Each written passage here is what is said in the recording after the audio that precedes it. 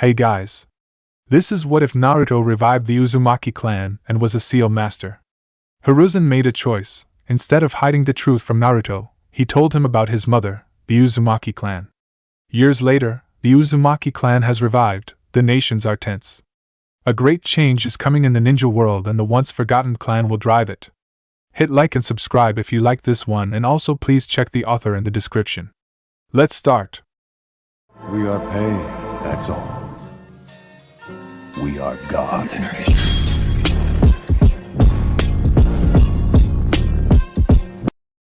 Chapter 1. Hiruzen stopped by the door at Naruto's apartment. He placed the plastics he held down and knocked. Not twice but 5 times. There was no response. He was certain, though, that Naruto was somewhere inside the building. He opened the door and walked in. It was always unlocked. There was a sign of danger painted at the door. Someone had put it there. Naruto never bothered to remove it, either did he. But at least no one would dare walk inside the place. So Naruto never locked it. Not at night. Not when he was running through the village. Not when he was in the forest of death. The place was cold. And eerily silent. Hiruzen shivered slightly. He should be used to this. But this was his ritual every time he came here. He brought in a TV, just maybe to give it some life, but Naruto hardly used it. One day he would turn it on and leave it on a news channel. When he comes back, it is going to be on the same channel, remote still where he left it. He didn't bother saying anything anymore. The Sandaime walked over to the small kitchen. The apartment wasn't the best. But it had everything. He had made sure of it. Still, this wouldn't mean much.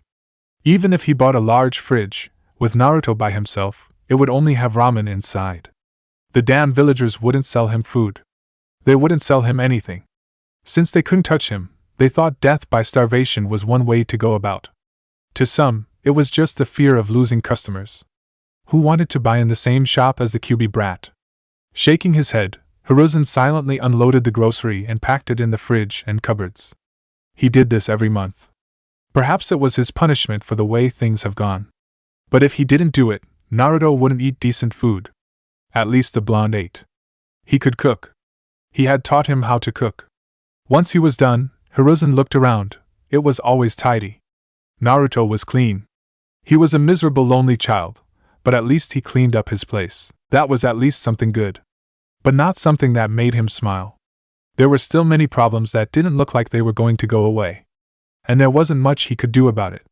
To feel so powerless to change things. Hiruzen had never been so frustrated, and he was called the professor. He had learned every fire-based jutsu in the fire country. He had solved many puzzles, and yet Naruto's life was one he could not solve. No matter what he said, the villagers would undo it with their glares and blatant whispers of contempt. Minato would be so disappointed. He walked over to Naruto's bedroom. It was a 1-bedroom apartment. There was no sense of life. The door wasn't fully closed. Slowly, he opened it. It made a creeping sound. He cursed. But when he walked in, there was Naruto sitting by the window. A small boy, no more than 5 years 11 months old. His knee was raised, his other leg inside with his back leaning against the window frame. His eyes were cast outside. He had been here all this time. Just silent. Just never reacting. When did it start? How did it even come to this point? Naruto had been happy.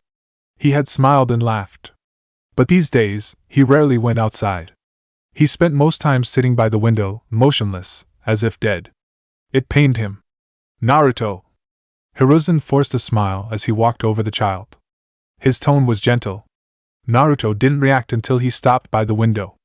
Hiruzen touched the blonde on the shoulder. He almost startled him. Lost in thought? Naruto faced the third for a moment. There wasn't much on his face. He looked at the plastic on the third's hands. Clothes. He did need some of them. Once more, he looked outside the window. There wasn't much to look at. Just happy people. Sending glares whenever they saw him. Is it that time of the month already? Naruto finally spoke. His tone was quiet, slow. Month end, the time for an allowance, new food. And to open the tin he hid his savings. The Sandaime gave him more than enough. It was a pity he couldn't spend it all even if he wanted. Most shops had a sign that said we don't sell to demons. Hiruzen nodded. I brought you something. Naruto had to turn around to look at the sandaime. His tone had been filled with excitement. It was obvious from his eyes that he was holding himself from exploding with the news. Naruto grew curious. Maybe even hopeful. I've never seen you so excited unless you're reading that book you keep hidden in your robes, Gigi. Naruto said. He couldn't keep out the curiosity in his tone. Are you finally going to let me see? Hiruzen coughed. He placed the plastic he held down. And then knelt. Naruto then turned over to him and stood facing him. He had done it automatically without any urging. The third placed both his hands on Naruto's shoulders. His lips twisted upside down. He was apologetic. I'm sorry for not having done this earlier, Naruto. He stared into those confused blue orbs for a moment before pulling Naruto into a tight hug. I am sorry. Naruto stiffened sharply. He wasn't used to this. His personal space intruded. When the sandaime didn't let go, his hands slowly moved and he wrapped them around the old man. Warmth. It was a beautiful feeling. He pulled tighter to get more of it. He buried face on the sandaime's shoulder, enjoying the warmth. It was at moments like this that something he couldn't explain occurred to his heart. His eyes usually water. But the feeling was good. He didn't always get it. But it was good. He couldn't explain it, but he didn't dislike it, even though it nearly brought him to tears. You're going to suffocate me, Naruto. I'm still an old man, the sandaime said with a chuckle before pulling away. Naruto smiled. Yes, he smiled. It was an embarrassed smile. Sorry, he murmured. Hiruzen was happy to see that smile. He cherished it for a moment. There was truly hope. Not all was lost. Yes, there was hope. Listen very carefully, Naruto. You are not going to tell anyone what I am going to tell you, and you will not show anyone what I am about to give you. He paused. Do you understand me? Naruto didn't have anyone he could tell. He had no friends. He didn't have family. He was alone in this world. Maybe he could tell the old man at the ramen stand, but that was that. Yet he was confused. Why would the old man say he couldn't tell anyone when he had no one to tell? It wasn't by design of an obsession with solitude. He had tried. He has wasted so many hours and days chasing friends. Even if he made them for a couple of minutes, their mothers would come and drag them away. Don't play with him, don't talk to him, they would say. It hurt him.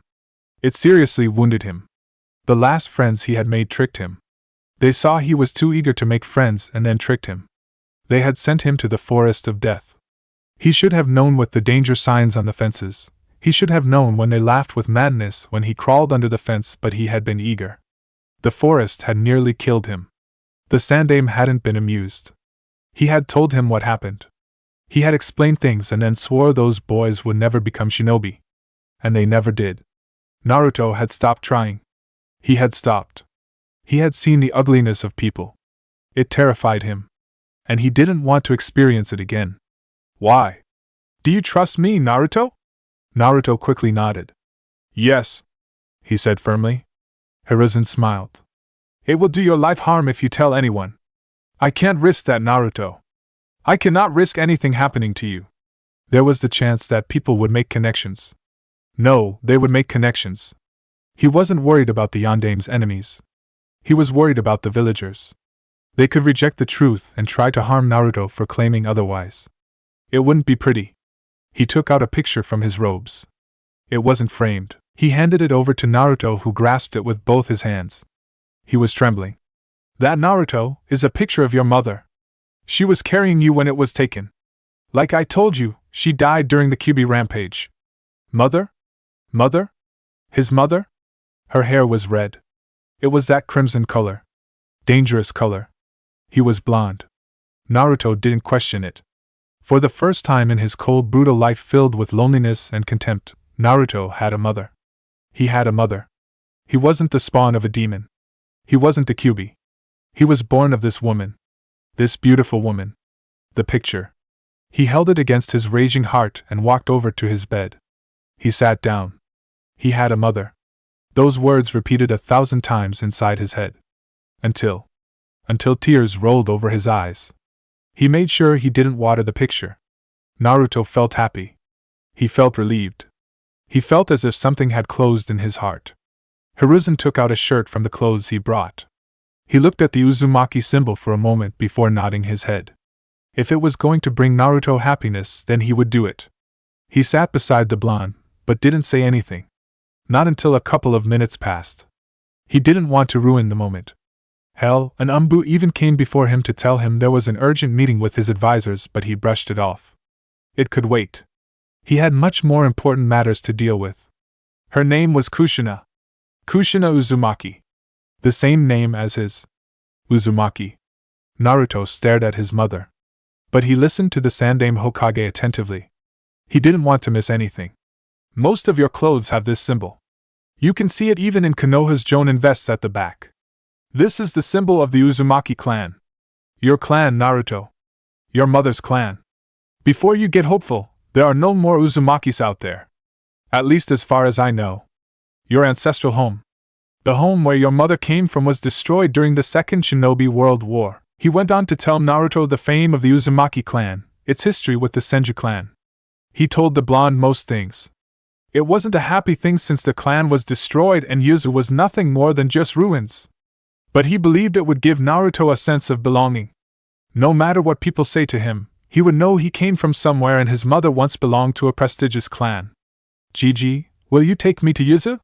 I want to see it. I want to see it. He said those words with hope and excitement. Hiruzen frowned. But he didn't let it show to Naruto. Perhaps if he saw it, he would fully believe. It was one thing to be told about something than seeing it yourself. I will clear my calendar and take you there, but... He pressed his index finger on his lips. Don't tell anyone about it. When we go, it will be just the two of us. No one in this village will know.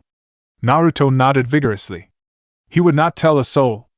And Naruto had his eyes closed, standing on a tree branch in the middle of a forest, feeling the pressure of the wind. When it came to hiding his presence, Jiraiya was a master. To suggest that the perverted geezer learned this trade in order to peep would not be far off. Jiraiya had perfected jutsus for his lustful desires.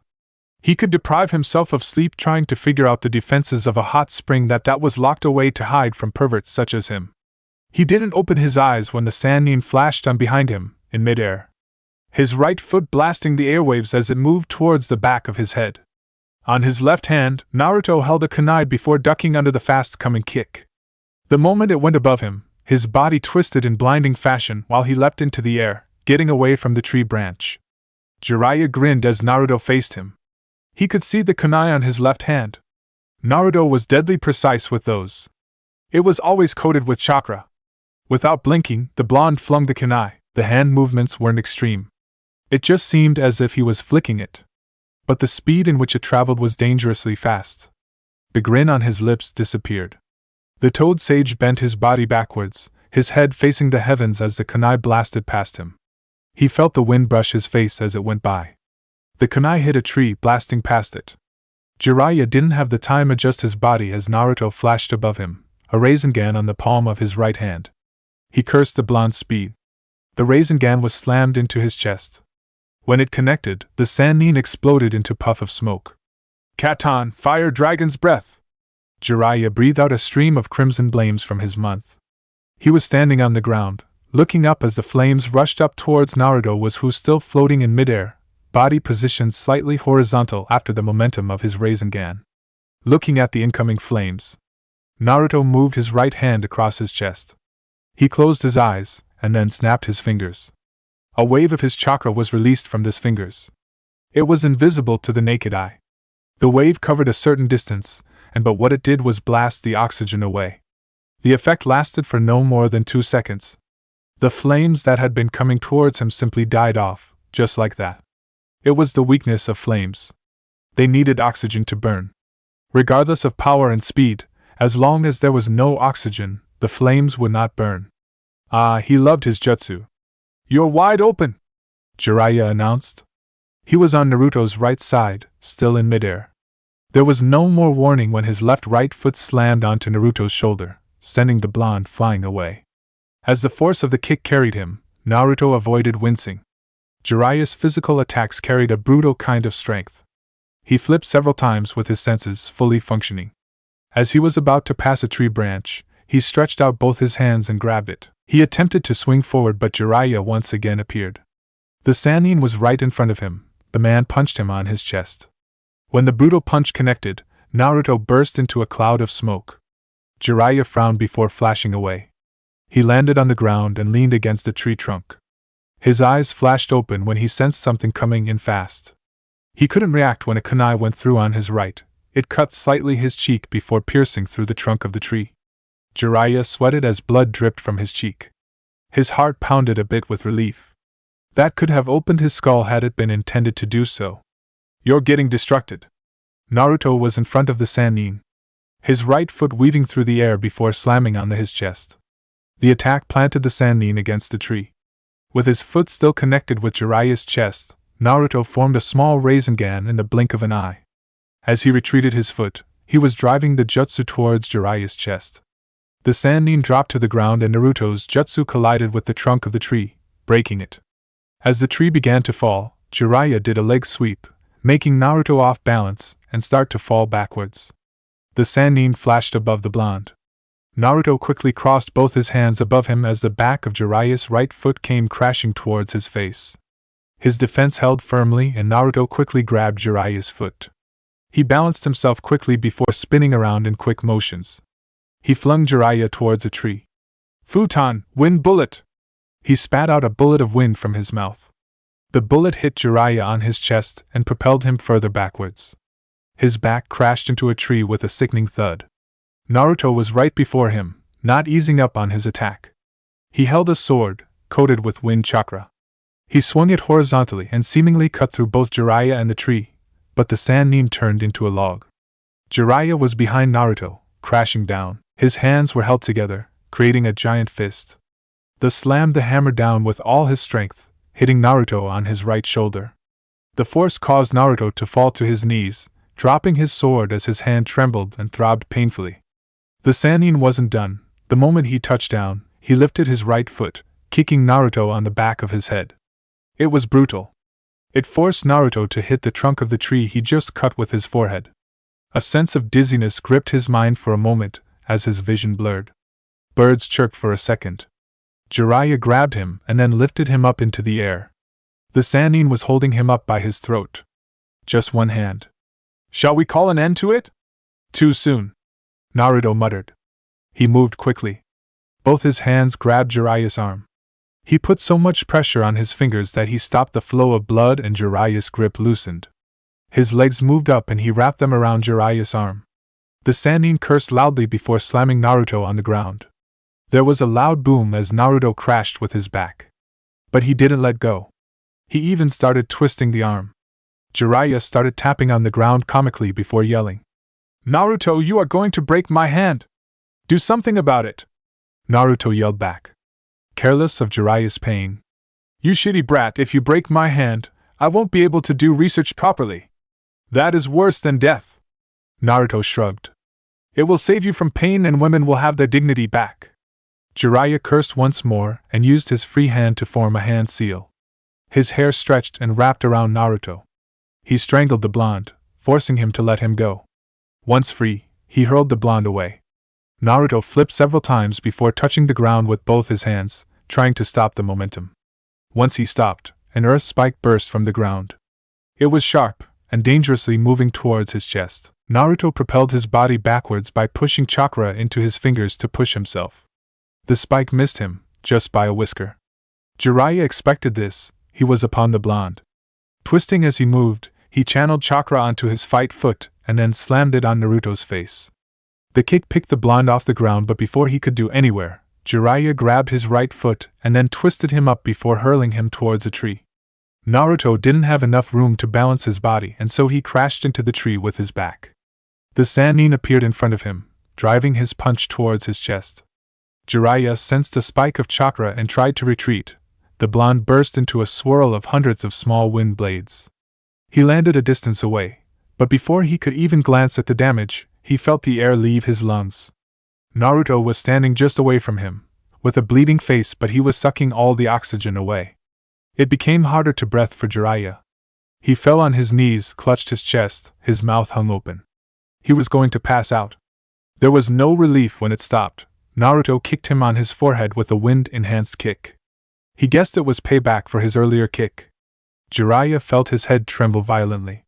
His vision blurred as dizziness took over. He didn't even feel it when he hit a tree with his back. His senses came back when something slammed into his gut, causing him to spit out saliva while falling on his knees, hands on his gut. The attacks were enhanced with wind. It wasn't like Tsunade, but they did the damage. Naruto fell down on his butt, his breathing labored. He wiped out the blood on his face, and then fell on his back. He needed to rest. Once the pain was over, Jiraiya leaned against a tree trunk and looked at his hand. It was bleeding with several cuts. He applied his medical ninjutsu to stop the bleeding. The cuts were not deep, so they closed. After a couple of moments of silence, he looked at Naruto. His right hand still ached from that lock. The blonde was improving. He was getting better and better by each month. This training trip had been the best option for Naruto. If they hadn't done this, he wouldn't have gotten closer to his godson. He wouldn't be producing another shinobi who would surpass him. It was still early days, but one day, Naruto would surpass him. He would be better than him. Jiraiya was honestly proud. Minato had been a genius, but Naruto had potential, and he used it to his advantage. He knew his potential. The blonde was also willing to learn. "I'm no longer taking it easy on you," Jiraiya more or less grumbled. The last hits had been unpleasant. It has been quite a while since someone managed to hit him so hard. "I told you to bring your A-game, even Senjutsu if possible. I'd kill you with Senjutsu. And I am soon going to cripple you if you're not careful," Naruto retorted. Jiraiya frowned. That was true. He couldn't deny it. It wasn't the arrogance speaking. It was a fact. Before their training ends, Naruto was most likely going to leave him bedridden for a couple of days. They did fight with the intention to kill. There was no friendly. You could break a leg. It was part of the training. Part of fighting experience. More than anyone, Jiraiya knew the experience was important for survival. Your reflexes are good and your speed has improved. But you need to stop leaving gaps between your attacks, Jiraiya lectured. You also leave yourself open each time you snap your fingers. It is only for a second. When fighting against normal shinobi, I can recover quickly. Don't take comfort in that. You will fight people even faster than me. If they are faster, they will attack on that lapse of concentration. If you cannot work around the problem, it is best you leave that jutsu for emergencies. I think that would be best, Naruto said before going silent for a moment. It requires maximum concentration and I must stop breathing monetarily. For you it might be seconds, but for me, it is like minutes. Well, we can't take away the fact that the jutsu is a work of genius. It basically makes the fire element useless against you. Jiraiya smiled. When are you going to broaden your arsenal? You can't be satisfied with just wind. That aside, wind is weak against some elements. You must always be ready to adapt to any change, and using different elements helps in this regard. I can work something out with fire. Given my extensive knowledge of the element, using fire-based jutsus for me should require minimal effort, Naruto said, getting up. I will send a letter to Tsunade for her to send us some scrolls with fire-based jutsus, he said while getting. Come on, let us go back to the town. He looked at himself and frowned. This is going to drive away customers. Don't flatter yourself, you're not pleasant to look at even when you are clean. Jiraiya glared at Naruto. Neither are you, he spat. Naruto shrugged. I have never been pleasant to look at. I have accepted that, he said indifferently. But you seem to be struggling with denial. You should sit in a dark corner and repeat after yourself, I'm not pleasant to look at, I'm not pleasant to look at. I know it will finally click in. Jiraiya didn't ease on his glare. The cold dark humor. Sometimes Jiraiya questioned Naruto's sanity. But he knew there was no harm. He was used to it. They would be laughing any moment. It has always been like this. At least he was with his godson. Who else did he have? The Sandaime was gone, and that had truly shattered the blonde. The old man was everything to Naruto. And when he died, without saying a word to him, Naruto has suffered. And then there was Sasuke, the cursed Uchiha. Thinking of him made Jiraiya angry. Well, not since they left Konoha has Naruto brought up the subject. Not once, not ever. Hell, the blonde didn't even talk about Konoha. And Jiraiya didn't push. He was getting close. There was no need to venture into territories Naruto didn't want to touch. But he understood that they couldn't ignore it forever. They would have to talk about it because sooner or later they would have to return to Konoha. You could at least try to be nice, you know. My heart isn't that strong anymore, he said with mock misery, feigning to be 100 years old. Old people are locked up in their homes, Naruto said. He sighed and stared into the heavens. What do you think is up in the sky where we cannot see, sensei? Jiraiya cast his eyes into the clear sky. He stared for a moment before shaking his head. I don't think there is anything there. I don't think there is life there. Interesting, isn't it? Naruto said. What? You say there is no life there, but up in there is where this world receives its life. If the heavens do not make clouds for rain, the trees, the animals, the grass, these things will die. The rivers will eventually run dry and people will be next. There is no life there, and yet it is where we receive our lives. Once again, Jiraiya looked into the sky. He couldn't argue with the blonde on that note. One thing he has noted about the blonde was that he was deeply knowledgeable about many things. And he knew how to apply his knowledge. Perhaps it was the wisdom he gained from spending much time with the Sandaime Hokage. When you spend time people, something about them also rubs off you.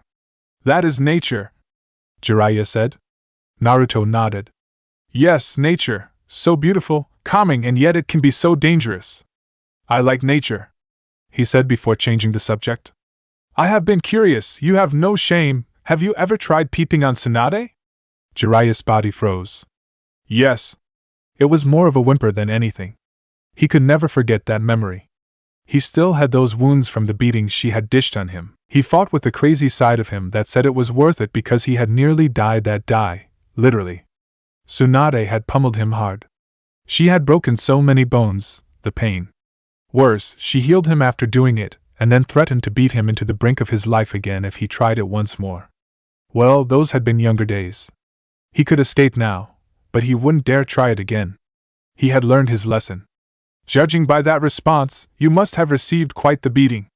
You don't know half of it, Jiraiya said with his eyes closed. He swallowed hard to banish the memory. She nearly killed me. Since then, I say anything to her but never again. Never again. But you did see, right? Naruto glanced at the Sannin. It must have been something else. She must have been a very delicate young lady when she was younger. She was, Jiraiya said. She is still beautiful, he added. Naruto didn't comment on that. He just nodded. Without much being said, the two headed back to the town. The walk was silent, both in their thoughts. Jiraiya was thinking about what they had to do next while Naruto was thinking about certain things in his life. Once they reached their motel, Jiraiya took a shower and changed his clothes. There was no need to rest for the Sannin. He was going out and likely not to return for the night. Naruto didn't question it. He knew what the Sannin was going to do. They had chosen this town because of its fun activities. There were casinos, brothels. Jiraiya's kind of hunting ground. He loved places like this. He always danced with joy when he thought of what kind of material he was going to gain through his peeping work, or getting drunk with young girls who giggled and laughed hysterically whilst he tells them his legendary stories. The man walked out of the bathroom, already grinning madly. You could see it in his eyes, his body language. He was going to have fun. Well, the past 4 days had been spent training vigorously. The man probably felt he needed to reward himself. Jiraiya contained himself and walked over to the window. He opened it, and then turned back to face Naruto. We are going to leave this town in the next couple of days, he said a bit seriously. They never stayed at one place for too long. The longest they had stayed was 2 months. They were always moving around, seeing different places. Sometimes they didn't even camp with people. They would stay in the middle of nowhere. For survival, it was hunting. They always made sure there was water close if they were going to camp in the middle of nowhere. We have stayed long enough, and I am certain that by tomorrow, you'll no longer be able to walk in the streets without women chasing after you along with their husbands. Jiraiya glared at Naruto. It had happened at their last village. It hadn't been fun and he had been forced to depart early. He was surely not going to return to that village again. He would be burned on a stake like a witch if he returned to that place. There were wanted posters of him in good spots. And whose fault was it that I was nearly killed? Naruto shrugged. You left without giving me money for food. What was I supposed to eat? You're a man, you need to make a plan, and you didn't have to expose me like that. I wouldn't need to make a plan if I wasn't forced to use my money to bail us out after you lost your wallet when running away from one of your conquests. Jiraiya smiled. Remembering that day, that had been truly a good day. That woman had assets as big as Tsunade's. She was just sitting there in the water, never minding her nudity, doing things to herself. Jiraiya had never been quite pleased. Anyway, he fought the blush gracing his cheeks. When I come back, you must be ready. I will look for a mission you can do. This time, it will have to be difficult. Naruto sighed. So, you'll be gone for a couple of days. The Sannin nodded. He took out his wallet and stared at his money. He glanced at Naruto and then his money. He frowned. If he didn't give enough, Naruto was going to hunt him down and ruin things for him.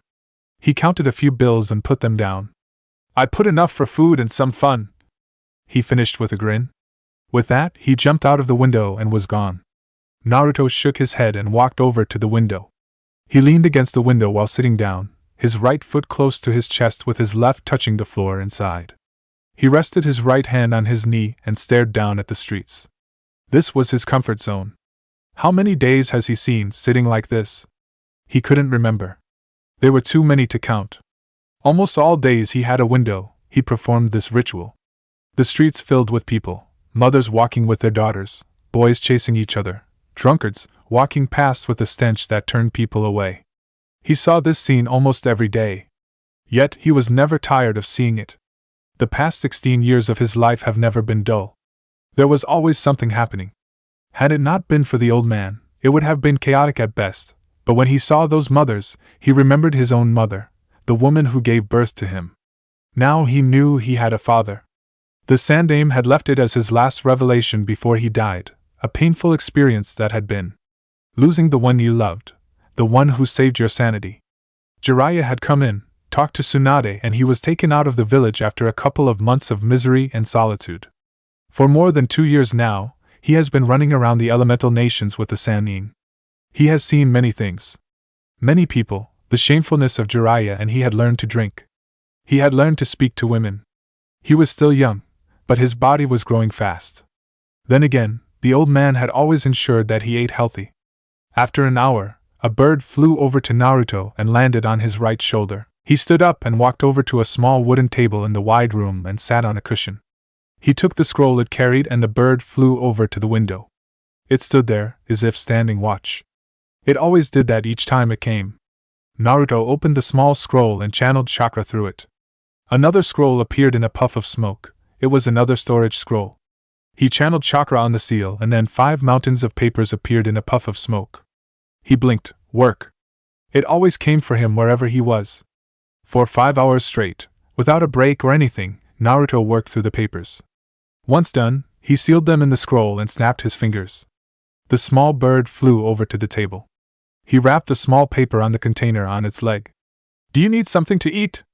It nodded its head as if it could understand his words. Naruto smiled and stood up. He returned with a small cup of water and fresh bread. The bird ate and then drank. If you drank, I'd give you some sake as thank you. The bird seemed to shake its head as if to say, alcohol? No thank you. Naruto laughed. Safe journey, he said. The bird made a sound before flying away. The sun was already setting, it would be night soon. He couldn't sit here forever, he would lose his mind. Naruto went over to clean himself, and then changed his clothes. Once done, he took a nap. By the time he woke up, it was dark outside. He pocketed the bills Jiraiya left him and put his hands on his pockets before walking out. He was already familiar with the town. He knew where to go, but it usually depended on where the wind was blowing. His mind wasn't focused on the road ahead, so he only blinked when he stopped at a bar. He could hear the music blasting from inside, voices of male and females. Miserable people having fun and happy people expressing their joy. To be human, to be alive. People came here. There was a guard at the entrance. It was to guard against children walking inside. The young ones had a rebellious streak about them. They liked the joys of the adults. The forbidden ecstasy always seemed to be too attracting to humans. Naruto just still 16, still underage, but he was a shinobi. Those rules didn't apply. When the large man saw his headband, he merely grunted and opened way for him. The insides were dimly lit. The noise was too much. But those who complained about it shouldn't be here in the first place. They should be at home sleeping or reading night stories to their kids. If you couldn't handle the pressure, just stay away from it, or so a certain lady had told him. Naruto went towards the bar. He didn't sit. He looked around and saw a free table by a corner. It was dark and you couldn't see clearly. It was his perfect place. He ordered 4 bottles. Once they came, he took 2 cups and walked over to his little corner. Solitude, the alcohol, the perfect combination to drown in bitterness. Konoha, it has been 2.5 years since Naruto left the village and still, there was no mention from Jiraiya on when they would return. Her friend hadn't even been returning. He sent letters every now and then, but he never showed up. Even now, she was looking at his letter. She was going to write for him to show up before her. Tsunade missed them. She really did miss the two.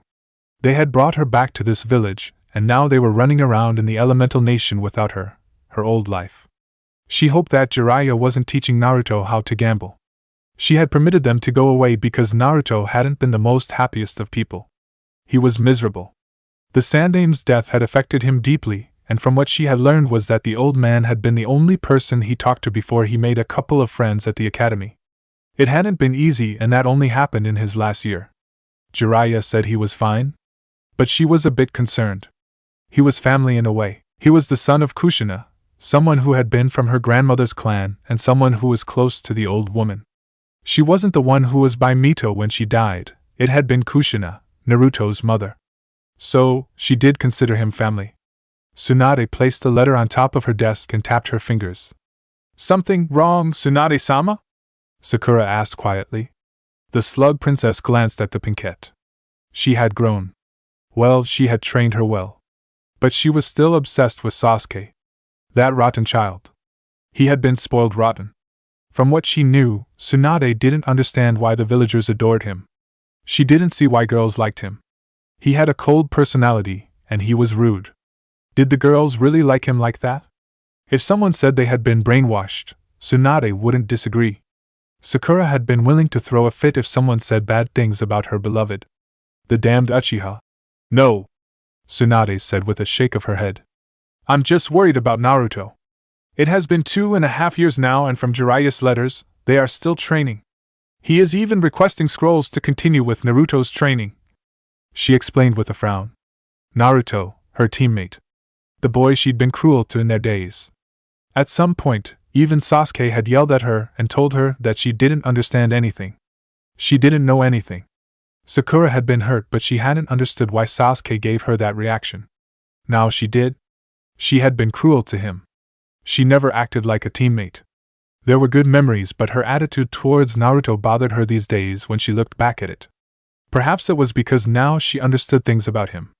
She knew his story. She knew why he got along with Sasuke. They were both lonely people. They both didn't have anyone. And she had mocked Naruto for not having parents. Sasuke didn't have them either, but she had considered that his had died. Naruto had never known his. He was an orphan, but she never considered Sasuke as an orphan, but he was in the same boat as Naruto. "How is he?" Sakura asked carefully.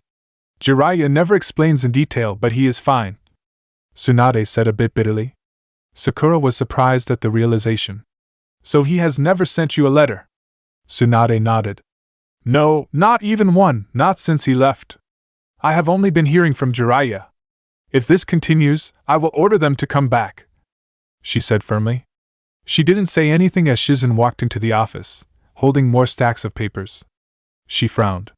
"Why do you have to bring that load now? I just finished another one.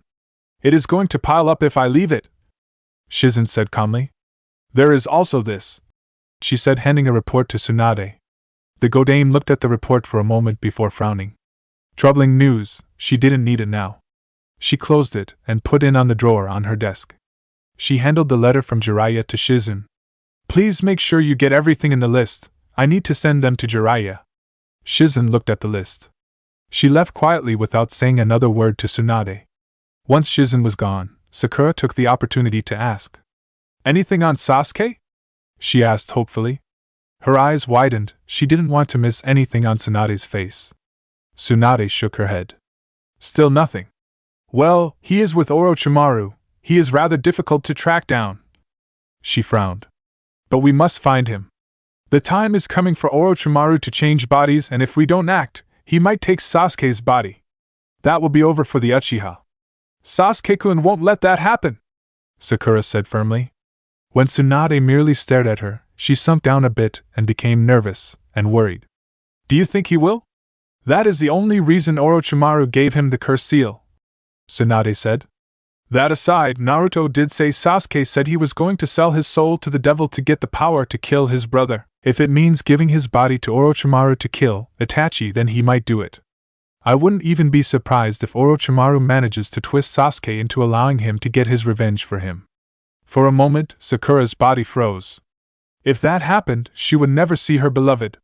He would become Orochimaru. They really had to find him. If Tsunade wasn't winning, she would look herself.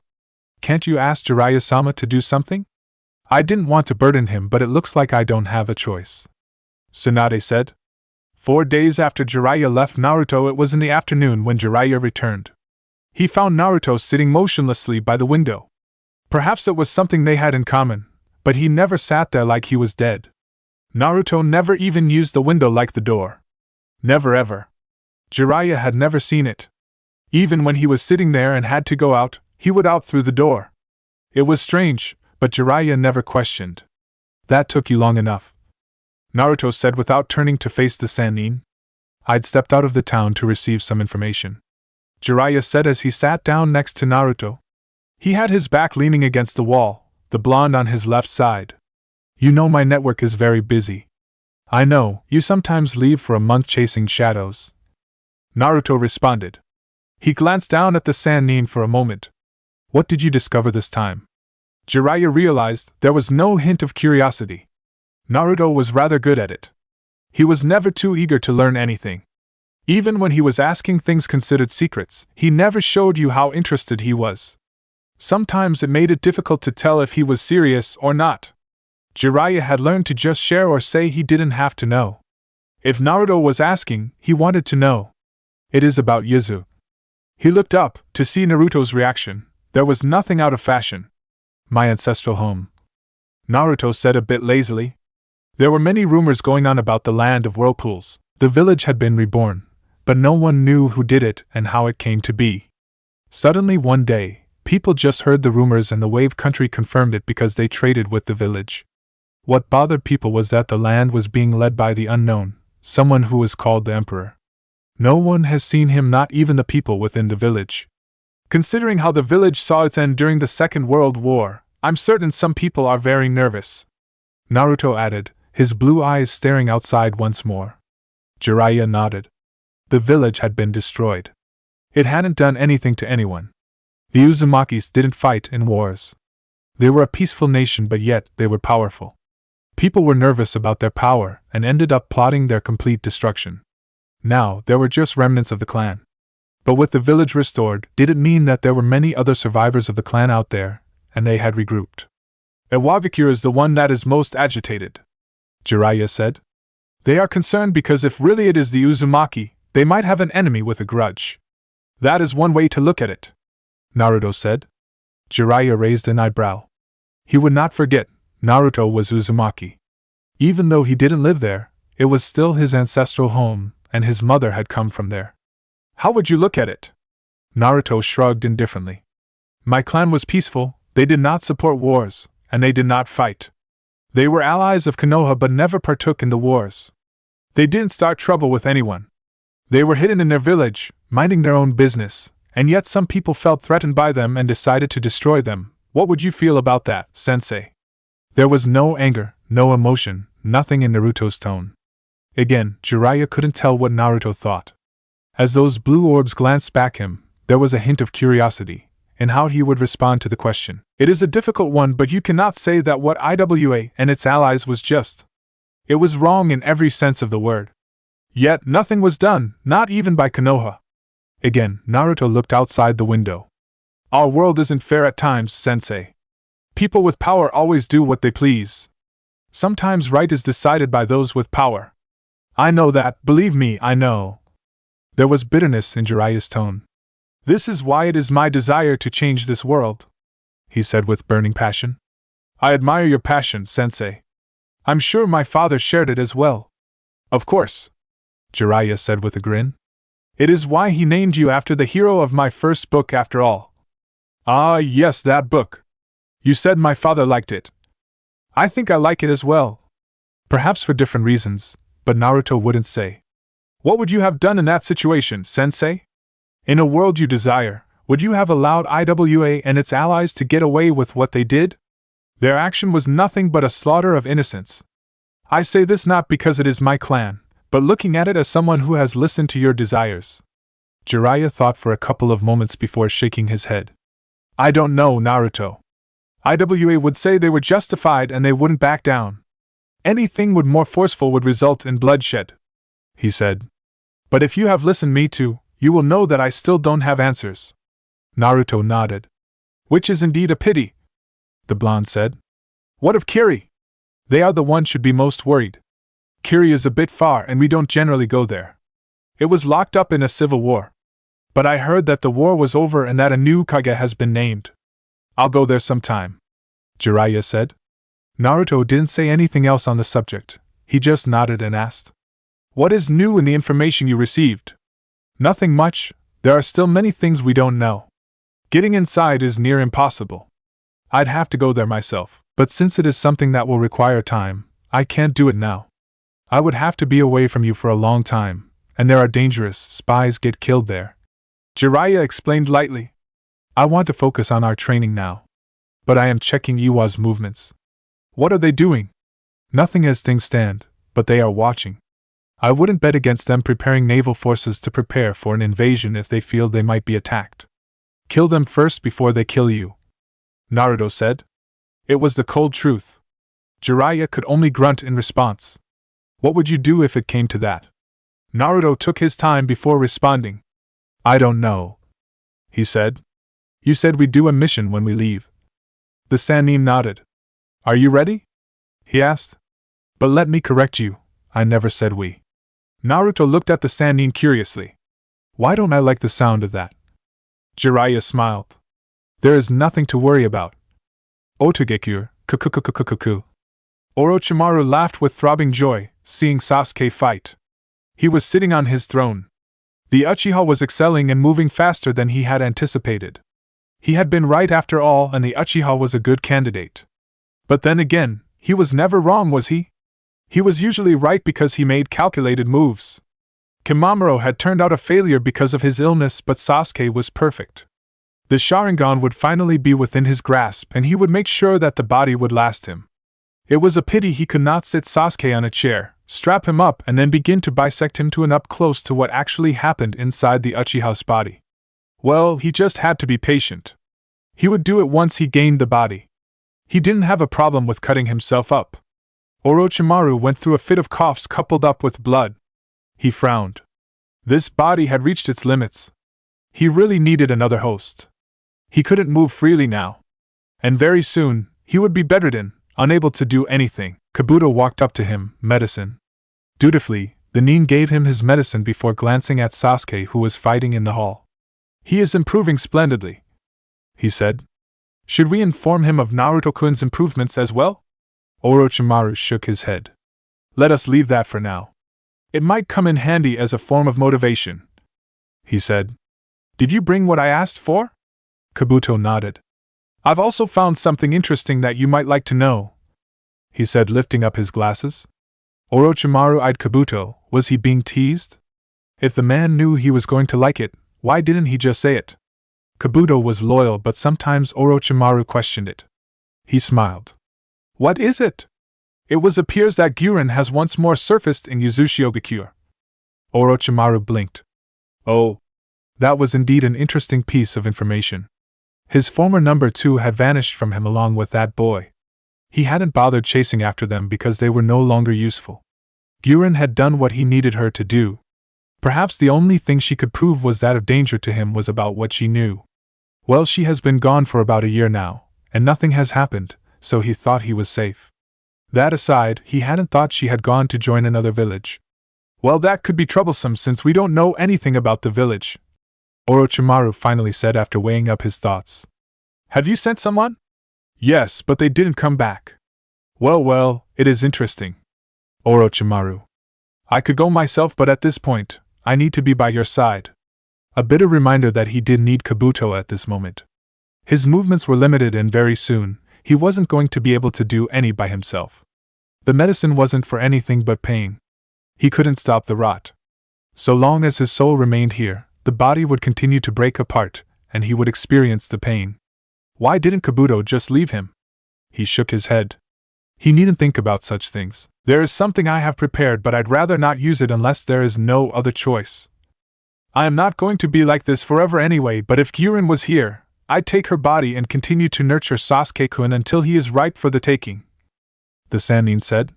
Call him. Kabuto nodded and called Sasuke. The stoic-looking Uchiha walked up to the two, his fully matured Sharingan glaring at the pathetic-looking Sannin with so much coldness that it filled Orochimaru with joy. What? I have a mission for you. I'm finally leaving this cage, Sasuke said as he accepted a scroll from Kabuto. Everything is in there, Orochimaru said. It is merely a test of your strength. I want to see if you can succeed smoothly before changing tactics for your training.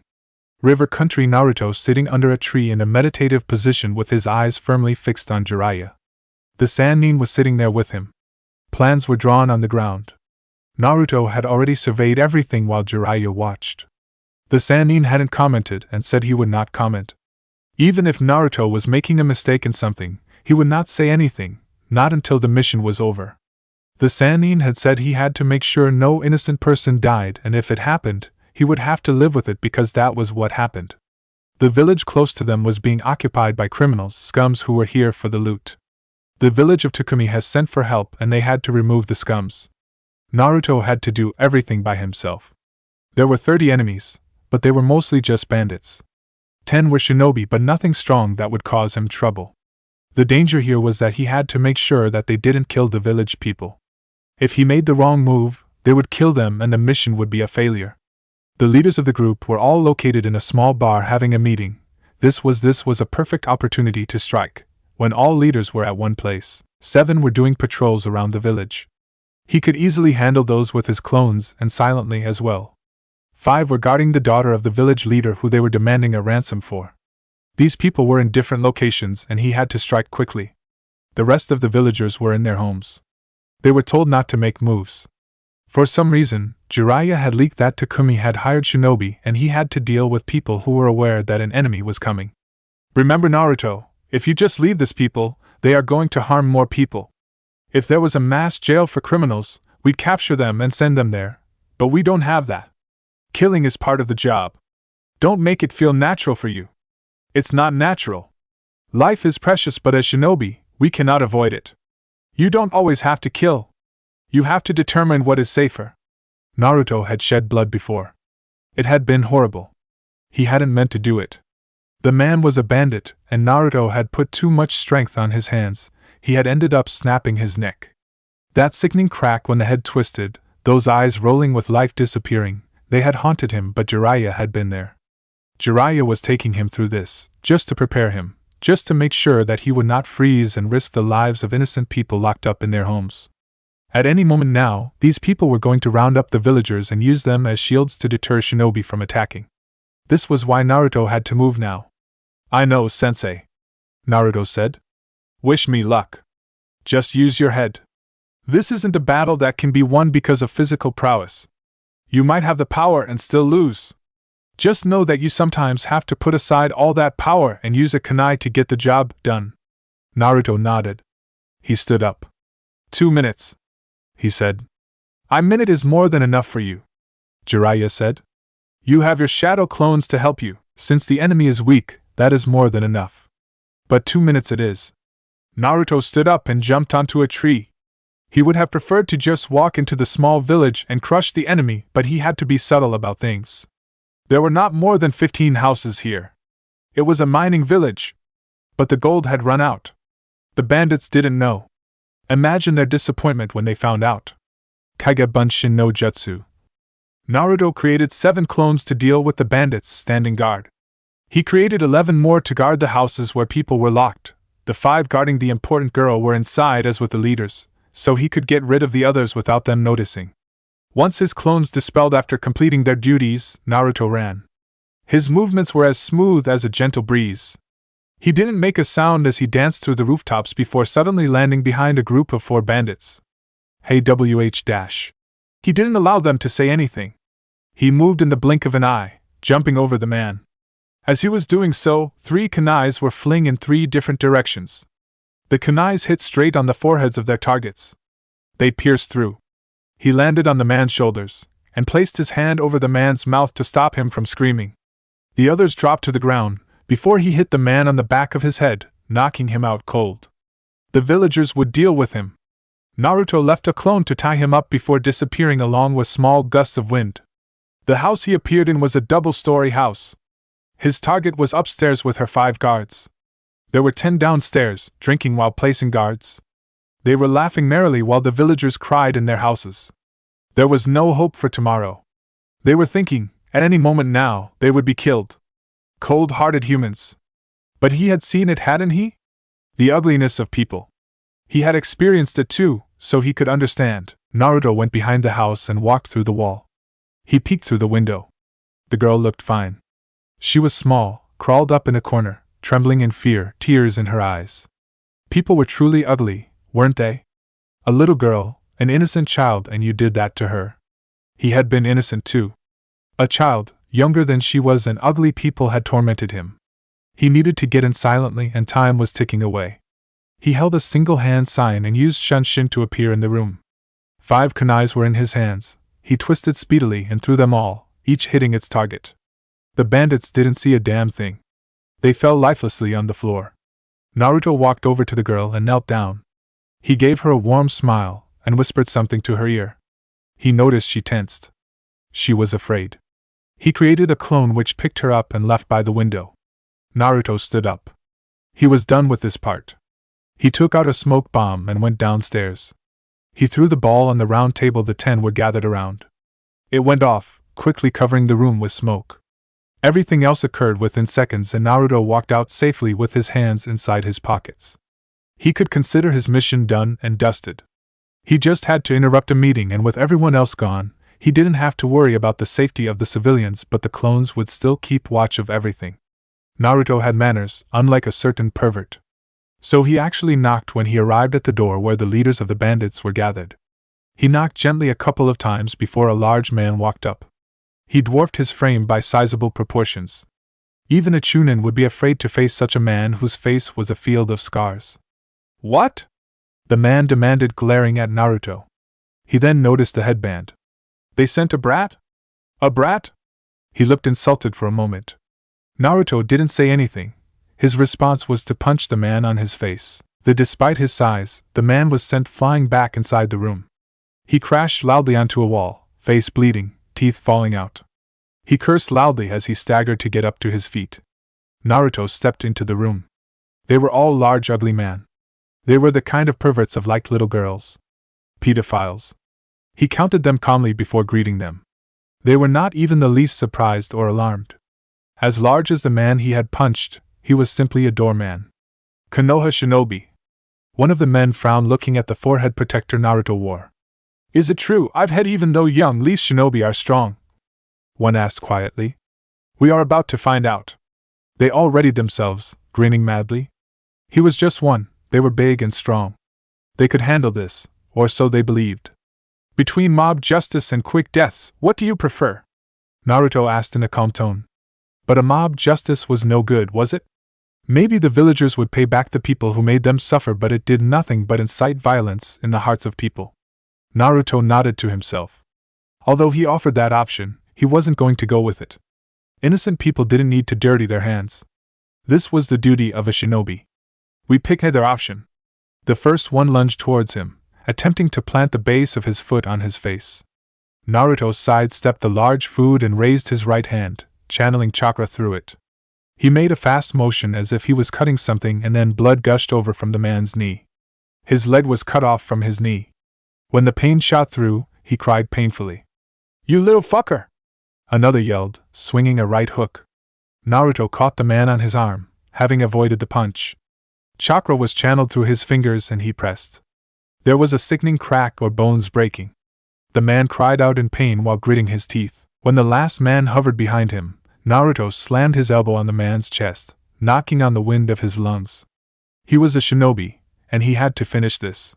He took out 4 kunais from his pouch and did what he had to do. Once done, he breathed in and out to calm his nerves. He didn't need to see anything. He simply walked out and made way for it. Jiraiya could handle the rest. They just needed to do what he did and mission complete. The village would be safe. Minutes later, Jiraiya walked up to Naruto. "I can't complain," he said of Naruto's performance. "You okay?" "Yeah," Naruto said with a grunt. "Where to now? I doubt we are going to be staying here. Takumi to collect our payment. You know someone has to pay for our living expenses," Jiraiya said. "We will stay in the village for a couple of days before deciding where we will go. I have to wait for something." "Our payment?" Naruto asked with a raised eyebrow. "It is my payment, sensei, and we are not sharing. I'm the one who found the mission, and we are a team. Takumi hired both of us, and they will pay both of us," Jiraiya said. "You should have asked the terms before you did anything." "Well, I can always tell them that you didn't do anything and don't need to get paid," Naruto offered. "I'm sure they'd believe me." "You wouldn't?" Naruto smiled. "Of course not. I wouldn't do something like that to my beloved perverted sensei." Chapter 2. When Naruto first met the bijou inside of him, he had been truly frightened, not of those huge eyes or its size but the sheer amount of hatred those eyes directed at his presence. He was surely just an insignificant person the bijou could squash under its massive paws, yet it could look at him with so much hate that his body trembled. Naruto had never felt something so powerful. Over the years he has learned that it wasn't him specifically who was hated but humans in general. The poor beast was forced to remain caged because of its power. It was a sad thing. Of course, Naruto didn't pity the beast. He didn't hate it either.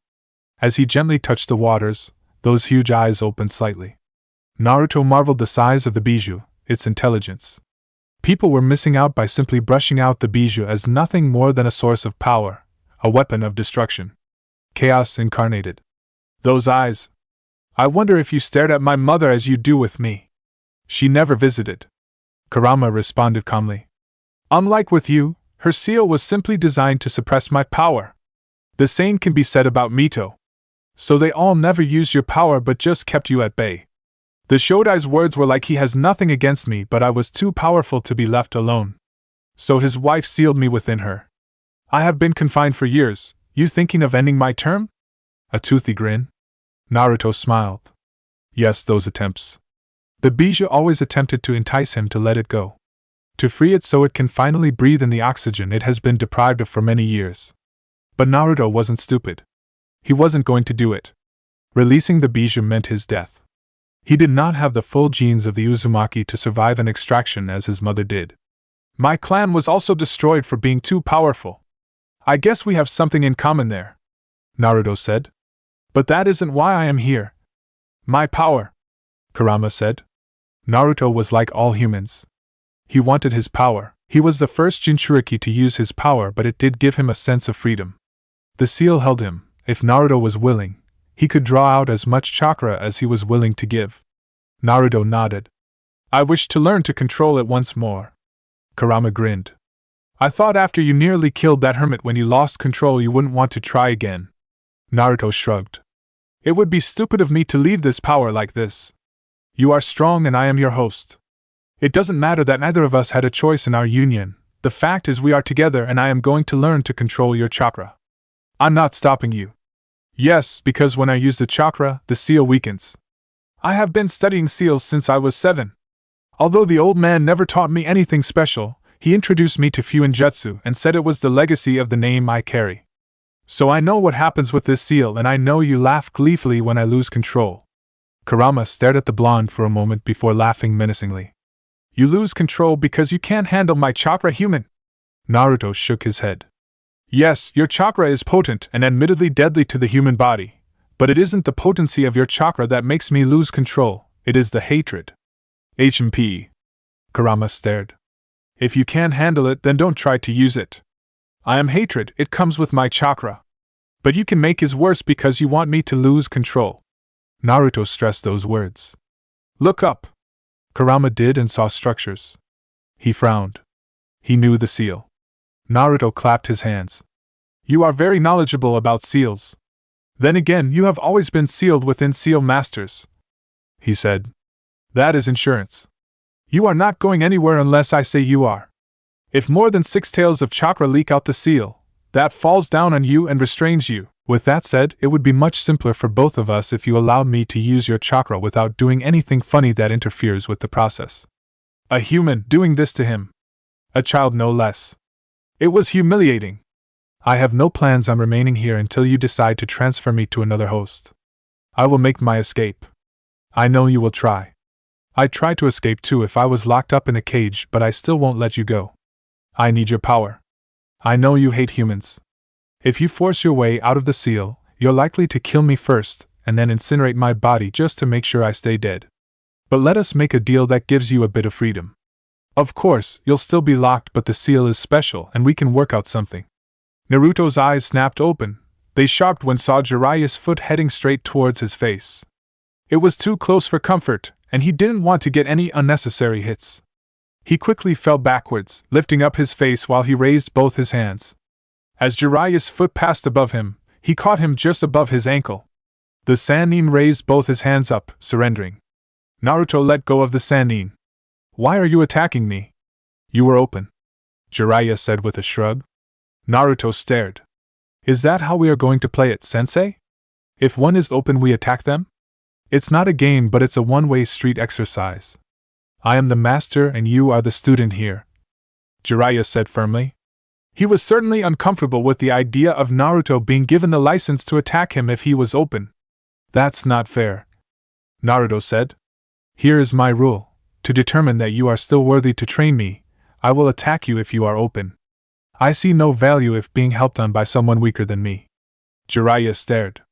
You still got a long way to go, brat, the Sannin said. He sighed and sat down next to the blonde.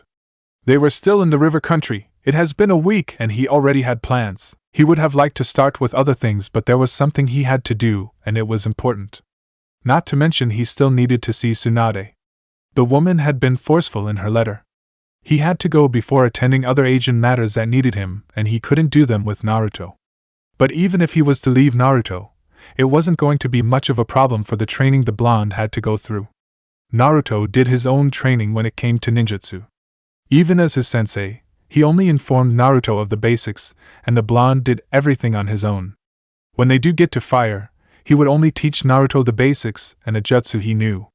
The blonde would learn everything by himself.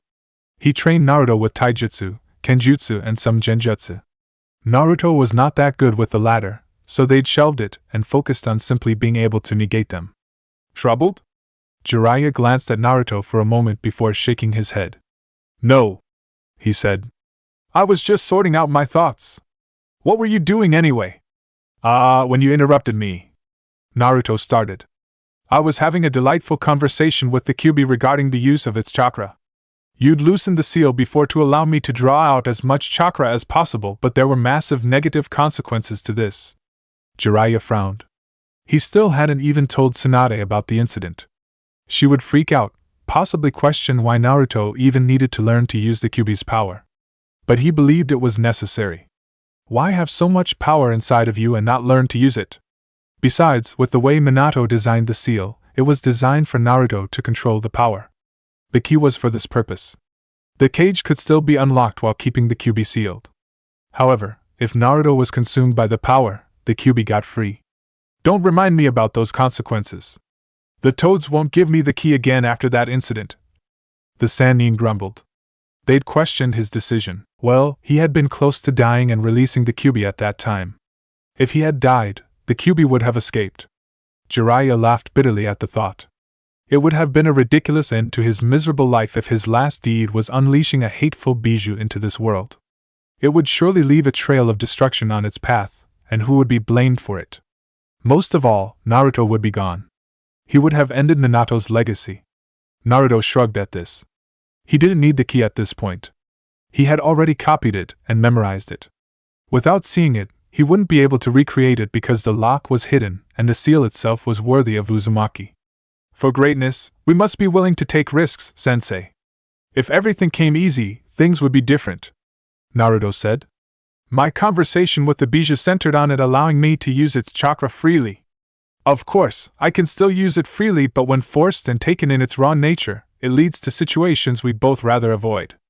Jiraiya was silent for a couple of moments. Did it say yes? Of course not. The Bija wants to leave the cage, Naruto said with a shake of his head. Even so, I still want to learn to control its power.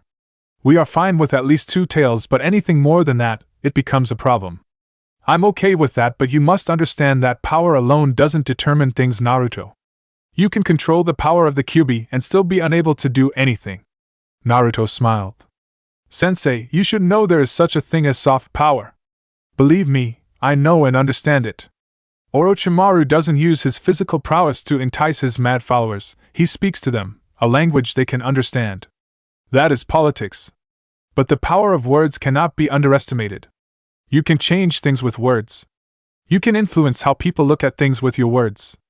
But as shinobi, there comes a time when words cannot save your life or protect what you value. That is where this power comes into play, don't you think so, sensei?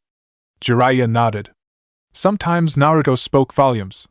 Sometimes he spoke like someone who was much older. But he was just a brat. And of course, these were just moments. That is correct. I see sensei taught you valuable lessons in life. It was necessary, Naruto said with his eyes closed. The villagers glared at me with contempt, they said things in whispers and it crushed me. There were no jutsus there, and yet my life could have been destroyed. That is just one practical example of how words can change things. The bitter days that he hadn't seen much of. Jiraiya cursed his cowardice. Had he been a little courageous, he would have bothered trying with Naruto, but he did not. Even when he came, he watched from afar. His sensei had asked him, "When are going to introduce yourself to Naruto?" It didn't have to be anything related to his parents. The third was his beloved master. Naruto could have understood without too many questions. But he hadn't. He had said he couldn't do anything good. Sensei was really good to you, huh? There was sadness in his eyes. Naruto nodded. He was my family, he said and paused. A minute passed before he spoke again. When do we begin? Jiraiya gathered his thoughts for a moment. He gave Naruto a scroll and explained. This contains what you need in order to learn how to convert Chi chakra into fire before learning to use fire-based jutsus. Like what you did when you learned to bend wind. Naruto shook his head. He returned the scroll back to Sannin. I know how to that. Jiraiya blinked. When did you learn? You have never even tried using fire-based jutsus when sparring with me. You always use wind. About a year ago, Naruto said with a shrug. I have been putting focus on learning to use wind chakra and controlling the air around me. This requires maximum focus. I couldn't allow myself to be preoccupied with something else. More than a year and he never said a word. Not a damn word. But then again, given that shrug, it was apparent that he didn't take it as something serious. You still don't know any fire-based jutsus. I have a good memory. I most certainly remember the hand signs you have used for your jutsus. But I haven't tried it yet. Again, a nonchalant shrug. Jiraiya understood why Naruto never said anything. He didn't want to start learning to use fire-based jutsus at that time. We can't start your training now. The one about the Kyuubi. Why? We have to go our separate ways, Jiraiya said. I have some things to do and will be traveling a lot. You have to go to Sunagekure and try to finish your wind training there. The environment is very conducive there. I will send you a message once we are done, and we can talk about concluding things. Last time I checked we didn't have a good relationship with the Hidden Sand. Suna had invaded the Leaf and they had ended up fighting. He had fought and defeated Suna's Jinchuriki. Had Konoha had bad leaders, it would have certainly marched to decimate the sand. But good leaders avoided such bloodshed and were working on something else. That has been resolved, Jiraiya said. Tsunade soothed things out, but there are still some people who are wary. They did betray us, they can do it again. At least some people are thinking that. Naruto looked thoughtful for a moment. Then I must confirm how things are there before they take things to the next level. My training is nothing more than convenience. Jiraiya grinned.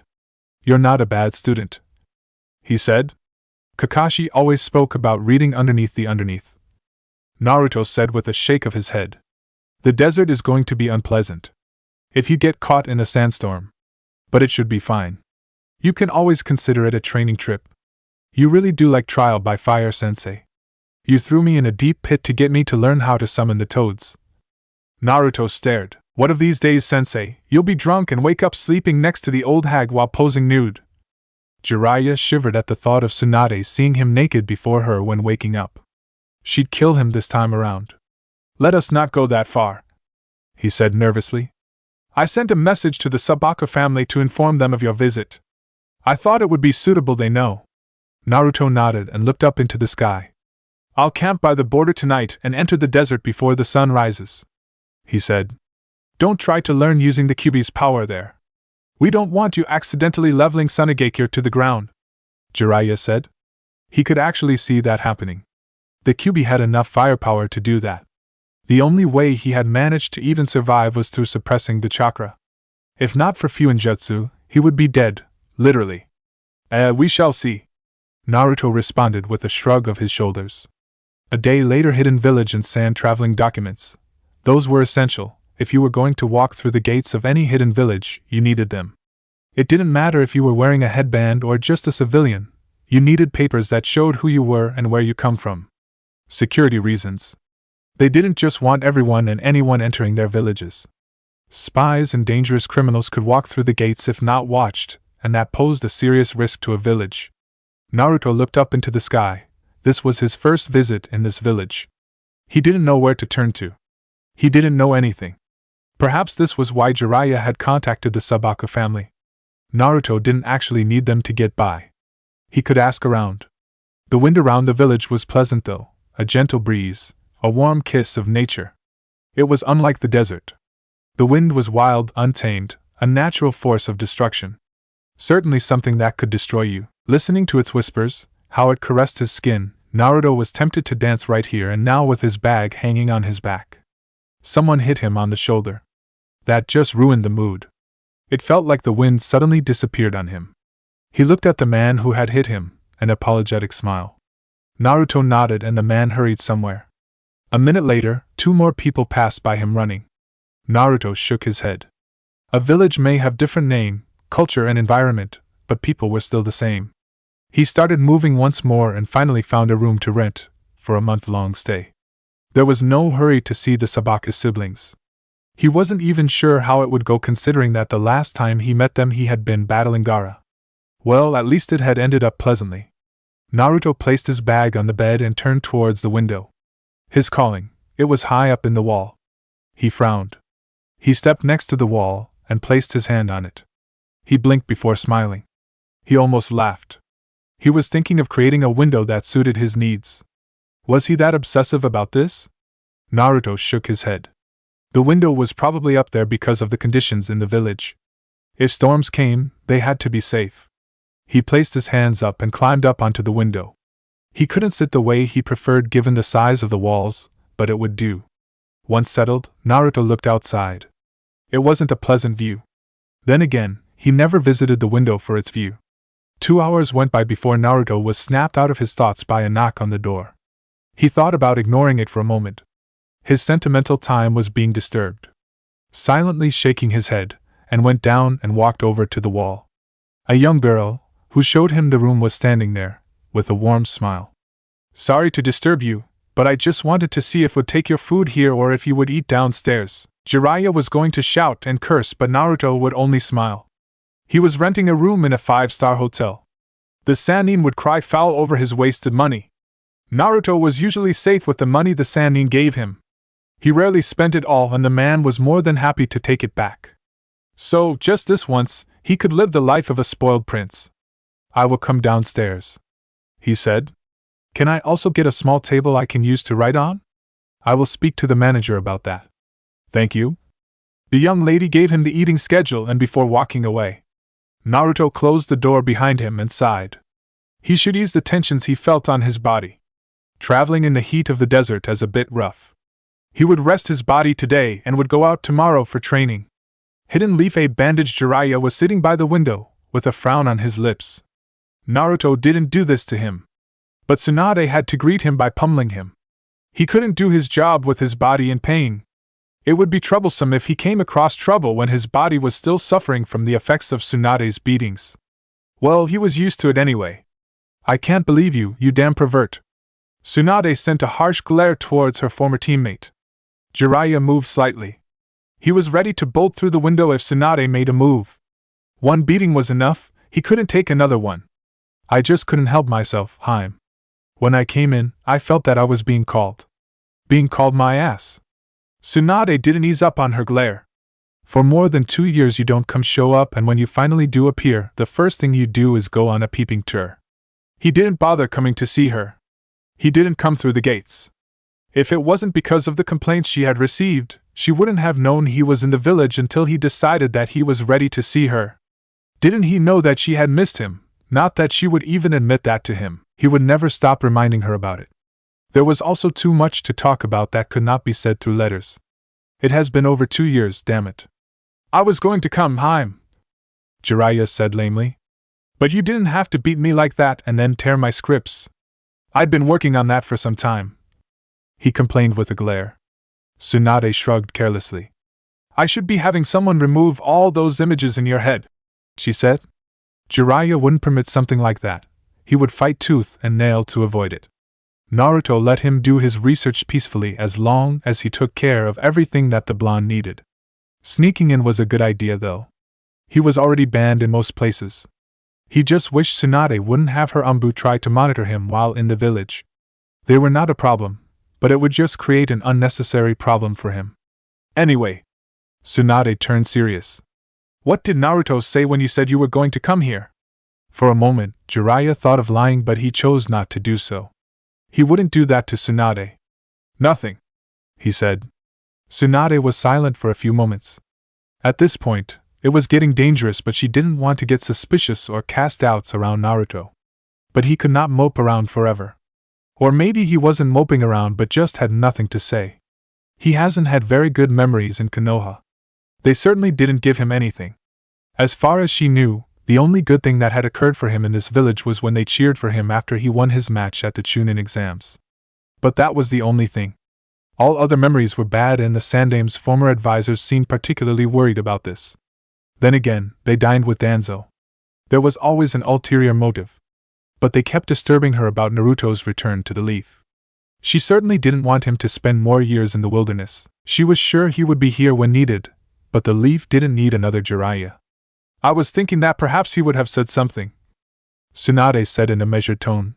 He doesn't talk much about anything personal. We get along just fine, and I think he is fine, but we do need to start talking about these issues. Then again, it seems that unless I bring up something we won't talk about it unless it has something to do with training. But he does talk when the subjects come up. Jiraiya nodded his head. He isn't a silent person when you are talking to him, but he can be very silent. He does this thing where he can sit motionlessly for hours like he is a statue.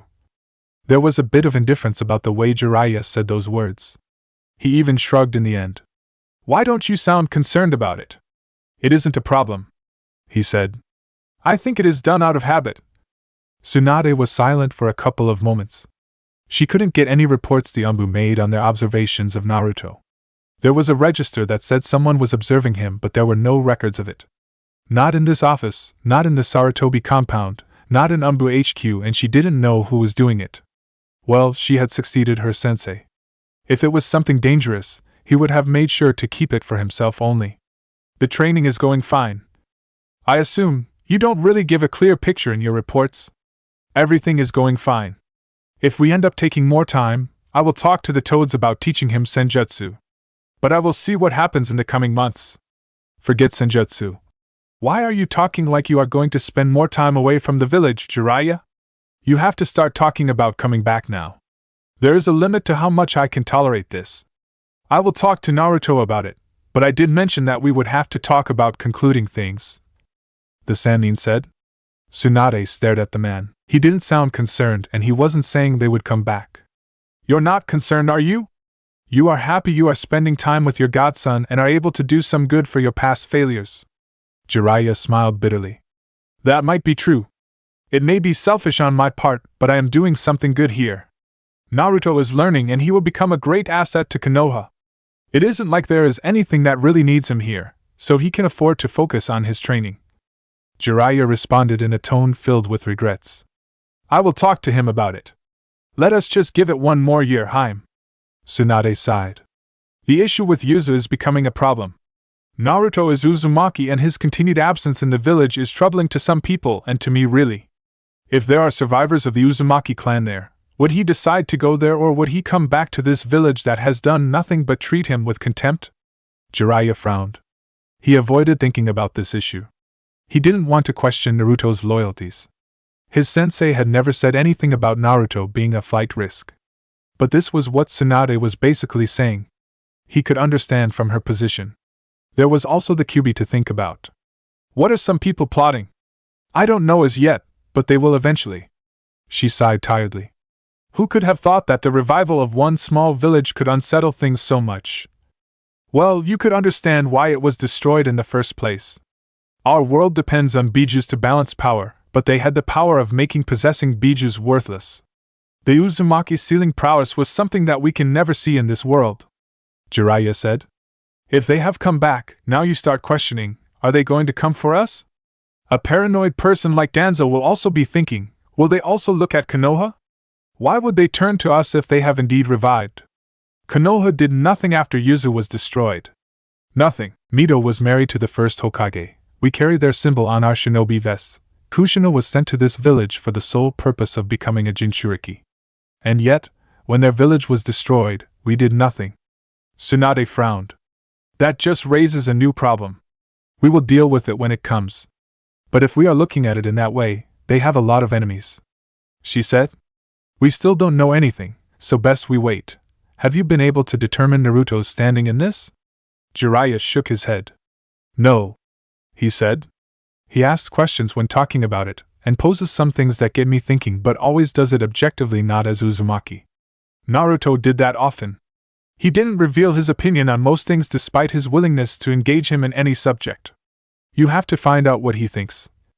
Tsunade said. What do you have on Sasuke? He follows Orochimaru closely, but I think he has been around Otogekuru in the past months. We never saw him anywhere. Orochimaru is the one who has been rather silent.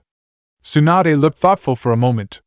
Since he has to change hosts every 3 years, we can assume that his current host is starting to wear out. So he is limiting his movements. She said. This would be a good moment as any to apprehend him. Jiraiya nodded.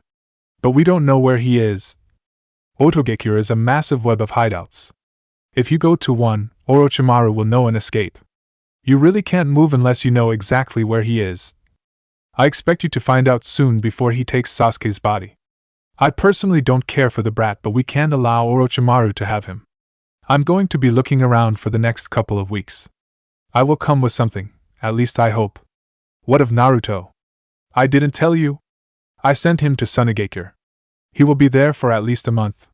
If he didn't stop by the desert to train, he should have arrived already. Jiraiya said. You could have said when you came here, Jiraiya.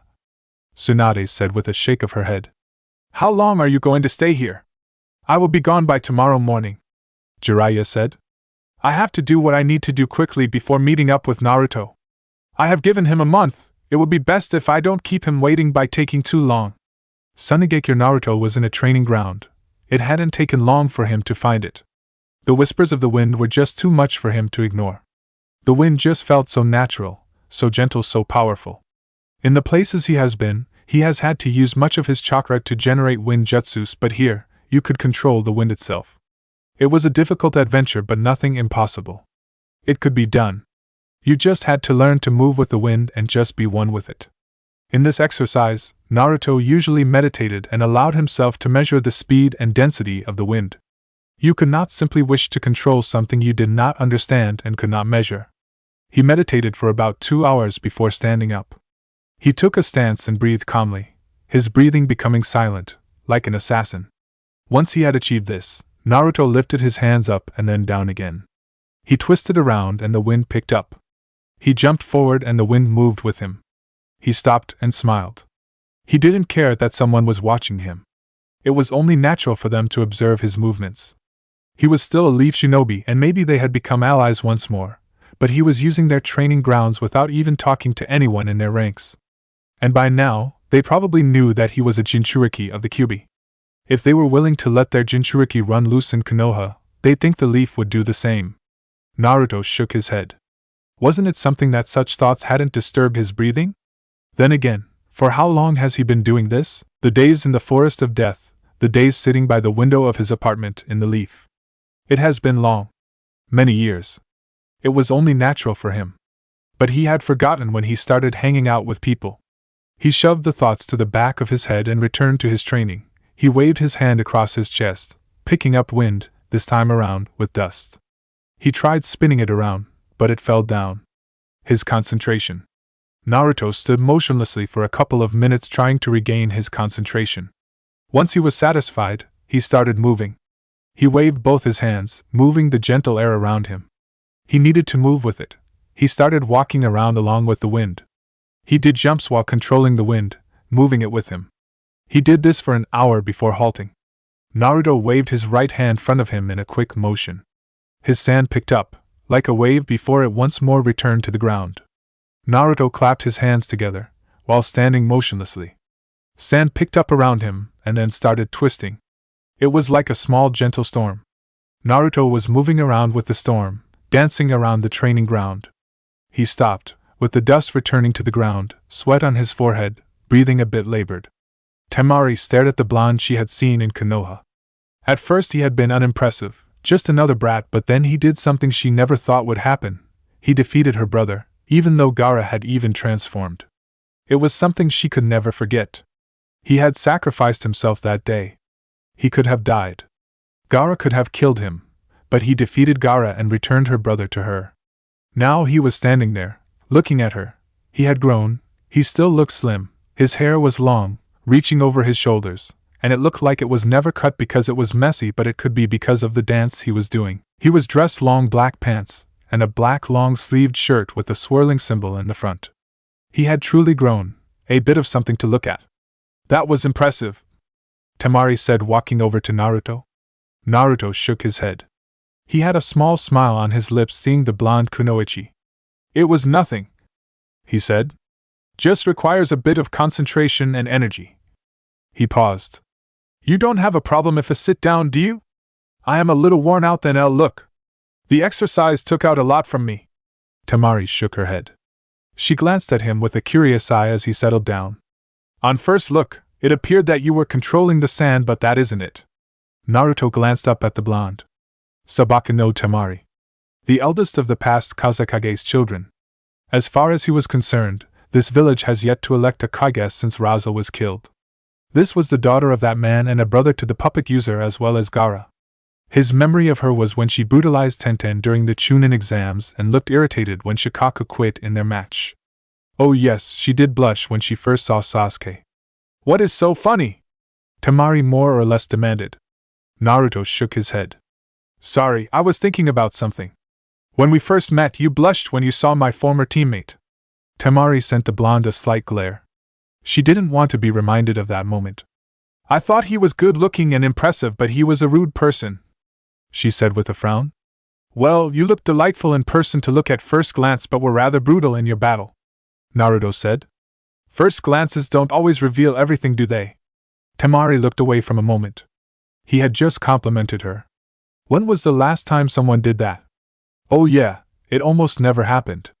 She was the sister of a bloody killer. Even though Gaara had changed, to the people of this village, he was still the bloodthirsty killer who killed people just for looking at him. A bitter past that just didn't seem to stay away from them. She coughed once before responding. No, they are not. I'd brushed you off at first glance. You looked like some weak brat who was just playing shinobi with a headband. But you truly are impressive.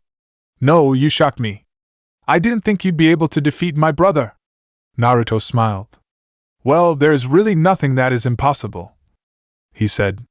Brother, you are speaking of him fondly. Last time you were truly afraid of him. I guess things really did change after my fight with him. Temari nodded with a smile. They did. I guess that is thanks to you, she said. I am a Jinchuriki, perhaps it is the territory, Naruto said. You really have a clean eye to be able to tell that I wasn't manipulating sand but rather wind. You are looking down on Suna's strongest wind user. Temari said proudly. Oh really? Naruto said curiously, a little charming smile on his lips. Temari thought he was mocking her. She looked at him sternly. What is with that response? Naruto shook his head. No offense, he said with both his hands in the air. He looked up in the sky. I have been around and I haven't come across anyone who says they are the best in their village when it comes to wind. Then again, I have mostly been dealing with civilians. I am also a wind user, as you saw, so that makes me curious. Temari stared, looking at him skeptically before finally accepting his response. Any reason you didn't see us when we were expecting you? This is my first time in this village. Temari stared, unimpressed by Naruto's response. Are you trying to say that you didn't come because you don't know where we live? She asked, a bit rhetorically. And yet you still found a hotel to stay and even managed to make your way to a training ground. She paused. How stupid do you think I am? Naruto didn't respond to that trick question. I wanted to look around the village by myself without my hosts because it is my first time being here. Being able to navigate around unfamiliar places is important for shinobi. You're not always going to go to places you know. Temari was a bit embarrassed for her rant. She jumped to conclusions. She glanced at him at the corner of her eyes. He had his face staring at the sky, his eyes clear. She couldn't read anything from his face, but he had stopped smiling. Sorry. It was truly difficult saying that. Naruto shook his head. I led you to it, he said. Temari stared at him for a moment, trying to understand the meaning of those words. She couldn't figure it out, so she ended up just shaking her head. It would be of service to us if you came to our house. We are your hosts after all. I'm staying here for at least a month. Besides that, I am more comfortable in my own private space. Naruto said calmly. But invite me tonight for dinner and I will come. Temari blinked. It usually goes the other way around, you know, she said. You can't always confine yourself to the norms, Naruto said with a shrug. He then held out his right hand. Temari looked at it for a moment before helping him stand up. I need to rest up a bit and do some reading, but before that, you won't have a problem showing me to your house, yes? He paused. Oh, you still haven't said you are inviting me. Temari smiled. He was certainly a bit weird. Then again, she didn't deal with people she casually talked to like this. You are invited, she said. Come on, she said and started walking away. Naruto walked by her side silently. He only spoke when they arrived at the streets of the village where people could see them. He noticed the reaction of the male population and glanced at Temari, who was walking normally as if nothing was wrong. I'm certain I will have people blocking my path when I go back to my hotel. Temari glanced at him for a moment before responding. Why? How often do you walk with a young man around here, Temari? Temari was caught off guard by the question. It took some time for her to stutter a response. Why are you asking that? Oh. Naruto smiled. Well, that reaction is a bit interesting. I'm guessing you don't do that. Surprised, I am truly surprised. I mean, you are a beautiful woman. I thought both lustful and mad in love boys would be throwing themselves at you. Temari frowned. They can't do that. They are afraid. She paused, shaking her head. They are afraid of my brother. She didn't explain why. And thank you. For? Naruto knew why. He just wanted her to say it. She was a tough person but yet still innocent. And he was used to dealing with the perverts that Jiraiya surrounded himself with. Not only that, but in the bars he visited, he saw some crazy things. Alcohol was a mad demon. Temari sent Naruto a look. Naruto laughed, raising his hands. Forgive me for that, he said. I just thought it would be adorable if you said it yourself, he said. But there is no need to thank me. I am not giving you a favor by complimenting you. You just need to smile and appreciate it because that is the truth. He put on a thoughtful look for a moment before speaking again. Well, I can't think Gaara would compliment you and your other brother. Naruto shook his head. What of my other brother? Naruto shook his head. Nothing, he said. He didn't step into Temari's house. He just looked and then turned around to leave. Temari offered to walk him to his hotel, but he shook his head. It was a gentleman's duty to walk a lady home. Her reaction had been a bit amusing once more. Later night, while there was no emotion in his face, Gaara was a little happy knowing that Naruto was going to come to have dinner with them. The blonde had told him some important words that changed the way he views life. He was content with his life as he was and the voices had died down. He could now sleep peacefully. It was perhaps safe to say he was at peace. He wouldn't go as far as to say he was happy, but all was well. His siblings didn't look at him with fear, and that was fine. He still needed to do a lot to change things for his past behavior. If people hated or fear him, he could understand. His actions hadn't been just, and he could not excuse it by any reason. He had been wrong, and he was working on to correct those wrongs.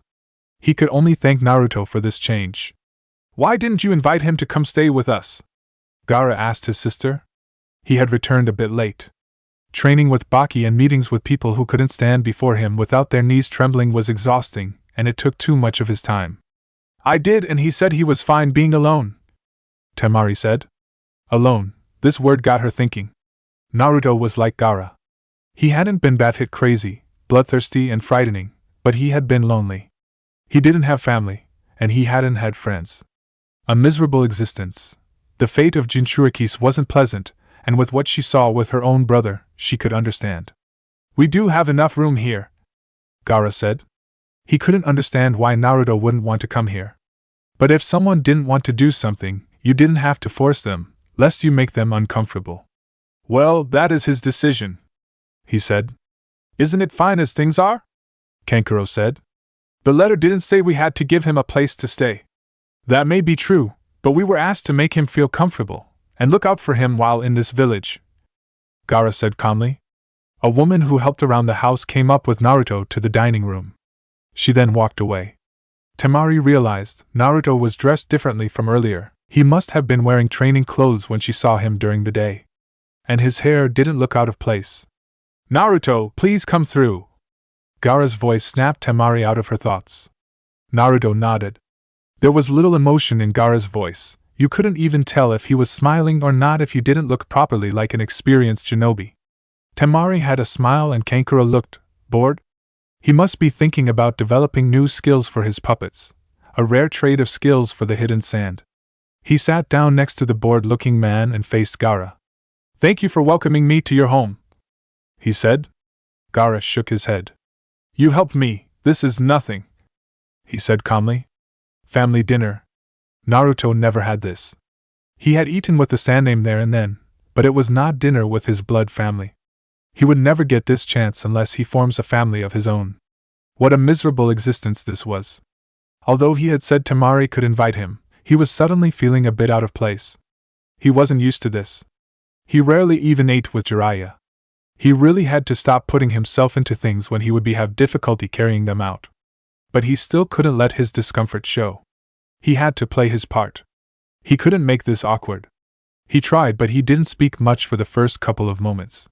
He responded to questions until they finished eating and they moved to another room. "How are things in Konoha anyway?" Gaara asked quietly. Naruto shook his head. "I actually haven't been in the Leaf in more than 2 years," he said. 3 siblings were surprised. The letter they received didn't say anything and neither had really gone to the Leaf since the invasion. It was a difficult time between the villages with negotiations between carried out over their actions in the invasion. But at least that was settled. "Why?" Naruto looked at Temari, who'd asked. "Training trip," he said with indifference. She was still surprised. "You haven't been home for that long, and you've been just training. What else have you been doing?" "You know, traveling around. The world is huge, there are many places to visit, that is why it is trip," Naruto explained lightly. "I didn't think you need to train more, you were already strong even when you were a genin," Gaara said. Naruto shook his head. "I did not defeat you because I was stronger than you. You cannot think that. I defeated you because you had a glaring weakness that I could expose. I still lost in the end," Gaara said. "Everyone does have a weakness, some people just have a better way of handling it. Power isn't always determined by your physical strength." For the first time since he arrived here, Naruto smiled. "Well, that is something I can agree on," he said. "How are things around here? I never followed the negotiations between the Leaf and Suna. Then again, genins are not given that kind of information." Wait, Kankuro said. "You're still a genin?" he asked, surprised. Naruto nodded. "I have been away from the Leaf over the past 2.5 years, so I haven't had time to participate in the Chunin exams. I can't imagine myself playing over that field though. I think I laughed at those who were repeat offenders. Temari laughed at this. We are all jonins, she said. But you are not too old to enter the exams. I do think you are much stronger to be ranked a genin. Naruto shrugged. I don't usually think about that. He looked thoughtful for a moment before speaking once more. Well, I do think it might pose a problem when taking missions. Genins get to do chores while those higher ranked missions their rank. I'm sure they won't give you chores, Gaara said. Things have been a bit difficult, but as you can see, we are managing. You are leaving out that they want to make you Kazekage, Kankuro added in. It is nothing, Gaara said. Naruto smiled. That was something interesting. Gaara the Godame Kazekage? In what world was he living in? There were certainly more suitable candidates, but he wasn't going to ask why. It wasn't his business. Still, it was good that a Jinchuriki with a past such as Gaara's was becoming a Kage. He was truly going to become the youngest Kage, and since he doesn't look like a bad person, things would go well with Konoha. Congratulations, Gaara, Naruto said. I think that is something special, regardless of the reasons. Certainly, they wouldn't put the Jinchuriki up as a figurehead. There had to be someone they could put in that position. Suna didn't even need to pretend to be strong, it was weak. Its failed invasion in Konoha and proved as much. Not yet, Gaara said. They are still considering it. This village hasn't had an official Kage since the past Kage. There has been someone who assumed the role of leader, but no Kage. I still have to be appointed and do the job worthy of a Kage to be congratulated.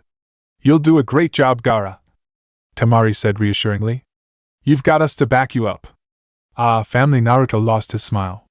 He stayed with the Sand siblings for a little while longer. But once time had come for him to leave, he bid them farewell. It hadn't been a bad night.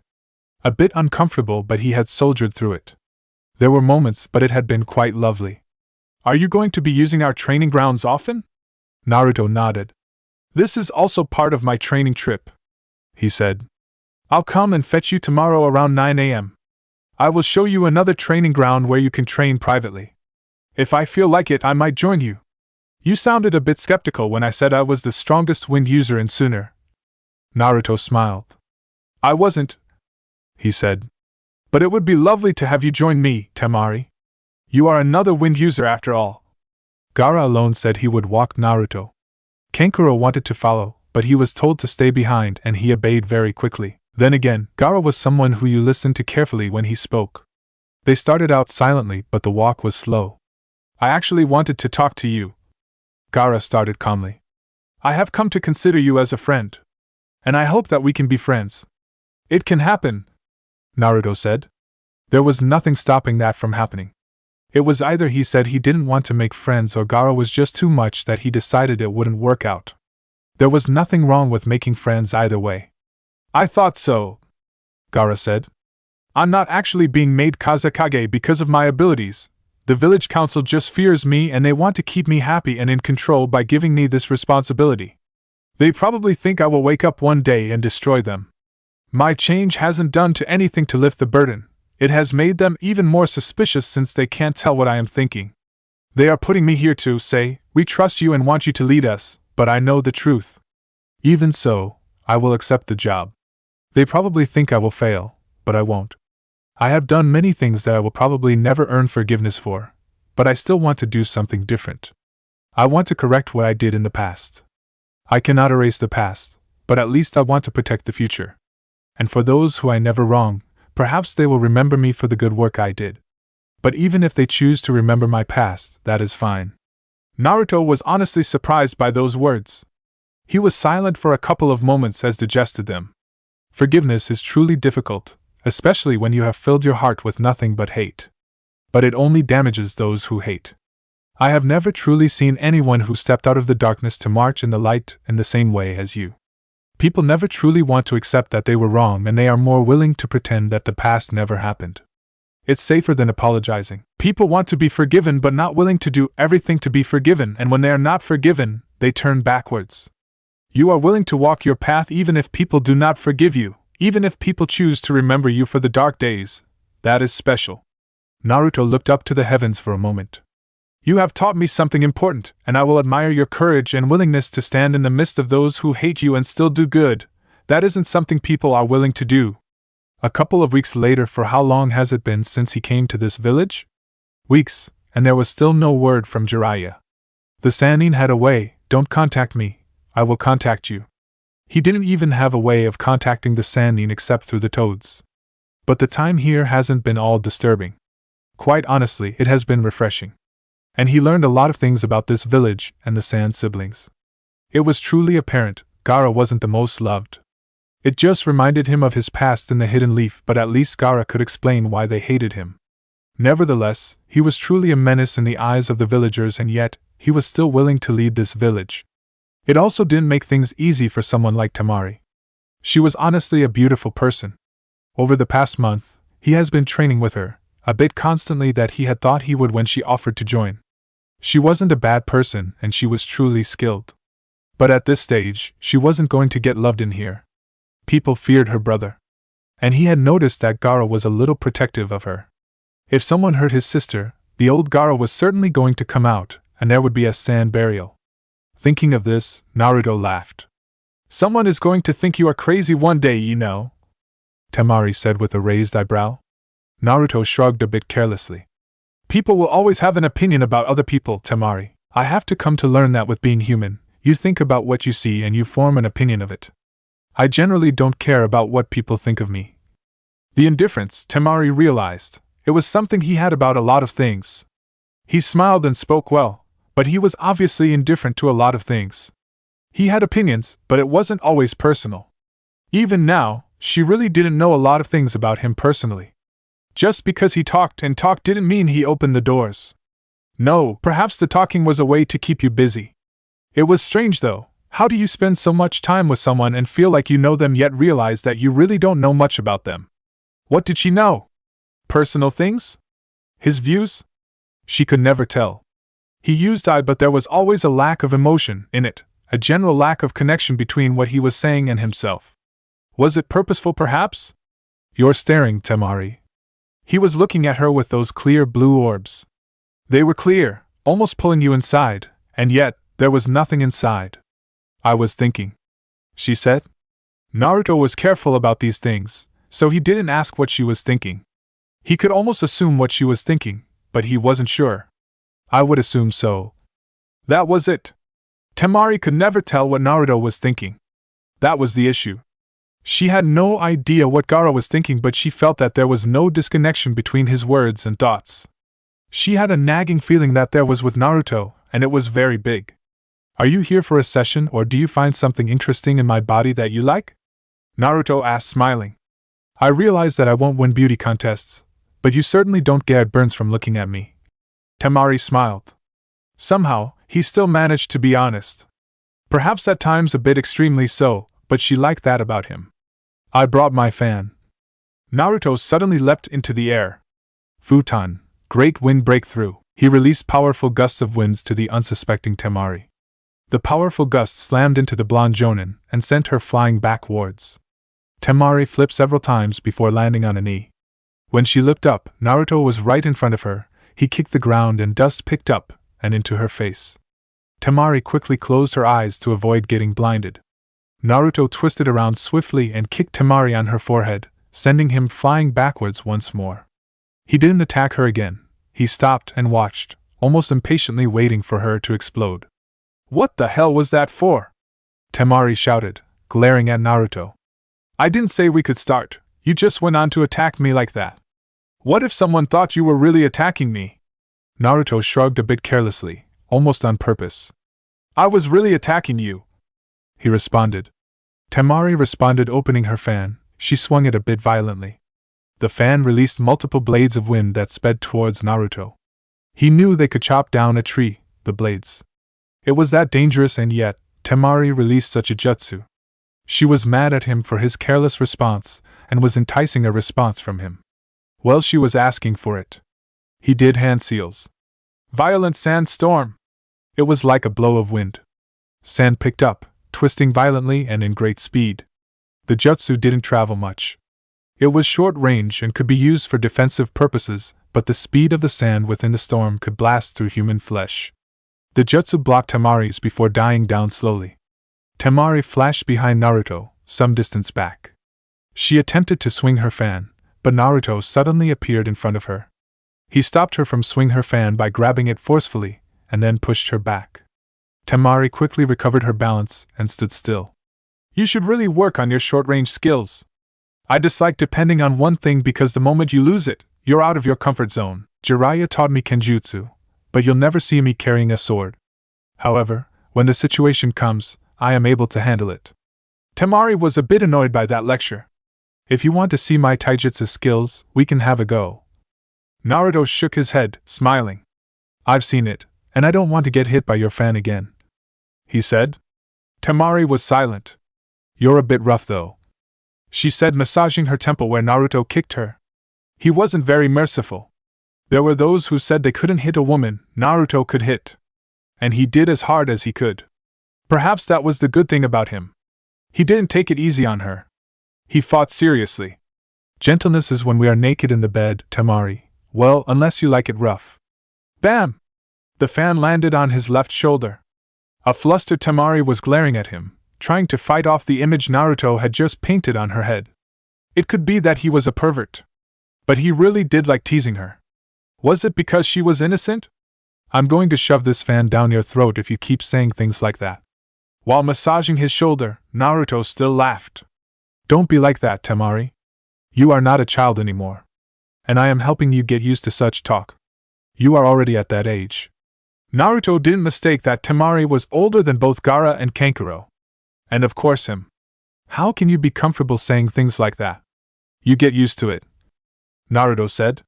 My sensei is a man who proudly claims he is a super pervert. If you spend time with him, you'll pick up things. There were days I used to receive nosebleeds seeing him with women, but I am used to it. And I hang around that ground as well. They say things a bit for graphically while touching you. Temari had to mentally slap herself from imaging Naruto with a woman, touching him while whispering things to his ears. That happens in the bars? I know you go there. Naruto shrugged. I don't go there to meet people or do anything. Why do you go there? Naruto was silent for a couple of moments. He was thinking if he should answer or not. In the end, he responded. Observation. Maybe drunk people amuse me and I go there for the show they put out. Aside from madness, what would you observe? That madness, Naruto said. Madness aside, you see many people in bars, happy, sad, miserable, lost. People go there for different reasons. Some are running away from their problems, some are busy making deals, some are exchanging information, and some are with the wrong crowd. You see many things in a bar full of people. Why would you want to observe such things, if you are not going to do anything about it? Naruto shrugged. Who knows, maybe it helps me understand people better. Maybe I don't even go there for that only but just want to get drunk and forget about the troubles of being a shinobi. He shook his head. If you want to see Gaara liven up a bit, take him there and get him drunk. Temari tried to think about it but she couldn't even form an image because she could never imagine her brother getting drunk. Would he even agree to go to a bar and drinking? No, he would not. If he does, it was just 1 cup, and he'd nurse it for 7 days. I don't think that will happen, Temari said. Are you done for the day? Naruto nodded. I have always been curious. Temari started slowly. You are always in your hotel room from noon till late. What do you do alone? Naruto looked up into the sky for a moment before looking straight at Temari. In my first year at the academy, I had no friends, no one. The kids avoided me, and their parents openly told them not to play with me. During lunch breaks I sat alone, being ignored. In the streets, people looked at with contempt, so after classes, I would immediately go back to my apartment and sit there. What would be the purpose of going out if people didn't want me in the streets? Naruto asked before shaking his head. Perhaps these days I do it out of habit more than anything. That was perhaps the first time he said something about himself without looking indifferent, without shrugging. She felt those were his thoughts, his experience. That was the question he had asked himself back then. Temari felt sad. Yet, she felt there was something she was missing. Temari felt sad, realizing just how miserable life had been for him. What were you thinking about while alone? Naruto merely smiled. Temari realized she wasn't going to get a response. You ever thought of breaking that habit? I hold things of the past too closely, just can't seem to let go easily, Naruto said. There was the indifference, yet this time, Temari didn't feel annoyed by it. It isn't that much of a habit, is it? Perhaps not, Naruto responded calmly. A couple of minutes later, when Naruto arrived at the hotel, he found a message waiting by the window. Jiraiya, he thought. He opened it. Tanzakagai in 7 days. He could do that. But he had to leave as early as tomorrow. He wanted to travel slowly by the fire country. He could speed through the river country and rest once he crosses the border. Hidden Leaf. Danzo, we have to do something about the Kyuubi's Jinchuriki, Koharu said to the Warhawk. It has been more than 2 years and he isn't coming back. Tsunade isn't even saying on the matter. Danzo didn't react visibly to this. This was a troublesome issue, yet nothing new. But with Tsunade present, he couldn't get close to Naruto. Well, with the blonde outside of Konoha, he could make his move. Jiraiya wasn't always with the Jinchuriki. The Sandaime had stonewalled all attempts to get close. He had blocked him and threatened him. His former teammate was willing to turn a blind eye on most things, but when it came to Naruto, he had been immovable like a mountain. There had been no forgiveness. Even Koharu had been told that she wasn't to bring out Naruto when they talked unless she was asking his health or how he was doing in class. If she persisted, she would be sacked as an advisor. He is a flight risk and we cannot afford to lose the Kyuubi. We have already lost the Sharingan. We can't afford this loss. Danzo didn't generally care for the boy, he cared for the Kyuubi. He is currently in Sunagakure training there. Suna, have they selected a Kage yet? No, he said. If I had my way, we would have just taken control over it. There wouldn't be a need for a Kage, but Tsunade has been unwilling. Well, for someone who has fought in wars, Tsunade can be quite naive at times, Koharu said. What are we going to do about the Kyuubi's Jinchuriki? I have a plan, Danzo said. Chapter 3. Naruto didn't know how it came to this, but he was standing at the gates of Suna, with Temari beside him, Gaara holding out his right hand. The man who was going to become Godame Kazekage was being guarded by a man he learned to be Baki, the man who has been the sensei of the Sand siblings since they were young.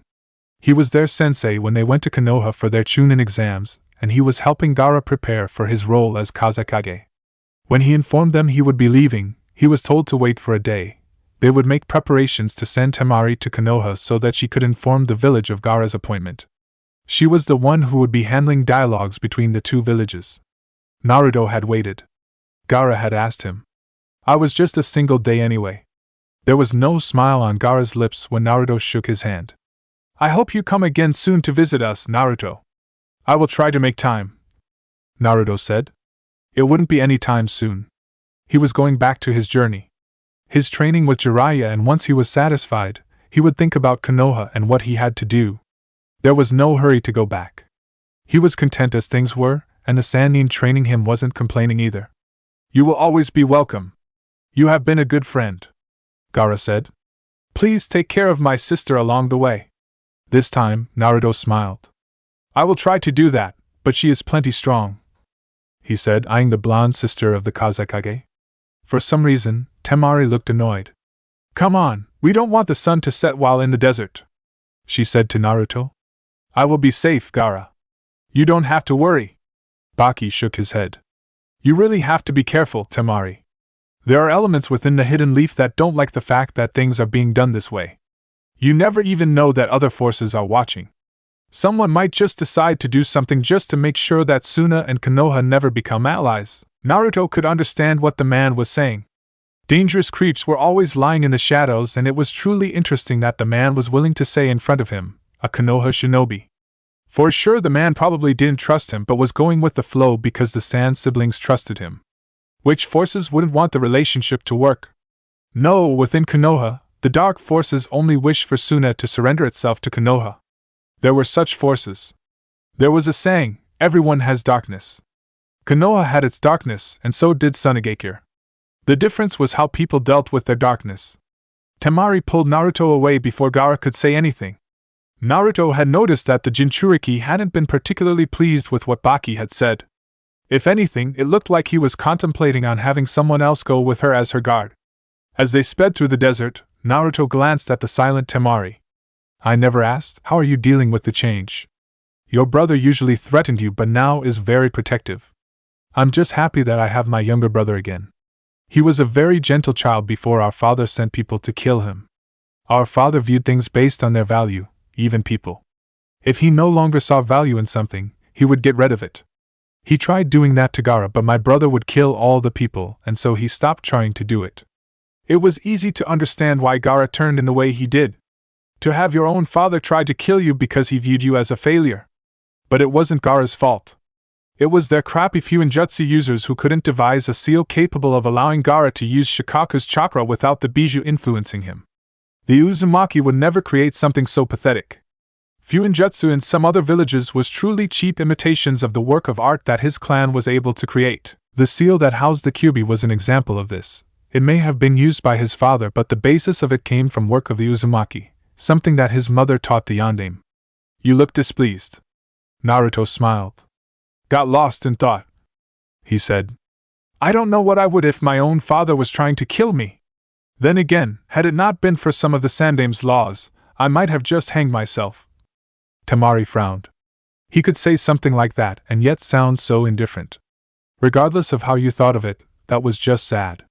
Do you really have to say something like that in that tone? This is because it is the past, Temari. That aside, I have come to understand that only hopeless people will think of ending their lives. My situation wasn't hopeless. I'd just yet to see the light. Naruto said a bit firmly. I'd like to camp somewhere closer to the border of the fire country. Can we speed up a bit? You do know that I don't have as much stamina as you do, right? Well, if you get tired, I will carry you, Naruto said with a smile. I'd rather you not. Naruto just laughed and they ran through the desert, taking water breaks and there and then. By the time they reached the river country, the sun had already set and they stopped running. They walked slowly for a couple of hours before they finally reached a place where there was a stream of water and decided to rest close to it. Fire was set and tents were put up. Naruto collected the wood and did the fishing while Temari watched. He seemed like he was used to this kind of thing. His tent, though, it was big and she had peeked inside. It wasn't the kind of thing shinobi carried. It looked just way too comfortable for camping through the night. Then again, this wasn't to make you suffer. You couldn't mistake the symbols on the tent. It was the symbol she saw on every shirt he wore. Where had she seen it again? Temari couldn't recall, but it was obviously something that had a meaning to Naruto. She was alone with Naruto, only separated by the burning fire that kept their bodies warm. Temari hadn't really thought such a moment would come.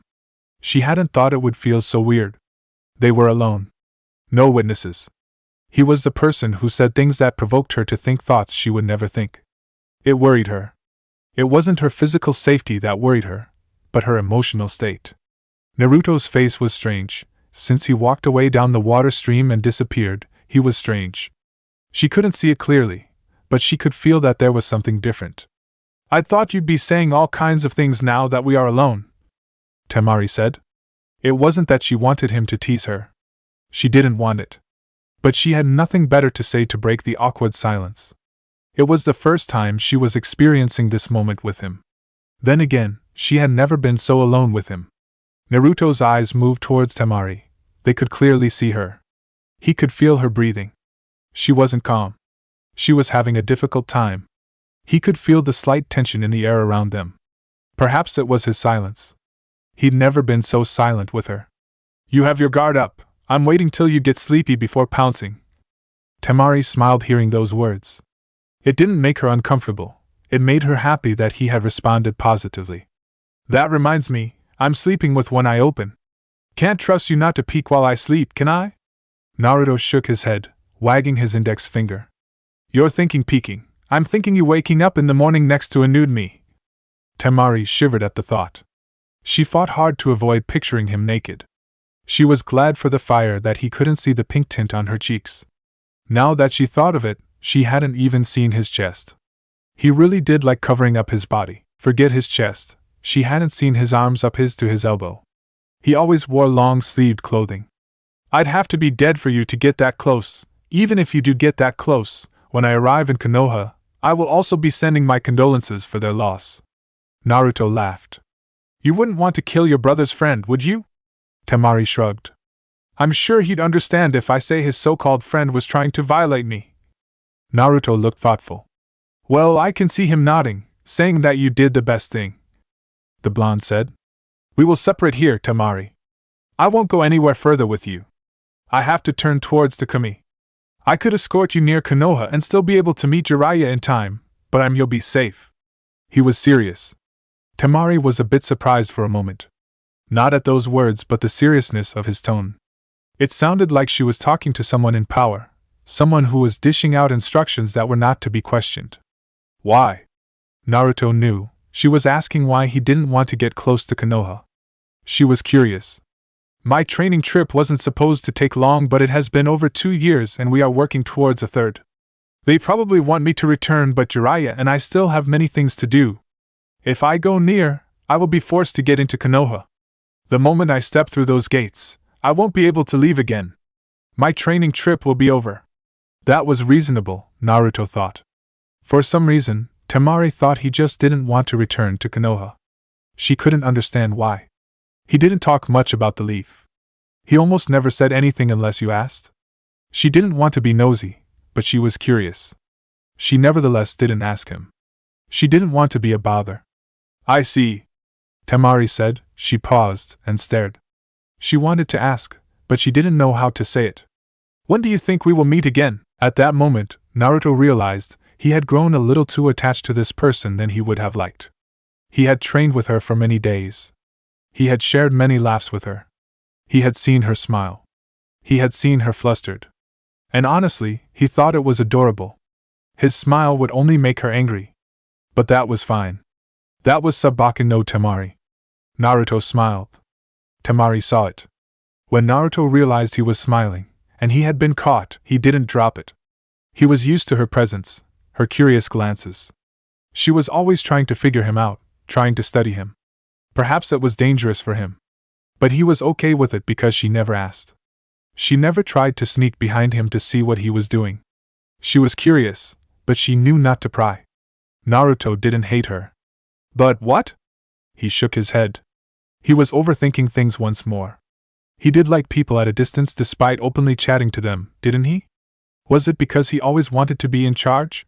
Once more, he shook his head. I don't really know, but if you miss a training partner, let me know. I don't even have a way of contacting you if you are not going to be in Konoha, Temari said with a frown.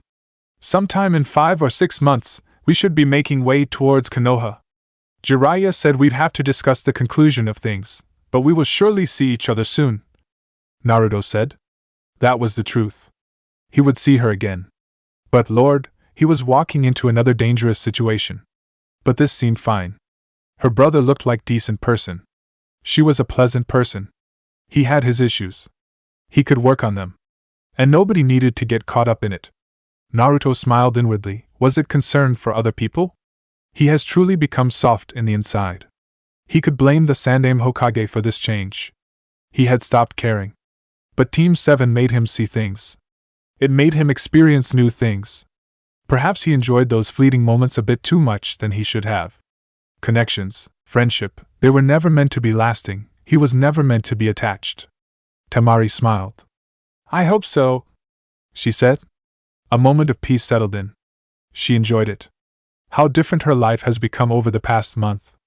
It was amazing how things could change. But then again, she never had a boy who wasn't her brother close to her. She had someone she could call a friend. Someone outside of her family. It was a good feeling. She glanced over at Naruto. His eyes were on the fire. She cast her eyes at the burning flames. She listened to the sound the wood made as they burnt.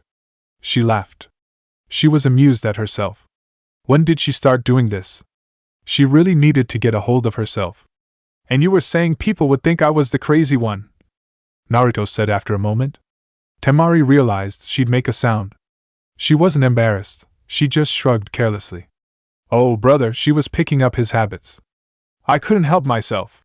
She was glad Naruto didn't ask. That happens, he simply said. Say, Naruto. Temari started, staring deeply into his eyes. When he stared back, she shook her head. She could ask another day. Never mind, she said. I'll ask when I see you again. It was unlikely to be soon, but Naruto wasn't that curious to know what she wanted to ask. His mind was already filled with too many things. I'll remind you. I'm going to check the parameter. He stood up. Take my tent for the night, I will keep watch. Not for the whole night, wake up me so that you can also rest. Naruto nodded.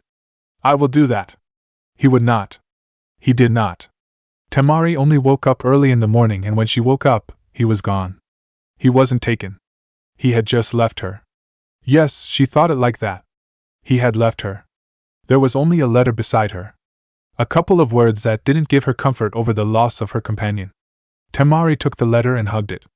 For the first time since he came to Suna, Temari felt lonely. She felt alone. Amigekyo, the shinobi world, was ruled by power. It was those with power that determined everything. Nagato had power, Amigekyo had power. The great 5 nations were powerful. That was why their wars always affected even the smaller villages. They were always caught in the crossfire. They always get crushed under the weight. Amigekyo had wounds from wars it did not start, wars it had no part of. He had pain, memories that he could not remove from his head. Because those with power used it recklessly and they suffered from it. But they would suffer no more. Amigekyo would not suffer any more. This village, this home of his, it was firmly in his hands. The grip of the past dynasty, he had crushed it. There wasn't anything tangible that remained of it. Nothing. He eradicated it. It was nothing but just memories from the minds of people. But that would too disappear. His village had a massive population. But it didn't have many shinobi. That was why it was considered weak. That was why it was indeed weak in the past. But it was weak no longer. Over the past 5 years, he had been building its military strength. It had shinobi who could fight, shinobi who could stand behind to withstand the might of any hidden village. Jinchurikis were not a consequence. He could handle them, because he was strong. Konan! Nagato glanced over his shoulder as his partner walked towards him. Itachi just left the village, did he say anything to you? Konan nodded. Sometimes the Uchiha had a tendency to walk away from the village without saying anything. The journey always ended up in the Fire Nation. She had always assumed he was going to check on the hidden leaf, but he never said anything and they never asked him. He is going to offer his services to Yuzu. Konan handled the Akatsuki while Nagato handled duties of the village. She handled all mission requests made to the Akatsuki and she assigned them to whoever she thought was suitable, but Yuzu was always specific in their demands. It was always Itachi. Nagato went there occasionally. I hope he is careful this time around. Last time he returned before the mission was over because he had put some people under genjutsu. Nagato shook his head. The Uchiha was smart. But those people in Yuzu were not to be underestimated. Even if Itachi was powerful, those people were not the ones to be fooled easily. The visual prowess was a thing to behold, but the eyes in that village saw everything. They said they made preparations this time around. He is going to stay in places he has to see. I doubt he has seen anything they don't want him to see. Nagato nodded to this. We are going to be doing more missions these days. But it will attract attention, he said. He was referring to AIM Shinobi. But it can't be avoided. We are ready for the world. The village will, however, remain closed. It isn't time yet. IWA is trying to hire the Akatsuki to look into Yuzu. Any other village trying? Konan shook her head. At least we know who the enemies are, but we can't afford to do anything at this time. The risk is too great for us. But if they try anything, they will be crushed, Nagato said. We are going to change this world, and there will be no one who will stand in the way. Those who try will be crushed. We have been wrong too often, and because these people have power, they have always gotten away with it. We shall no longer allow them to make us experience pain. If they tried, it was them who would be made to experience the pain they have felt. Perhaps they would understand. Maybe they would not. But this world had to be changed. This order of things would be changed. And they would do it. They would not fail. Konan looked down at the streets. This was at least something they had managed to do, secure Amigekure. The village that once rained constantly now saw daylight. It was a beautiful sight. It was their home, the home they fought to protect when Yahiko was still alive and the home they now controlled. Yuzushigekure was a good friend of theirs. They could not accept any mission that required taking action against the land. It had already seen destruction. It would not see another one. What do you think will be Jiraiya-sensei's response when he hears that we are still alive? For some reason, Conan felt like asking the question. Their sensei. The man who taught them ninjutsu. The man who showed them love. He was a good sensei. A good person. When his teammate offered to end their lives, he offered to give them tools for survival. I wonder, Nagato said. But what he says is irrelevant. We have our dreams, Conan. No one will stand in the way. Not even Jiraiya. Later that day, Hidden Leaf Temari had indulged the thought that Naruto had been watching her all the way. She had felt like she was being watched along the way. But when she stepped into the leaf, she felt like she was really being watched. The eyes were not friendly. She could feel it, and it made her uncomfortable. She really wanted to get to her business than just get away from the village. Baki had been right. There were forces that were not pleased with how things were progressing. But at least no one in the village was glaring at her. They seemed to be over the invasion. Then again, Suna had really lost as well. Their leader. Her father had been murdered by Orochimaru. Temari wasn't particularly sad by it. Even so, had he been alive, things would have been difficult. The leaf might have forced them to surrender. It was different because they knew and understood that they had been tricked. Temari glanced at the person beside him. The Nara she fought in the Chunin exams. He was the one who welcomed her. He really looked happy with the silence. He was part of the team that entered the exams with Naruto. She wanted to ask, but she bit her lip. She didn't want to pry. Naruto never spoke. It was better to keep things as they were. You people are rather forgiving. If she was able to walk freely here, then her brother would be welcomed when he comes to this village. It wasn't a bad thing. It was good, and she couldn't have it anyway. She wished Suna was like that. She wished people accepted her brother as she has. But she had to forget about it for now. It wasn't going to happen any time soon. She still held hope nonetheless. She did wonder though, did they treat Naruto in the same way? Temari shook her head. She was thinking too much about that person who left her without a word. Now she was angry. She just wanted to hit him. Not everyone. Shikamaru thought for a moment. I think they just realized it would be too bothersome to hold grudges. Suna didn't cause the Sandame's death, it was Orochimaru. He paused. It is possible that they are blaming everything on Orochimaru. Well, you got to have someone to blame for everything, Temari said. The most convenient choice was always the best. That was how people behaved. That was how people did things. In this case, it isn't exactly wrong, Shikamaru said. To this, Temari nodded. Orochimaru had been the one fighting the Sandame Hokage, and he was the one who murdered her father. If there was someone to hate for the invasion, it was him. Sunagakure still held some fault nevertheless. They still played their part. Her father had negotiated with Orochimaru. He wasn't killed before plans to invade Konoha were made. He was killed when going to Konoha for the finals of the Chunin exams. The rest of the walk towards the Hokage Tower was in comfortable silence. Tsunade stared at Temari for a long minute before looking at Shikamaru. Thank you, Shikamaru. I will call you if there is something else. Hi, the Nara said lazily before walking away. Temari was amused. To her, it seemed like he was saying, I really hope you don't call me. Please sit, Temari, Tsunade said to the kunoichi. The Godame Hokage leaned back to her chair and stared at the young woman. She really had nothing bad to say to her or about Sunagakure. They had already discussed things with those in charge at the moment, and she was pleased with how things have progressed. She didn't want any bloodshed. She didn't hold any grudges.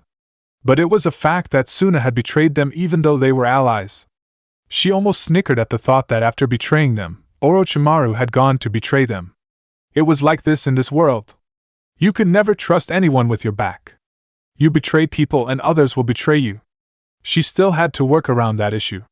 Suna had betrayed them. The village was struggling with resources and it did depend on the Hidden Leaf on many things. However, Konoha sold them cheap things of low quality because that was what they could afford. There was no charity. Even Konoha had to look after itself. But their situation didn't excuse their actions. Tsunade really didn't want to talk about Suna and Konoha. That was settled. But she knew Danzo wasn't happy. She knew he was probably plotting something.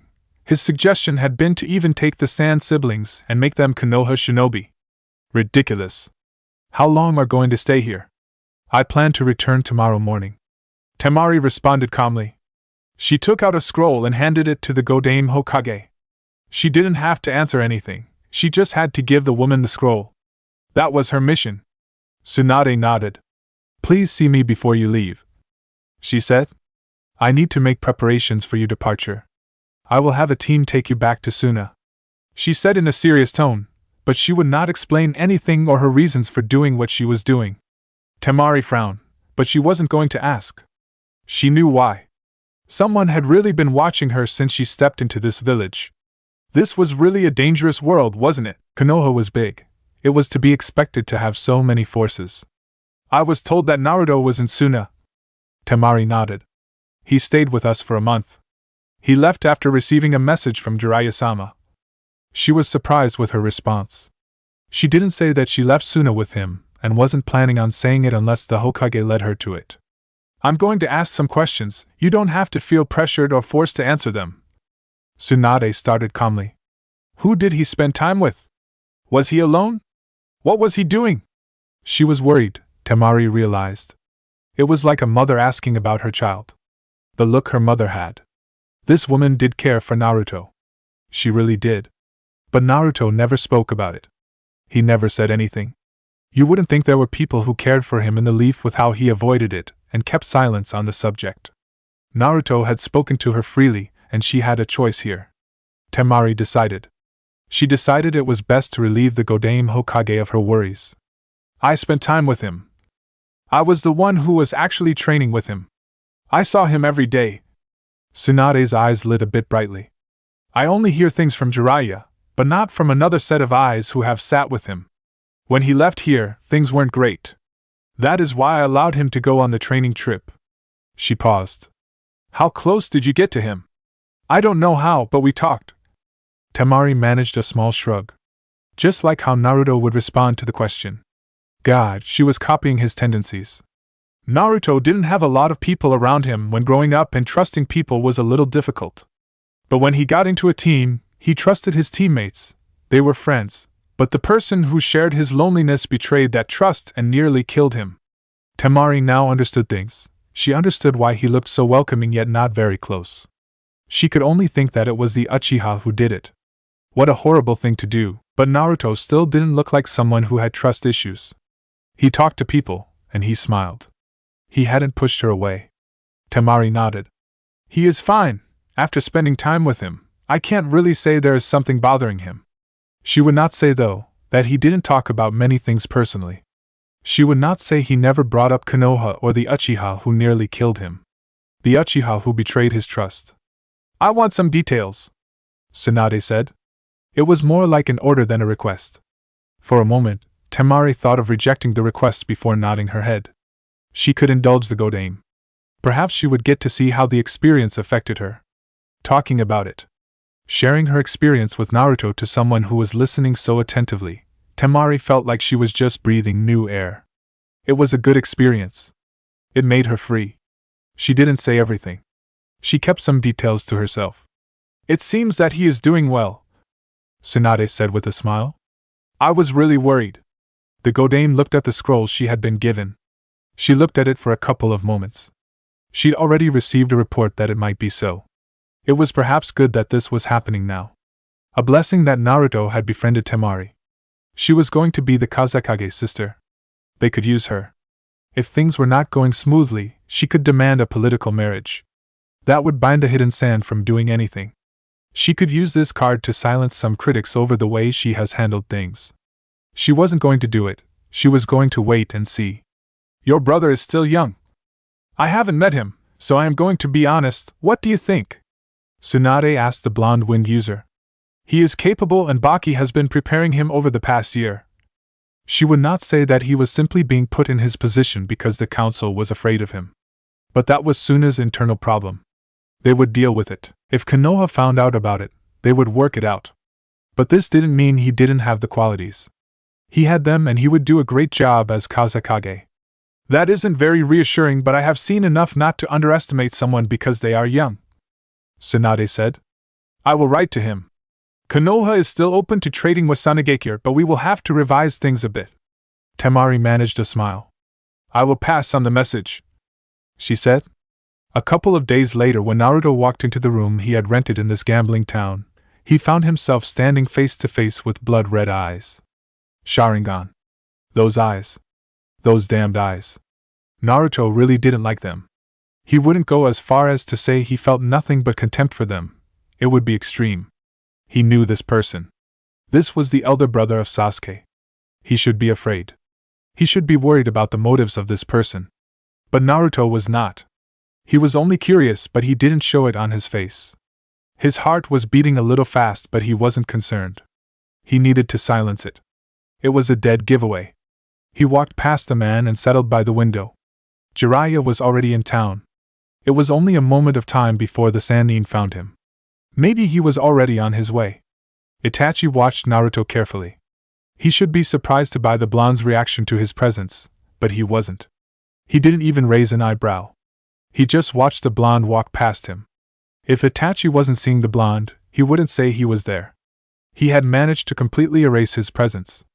It was remarkable, the tools a trained silent killer. He didn't have much time with the blonde. Jiraiya was probably charging to this place he stood. "I want to speak to you, Naruto-kun." Naruto didn't turn to the Uchiha, he merely responded in a cold tone. "You have my ears." But not his eyes. "Though I find it interesting that a known S-rank criminal would be interested in just a mere genin, I think we both know you are more than that." Itachi responded calmly. "I once served as an Umbu in Konoha and the Sandaime trusted me very much." Naruto glanced at the Uchiha through the corner of his eyes. "I know. I did see you once or twice. He did speak very highly of you, even after the massacre. Then again, he was still fond of Orochimaru despite everything." The blonde paused. "Like I said, you have my ears, but I may not respond. If I want to get answers from you, I'd be forceful." Itachi said calmly. "It is about Sasuke-kun."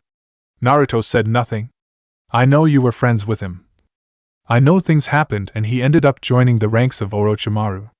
He is training now, trying to gain power. You once tried to get him to return to Konoha. Would you try again?" Naruto faced the Uchiha with a look of indifference. "Why?" That baffled Itachi, but he didn't let it show. "You no longer consider him a friend, it seems." There was still no emotion in Itachi's tone.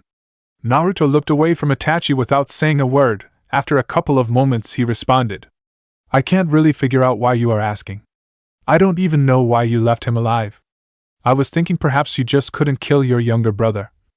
He shook his head.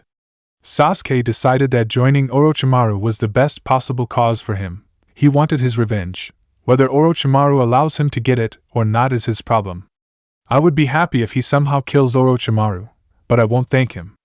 Orochimaru once tried to take my body. If he is going to use the same technique as he did with me, he will fail." Itachi said. "I merely wanted to confirm if you were still willing to save my brother. At this point, even if he does get his revenge, he is likely to dive deep further into darkness. A man who massacred his entire clan shouldn't care, now should he?" Naruto said. "You shouldn't stay, of course, Itachi. It makes you look concerned, and that isn't the Itachi the world knows." Itachi narrowed his eyes. Those words were dangerous. Naruto has grown. He did observe the blonde a bit. He had been close to Sasuke, after all. The way they parted wasn't great, but still, he didn't expect the blonde to be so cold. "What do you want from me, Itachi? I don't think you have come here for Sasuke? I have been around people, and when they want something you sense it." This wasn't even the kind of crowd he hung around with. Having such people with curious glances was even dangerous for him. Never did he even think that he would end up getting a visit from this infamous man. Konoha once worshipped him, but now he was just another Orochimaru. Pitiful. But Naruto didn't care much. He wasn't even fond of the Uchiha. For some reason, the bijou inside of him seemed to appreciate his dislike for those damned corrupted eyes that had the power to bend your will. "I wanted to confirm something." "Did you?" If Naruto was curious, he didn't show it. There was still an air of indifference around him as he responded. Itachi did not respond to the question. He asked a question of his. "As far as I am concerned, you are the only other Uzumaki who has no connections to the revived Yuzu. Have they not approached you? I would find it curious if they have not." Naruto glanced at the Uchiha for a moment. This was an interrogation. A soft one. Those eyes were watching every inch of his body, waiting for any sign of deception. "Have you been searching for the Uzumaki, Itachi?" You're not answering my question? I'm not obligated to answer when you ignore mine, Naruto said with a shrug. I have been to Yuzu, and I have traveled around a lot. I haven't come across any Uzumaki. The world is big, Itachi. The survivors of the Uzumaki clan scattered across the elemental nations after the destruction, Naruto said. It does make you wonder, doesn't it? What? In asking that, Itachi realized Naruto hadn't answered his question and he was steering him away from it. His eyes narrowed dangerously. This was no normal teenager. He was at least able to confirm that. But Yuzu would not show him anything. Maybe someone would slip in something to him, but it was unlikely. Yuzu and Konoha were like brother and sister, and yet none of the survivors ever took refuge in the hidden leaf. Naruto paused for effect. That is a puzzle, isn't it? It is, Itachi said. I will also reveal a little secret, since you don't want to cooperate with me. I am indeed a criminal and massacred my clan, but I still kept contact with the Sandaime Hokage. You see, when it came to you, he did not trust any of the Umbu. He contacted me. I was there when you two visited Yuzu. Naruto turned to face the Uchiha. The mask on his face didn't slip, but he did have a raised eyebrow. Well, that is interesting. Well, at least no one in Konoha knows about it. He turned his eyes outside once more. What else do you know? Admittedly, nothing. This is why I came here. You were interested in Yuzu back then, but now there is nothing. Why? Itachi asked. My time is up, but we shall talk again, hopefully. The Uchiha disappeared from the room after those words left his lips. A few moments later, Jiraiya burst into the room, looking worried. Naruto turned around to face the Sannin. I'm not paying for that damage, he said. Naruto was fine, but there was no sign of the Uchiha. Jiraiya frowned. He was late. But at least there was nothing wrong. Then again, he didn't exactly think that Naruto would have been harmed. What would Itachi have against his student? The Uchiha was a member of the mercenary group, Akatsuki, but they wouldn't be after Naruto, would they? Glancing at the door on the floor, Jiraiya sighed. I didn't book the room, I can't pay. I was never even here. Naruto sent the Sannin a look. You will regret many things, sensei.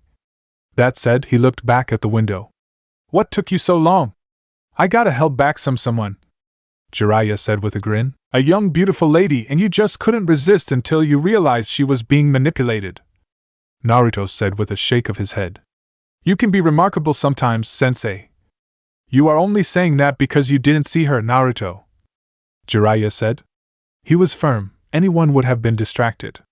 But sometimes Naruto did act like he didn't recognize beauty when he saw it. Now that Jiraiya thought about, he never saw the blonde with a lady, even though he visited bars. He always came back alone. He was truly missing the joys of life, and this was his student. I'm sure I wouldn't have behaved in the same way as you, Naruto said with a shrug. When are you going to follow me? It would be nice to show you off. I did it once, never again, Naruto said with a slight shake of his head. How was your work? Jiraiya looked thoughtful for a moment.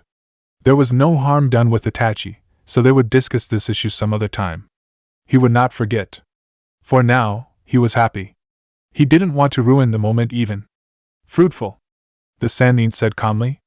I heard you got close to a certain blonde head. A grin plastered his face. Naruto faced Jiraiya for a moment. That look. The smile. It suggested something, but Naruto wasn't going to think too deeply about it. Temari is a delightful woman. But that was that. Jiraiya shook his head. I don't have to teach you how to get close since you already know the trade, but if you keep watching the birds, they will fly off. You must make a move, he said seriously. You are still too young to talk about marriage, but you need to have fun, Naruto. You mean you're kind of fun? Naruto said. I am not exactly a boring person, in case you forgot. You know, I just am more controlled than you. Certainly, the blonde knew how to act. He could sit at a bar and laugh with a couple of ladies while drinking, but he would end it there. Jiraiya could confidently say the blonde knew the body of a woman, and yet, he never seemed eager. The toad sage sighed and settled on the bed. Tsunade was asking about you. I'm sure she was. As she does in her letters, you have a tendency to leave them open so that I can comment. And you don't. You pretend as if you didn't see anything. I don't pretend anything. I just keep my thoughts to myself. Besides, if you didn't ask for my opinion, I can't give it, Naruto said. How long do we have? She didn't stipulate, and I'm honestly fine with the way things are. I failed to do so many things in your younger days. I'm watching you grow, we are close, I am happy with that.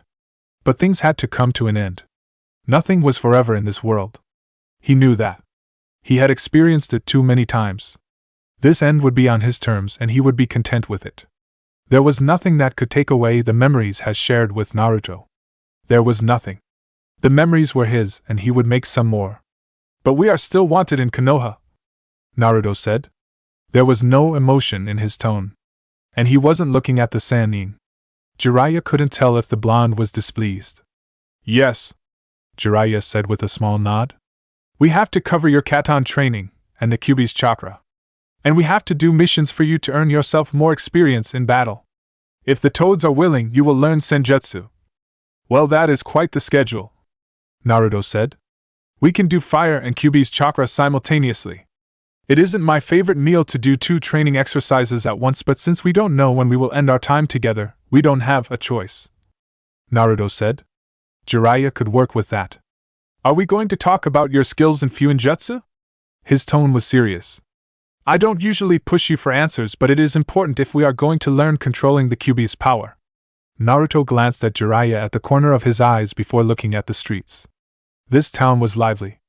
This wasn't his first time here. He'd come here looking for the old hag. What of my Fuinjutsu skills, sensei? I put it wrongly. Jiraiya then corrected himself. What is your knowledge regarding Fuinjutsu? You might not be able to apply the art in practical use, but sensei gave you many books about the art to read. He even had me hand over scrolls I have obtained from Minato. He would not tell me what it was for, but I suspected it was for you. He did give me things to read, Naruto said quietly. The third had me consume as much knowledge about Fuinjutsu as I could filter through my head. He said it was fine even if I didn't understand. I just had to consume the knowledge. He said it had to be on my head. When I was alone, sitting like this, I could search my memories and try studying the structures of seals. Since it was difficult, it would be enough to preoccupy my time. He had 2 reasons for this. He said it was my legacy. It was the legacy of the Uzumaki. The second was that he wanted me to think about something useful. He didn't want me filling my head with thoughts of my loneliness. Because I could concentrate, it was easy just thinking of diagrams I couldn't describe. At the same time, it was frustrating. But I also needed something to think about, so I filled my mind with those diagrams, arrays, drawings. Jiraiya was silent for a long minute as he absorbed those words. He knew of Naruto's habit. He knew the blonde could sit by the window for hours without moving. Why haven't you attempted learning it? Just because your mother was good at it doesn't mean you'll naturally be good at it. Naruto responded calmly. Those were the words the old man used to tell me. Jiraiya sighed. Do you know the secret of the necklace Tsunade gave you? It is a sealing technique. I know, but it can easily be crushed because it works best with Mokuton. It is the Shodai's jewel after all, Naruto said. What of it? Jiraiya shook his head. That is just another measure we have in case you lose control, but I don't know what it takes for it to activate. It didn't activate on 4 tails. There were still 5 my tails missing. Naruto said in a flat tone. We will work something out. Those tags you created are still useful. Yes, Jiraiya said with a nod. But he was looking for something a bit more permanent. Those seals required one to get close and Naruto couldn't apply them himself. There had to be something that could be activated automatically or through a hand sign. He would think of drawing up something. But at this stage, his mind could only think of a chakra suppression seal. How was the situation in Sunagakure? He did have a side mission. And now he had to give a briefing. Gaara is going to be made Kazekage. I don't know when they will do the coronation. But you can rest assured, he is a good person who won't think of doing what his father did. I think by now they already know their village is weak. I didn't actually think that they would make him Kage, Jiraiya said with a shake of his head. He is still just a brat. And Suna is a mess. Last time I checked, the Wind Daimyo was no longer even funding it. Their failed invasion hasn't even earned them new allies. That may be true, but Gaara is willing and has a lot to prove, Naruto said. You thought they'd put Baki? Jiraiya nodded. He was the Kazekage's right-hand man. Whatever he did, that man was in it too. The man explained. He then stood up. Let's go out. The day is still in its diapers. We need to let loose of some steam before going for our training. We can stay here for a couple of days before departing. Once we go to it, we'll spend at least 2 months away from people. Best we stock up for those days. Naruto shook his head. You didn't stock up on fun like it was a nutrient that could be stored in your body, but this was his sensei. His perverted sensei. Their time was running out. Perhaps he should indulge the man. He got out of the window and then stared at the Sannin. If you misbehave, I will walk away. Jiraiya grinned. I will be on my best behavior, he said. In your best behavior, you drool from your nose while peeking through a hole on some naked women. Naruto responded flatly. That's called research, Jiraiya said. You should try reading my books. You have all the copies, even ones I have yet to release. I have written one, I don't need to read them, Naruto said with a shrug. You do know Ika is for perverts, right? Jiraiya shrugged, and they then started to leave. He picked up the door he had broken and created a clone to take Naruto's things. They'd have to look for a new place to stay. How sad was the old hag? Very, Jiraiya said after shrugging off his surprise at the question. You do need to write to her. Why haven't you? Jiraiya, aren't I reactive to the matters of the heart? Naruto asked. That was a false impression, but who cared? She hasn't written to me either. Tell her to write something and I will respond. Isn't she the parent in this situation? You know, you can be frustratingly simple at times, Jiraiya said with a shake of his head. She'll probably hit you. Ooh, we can't have that, Naruto said with his eyes closed. Where are you taking me? We are just going to drink. I haven't seen you get drunk. I need to see who will first get drunk between me and you. That isn't a fair competition, sensei. You are a professional and I am just student, Naruto said with a shake of his head. And I only started drinking like last year. If you can't handle it, just say so, but I will consider it my win. Naruto eyed the Sannin for a long minute before speaking. Let us make a wager then. I'm not making a wager with you, Jiraiya said. Last time I ended up walking into a hot spring while naked, a women's bathing place. You were confident you could win. If I had lost, I would have been the one doing it. Jiraiya glared at Naruto. I doubt it. You have a smooth tongue when you want to use it. You could have ended up convincing them that you truly thought it was a men's place. You overstate my abilities, sensei, Naruto said with a shake of his head. Your student cannot talk a woman who has had 6 bottles to share a bed with him. Jiraiya thought about it before bursting with laughter. He walked closer to the blonde and put his right hand over the blonde's shoulder. Now that is an exaggeration, he said in a whisper. I know you can do better. Naruto glanced at the firm hand on his shoulder before looking at the road ahead. We shall see. Iwagakure. What took you so long? Anoki asked with annoyance as Kuratsuchi walked into his office. I called for you an hour ago. No, Kuratsuchi said with a shake of her head. It was 10 minutes ago. You are losing your sense of time, old man. Can't you even see? Should I get a bigger clock for you? Are you even hearing me? Anoki frowned. If you keep talking like that, I'm not going to retire. Kuratsuchi shrugged. It doesn't matter. You are going to kick the bucket very soon anyway. Anoki thought of sending the black-haired a glare, but he held himself.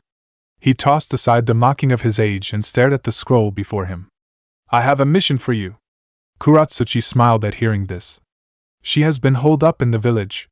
It was nice to be able to go out and do a mission. There hasn't even been anything worthy of her skills. If her grandfather was sending her, then it must be something challenging. What do you want me to do? I want you to go to a town in the Fire Nation. Book a room and a certain man will approach and give you a scroll containing information. Don't lose it. Return immediately upon receiving it. Kuratsuchi frowned. There are messengers for that kind of mission. There is a danger that this person is being followed. If I send someone else, they might not return. Anoki said in a firm tone. The information is also very important. It affects our security. When you leave, please stop by Han and tell him I wish to see him. There is something going on, isn't it? Kuratsuchi asked in a stern tone. Ghosts of the past. Anoki said. I will explain it to you once you return.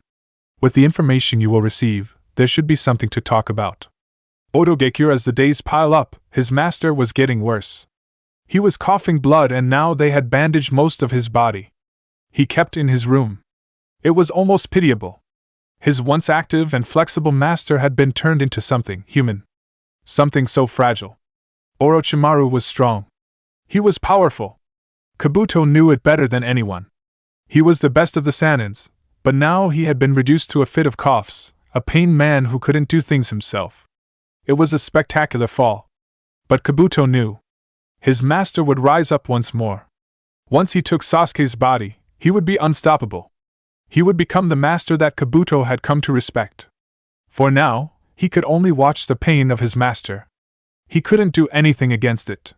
He entered Orochimaru's room carrying the now customary tray. Orochimaru was sweating badly. A normal person couldn't tolerate the pain. But he was going through it. Your situation is getting worse, Orochimaru-sama, Kabuto said. The body had given away far quicker than both had anticipated. At this point, we will have to move things ahead. There is no need to hurry, Kabuto, Orochimaru said with a shake of his head. There is something that can cure this, but it is a temporary fix. You have to leave here to get it. Kabuto raised an eyebrow. Orochimaru trusted him with all his experiments, and he did conduct some research for the man at times, but this was the first he was hearing about it. Should I leave everything you'll need? Yes, Orochimaru said. Behind my throne, there are 3 scrolls. Take the smaller one. It has everything you'll need. Hi. How is Naruto-kun training progressing so far? Ah yes, the mysterious blonde who was being trained by his former teammate. Smoothly, but there is still a lot I don't know. He is still traveling with Jiraiya-sama, so their movements and activities are always covered, Kabuto said. I said we should keep his strength as a secret from Sasuke-kun, but when you come back, we shall go out on a hunt. You're thinking of using him to try to awaken Sasuke's Mangekyo? Orochimaru nodded. He didn't want to admit it, but it was unlikely for him to unlock it. He needed Sasuke to do it for him. Naruto-kun hates Sasuke now, but they were still friends. Sasuke might be able to awaken the Mangekyo after killing him. If it doesn't work out, it will be a good workout to test his strength. Will Jiraiya-sama allow them to fight? Orochimaru grinned. You should know they are not always together. We will wait for that moment. Tanzaka-gai, the conversation was going to come at any moment. Naruto had been counting the stars, waiting for Jiraiya to finally say the words he has been meaning to say. Itachi's appearance should have given him the energy. There were a lot of things that the Sannin has been refusing to say. Perhaps he was enjoying the moment, and didn't want to ruin it by saying something that would displease him. For a man who thought himself as a failure, that was one reasonable thought Naruto came up with. Well, they have been on this journey for a while and he had known it would come up. He wasn't dreading the subject. He could take it on without flinching or being all dramatic. He was normal regardless of the subject being discussed. It was perhaps something he learned from that old man. Thinking of Hiruzen, Naruto couldn't help but play a couple of memories from the past. The good days. The whole of Konoha was against him. Academy teachers didn't want to teach him. They made sure to screw things up for him. It was a miserable existence, but Naruto had lived through it. He had endured because that old man was there for him, the Kyuubi's Jinchuriki. What did Itachi say to you, Naruto? Jiraiya finally asked. His eyes never left the blonde, they were stern. He wasn't going to back down if Naruto said he didn't want to talk about it. He was done being careful. Naruto glanced at Jiraiya from the window. The air was flowing nicely. He could use some warm-up once he is done with the perverted Sannin. He had questions. About Sasuke and Yuzu. It was a curious encounter. Why would a criminal be curious about my thoughts if Yuzu approached me? Jiraiya's eyes narrowed sharply. It was a curious thing. But then again, Itachi's actions have always been strange. Jiraiya couldn't understand what motivated the man. He couldn't figure him out. But then again, when he walked in a room, the Uchiha jumped out through the back window. They could never meet, but he was really looking forward to that meeting. That is indeed curious, Jiraiya said in thought. What did he say when you asked? Said his time was up, Naruto said with indifference. I was interested in his answer though. The way he asked didn't exactly sound like man corrupted by power. Then again, you can never be sure about appearances when it comes to the Uchiha. The blonde finished calmly. What if he is working with Yuzu? Jiraiya said. Itachi has an affiliation with the Akatsuki, but I don't know anything about it. I'm merely speculating, but it could make sense if he was asking on their behalf. Jiraiya thought there was a chance that Yuzu recruited rogue shinobi to protect itself.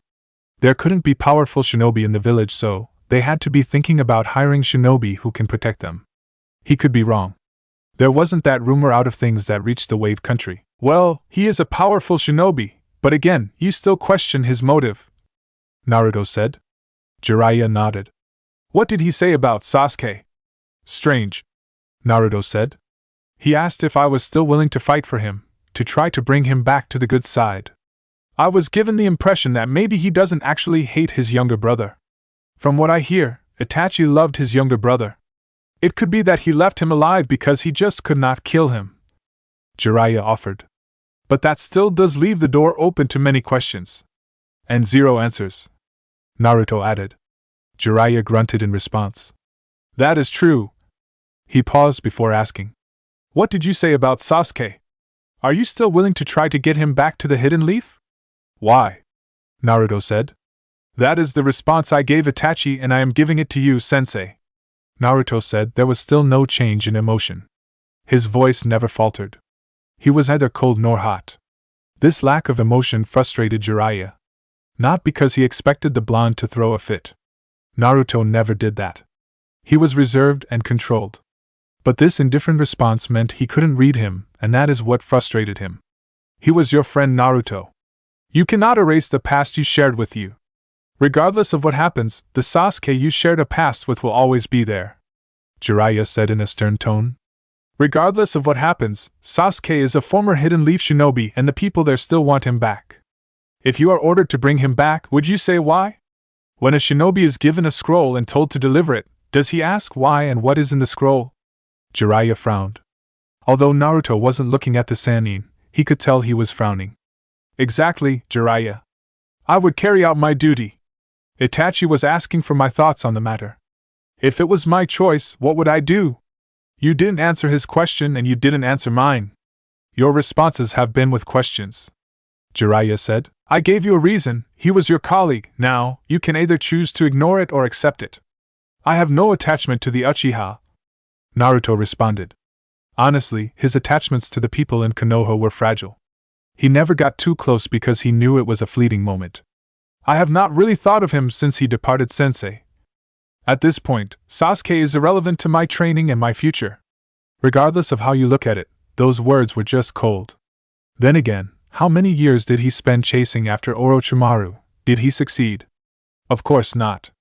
I really hope I don't become irrelevant.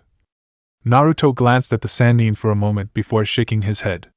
You can be miserable at times, he said. But it is a fact, Sasuke and I were friends. It wasn't what he wanted. He played the role of a mere genin all too well. He ended up getting attached. It wasn't supposed to happen. But he got closer. It was his mistake. You really couldn't fully predict the human emotion. He wasn't sad things ended up in the way they did.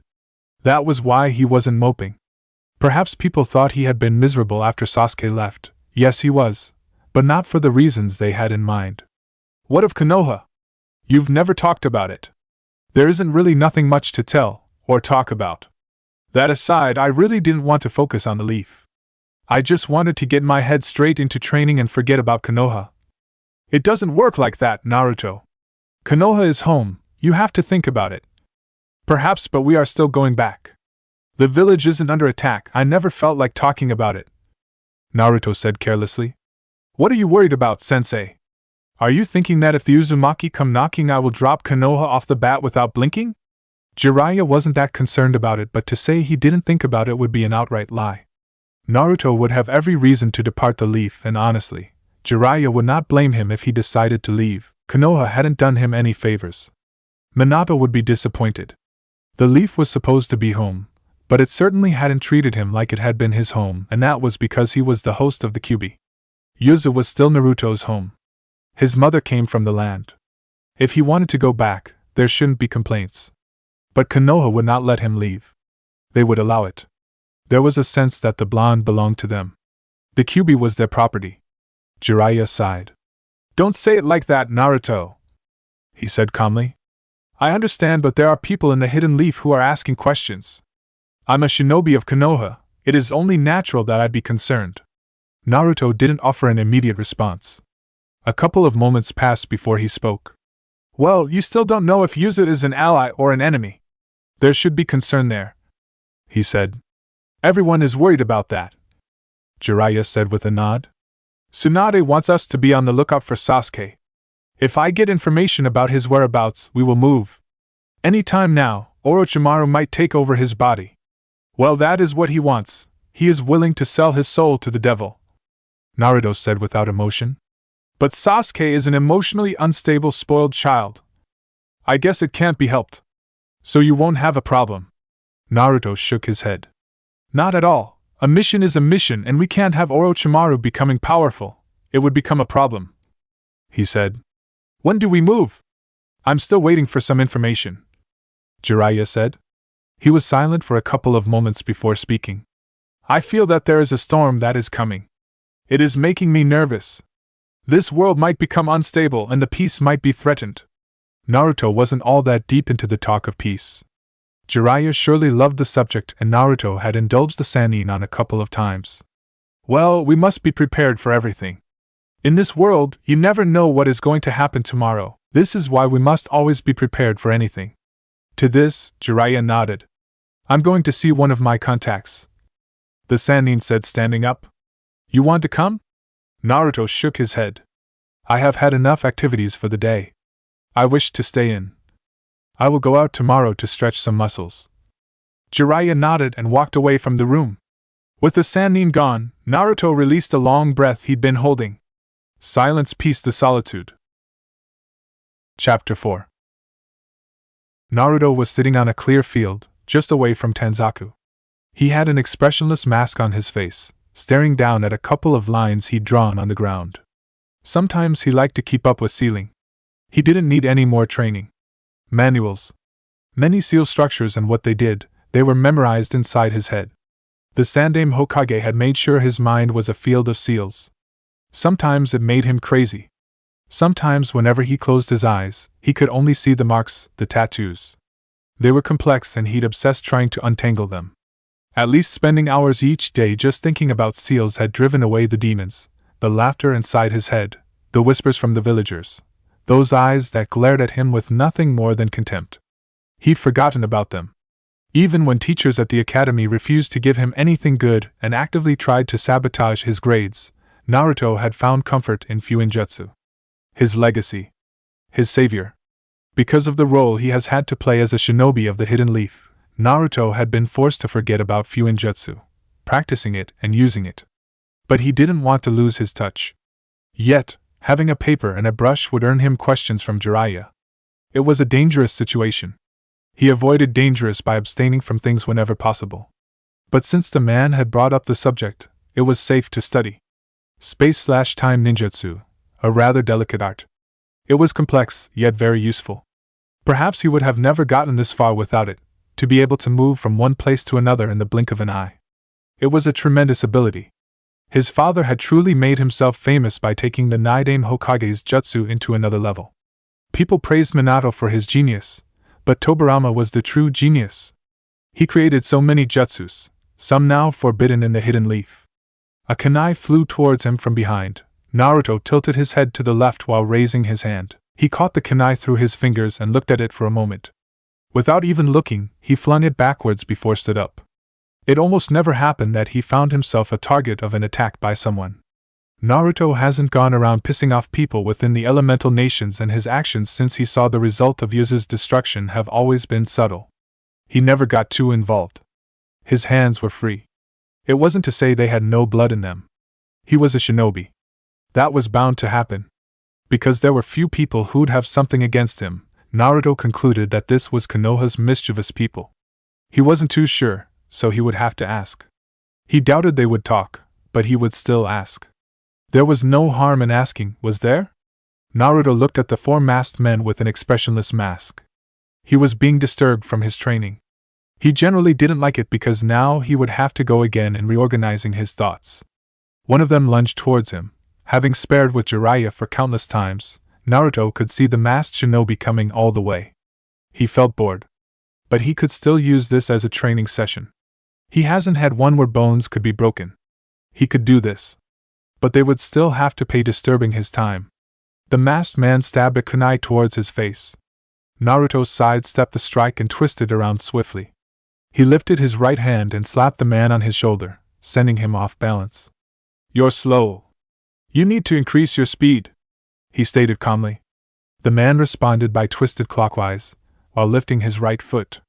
Naruto watched the incoming attack. If he stood still, he would be hit on his shoulder. He jumped back, slightly, avoiding the kick. Only his left foot touched down the ground. He'd sensed more movements. A second after touching the ground, another masked man flashed just above him. He swung his sword in a downward slash that was aimed at his right shoulder. Naruto leapt into the air and twisted around. He slammed his foot on the man's shoulder, sending him flying away. He then landed gracefully. "Katon, great fireball!" The fireball was coming in from behind. It was a pathetic excuse for a fireball. Naruto had seen something bigger from Jiraiya. Hell, even Sasuke did better than this. Almost lazily, swiped his right hand and then snapped his fingers. The flames just died down in the blink of an eye. "You're all not very strong. It is quite pathetic really for shinobi who wear masks," Naruto said with a shake of his head. "Come on, let me end this," he said, motioning for them to come. Perhaps he was being too rough of them. He has been training with Jiraiya and he wasn't exactly weak. He was strong. Even so, it was quite disturbing to learn that they could not even touch him. He should have just broken them at first glance. When they didn't attack him, Naruto took out kunais from his pouch. He held them all with just his left hand and then flung them towards the masked men while charging forward. The man he was facing dodged the kunai by tilting his head to the side. When he saw Naruto coming, he threw a right hook, but slowed down, falling backwards slowly and watched the punch with both his eyes. He held out his right hand and channeled wind chakra, forming an invisible blade. He swung it and cut through the man's elbow, separating his arm from his shoulder. There wasn't even a sound from the man when the sword struck. When the man attempted to run away, Naruto took out a kunai, channeled wind chakra through it, and flung it. The kunai pierced through the man from the back of his neck, and went through his throat before dropping dead. Naruto fell on his back when he saw another masked man stomping downwards. He rolled to the side just once to avoid the blow. When the man's foot crashed into the ground, Naruto's right hand moved swiftly with his wind blade still activated. The blade cut through the man's left leg, just above his knee. He stood up and another swing cut through the right shoulder and blood gushed out as the man fell down. 2 more to go. They both charged towards him. Naruto stood still and waited for what felt like eternity. They flanked both his sides, swinging their blades in horizontal slashes. The swings cut Naruto, but he turned into a cloud of smoke. Naruto flashed behind the man who'd attacked him from the left. He grabbed him by the back of his neck and pushed him towards his colleague. He shifted to the right when the other man pierced through his comrade's gut in order to get him. Naruto did the same, but his strike was marked towards the man's heart. It just pierced through and he dropped dead.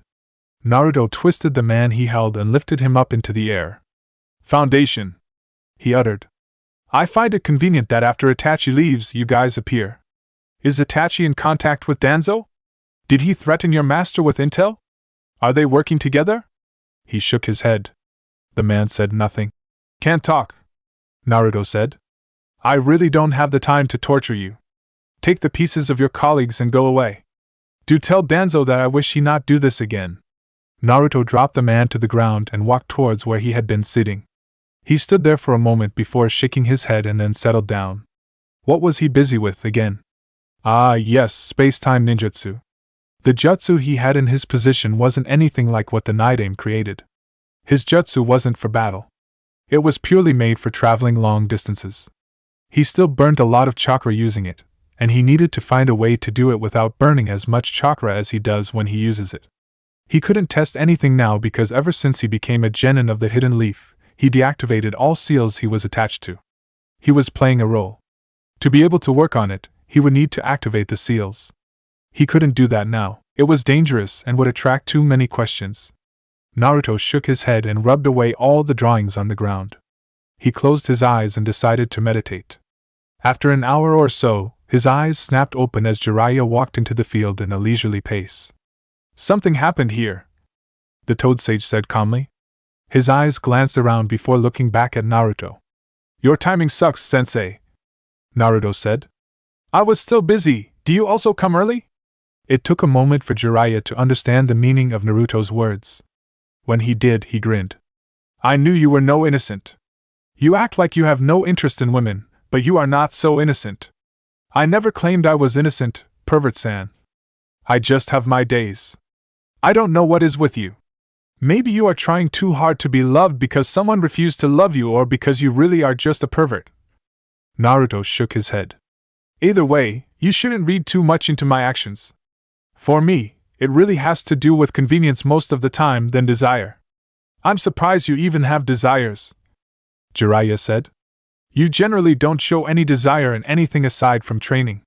Even so, you are never too excited. Naruto shrugged. Everyone has a desire, sensei. Everyone dreams of something. I have dreams. I just choose not to make them public. What are those dreams? Naruto appeared to be thinking about a response for a couple of moments, but he didn't respond to the Sanin's question. Something did happen, masked men attacked. I think they might be from Konoha. Jiraiya's eyes narrowed sharply. Can you describe the masks? And Naruto did so. The Toad Sage frowned. They are indeed from Konoha. What do you know about the Danzo? The Sandame's former teammate and someone who considered himself to be his rival but still could never hold a candle to the Sandame. He warned me, if someone called Danzo approaches you, come to me immediately and don't talk to him. Naruto said. I trusted the old man so I never asked too many questions. Danzo leads an organization called the Foundation. He has done many experiments with it, and they are basically the dark horses of Konoha. Danzo says they live to protect Konoha and will do the dirty work that the Hokage cannot do. He has his own agenda, of course. But Sensei always thought he was useful and never got rid of him. When you were younger, he fought. He pushed and pushed for you to be given to him so that you could be trained as a weapon that would only live to serve Konoha. You see, Danzo teaches his forces to abandon all emotions. They are nothing but tools. The mission is important than their lives. Naruto looked into the sky for a moment before responding. This power within me does attract all kinds of vultures, doesn't it? Well, the Kyuubi is still the strongest bijou and control over its power means you have a powerful weapon, Jiraiya said. It has an unlimited supply of chakra. That was an overstatement. As long as the Kyuubi was a living thing, it could not have an unlimited supply of chakra. If it was a force of nature, then he could understand. The fact was that by human standards, a biju's chakra supply was enormous. You didn't have any human who could rival it in terms of pure chakra. This is the reason people even hunted them in the first place, for their chakra. It was like that in this world. If you had too much power, you either joined them or you faced destruction, a corrupted world. But those with power controlled it, and the weak could only complain about in their dark little corner of misery. Power, that is something people desire. Some will do everything for it, kill, betray, sell their souls. Power is everything, or at least fools think. Naruto said with a shake of his head. I was being tested. Probably. Jiraiya said. Did you give them a good spanking? Naruto shook his head. No, he said. Are you going to warn the old hag? Can you stop calling her that? Naruto stared for a moment before shaking his head. When we arrive in Konoha, I will sweep her off her feet and call her princess. Will that make you happy? Jiraiya painted the thought on his head, and tried to imagine just how Tsunade would react to it. Try it, he said with a grin. You're being mischievous, Naruto said. Then?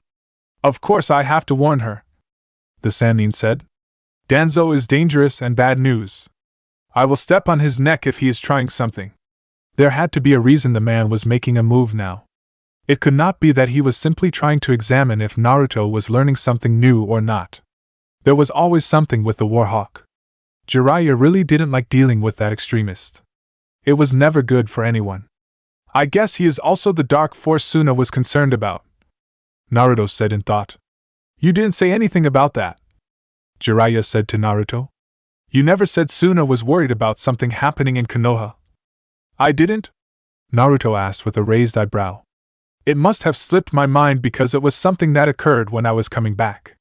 But if Princess Tsunade is doing things, there shouldn't be anything to worry about, unless Danzo taps into the village's council. Soon as council, I mean. I don't think he'd go that far, Jiraiya said. He could just plan for something to happen to Temari and then blame it or any other village. That sounds like work. Danzo is work, Jiraiya said in a firm tone. In the Third Shinobi World War, he was pushing for Konoha to pin IWA down and maybe take over. The village was willing to talk at that point, but he didn't want it. He wanted IWA destroyed.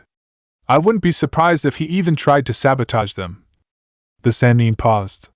I thought you'd show some concern for Temari. Naruto eyed the Sannin very carefully for a moment before shrugging. Temari, the blonde sister of the Kazekage he'd come to know. She was truly a delightful person, and to say he got along with her wouldn't be a lie. Still, Naruto wasn't going to stress over it. Perhaps. I have to believe that the people in Konoha are not ignorant of this, and Suna seems to be aware, so it should be fine, Naruto said. Jiraiya shook his head. What did he expect? Did he expect Naruto to cry over it and think of rushing over to the blonde's side? At this time, Jiraiya even considered if Naruto was even really mad that Sasuke tried to kill him. He wondered if the blonde was just perhaps mad that he allowed himself to get close when he had grown up distrusting people. Guess what? Jiraiya said, trying to change the subject. Guess what? Naruto responded. Jiraiya frowned, positive he wasn't going to like Naruto's game. What?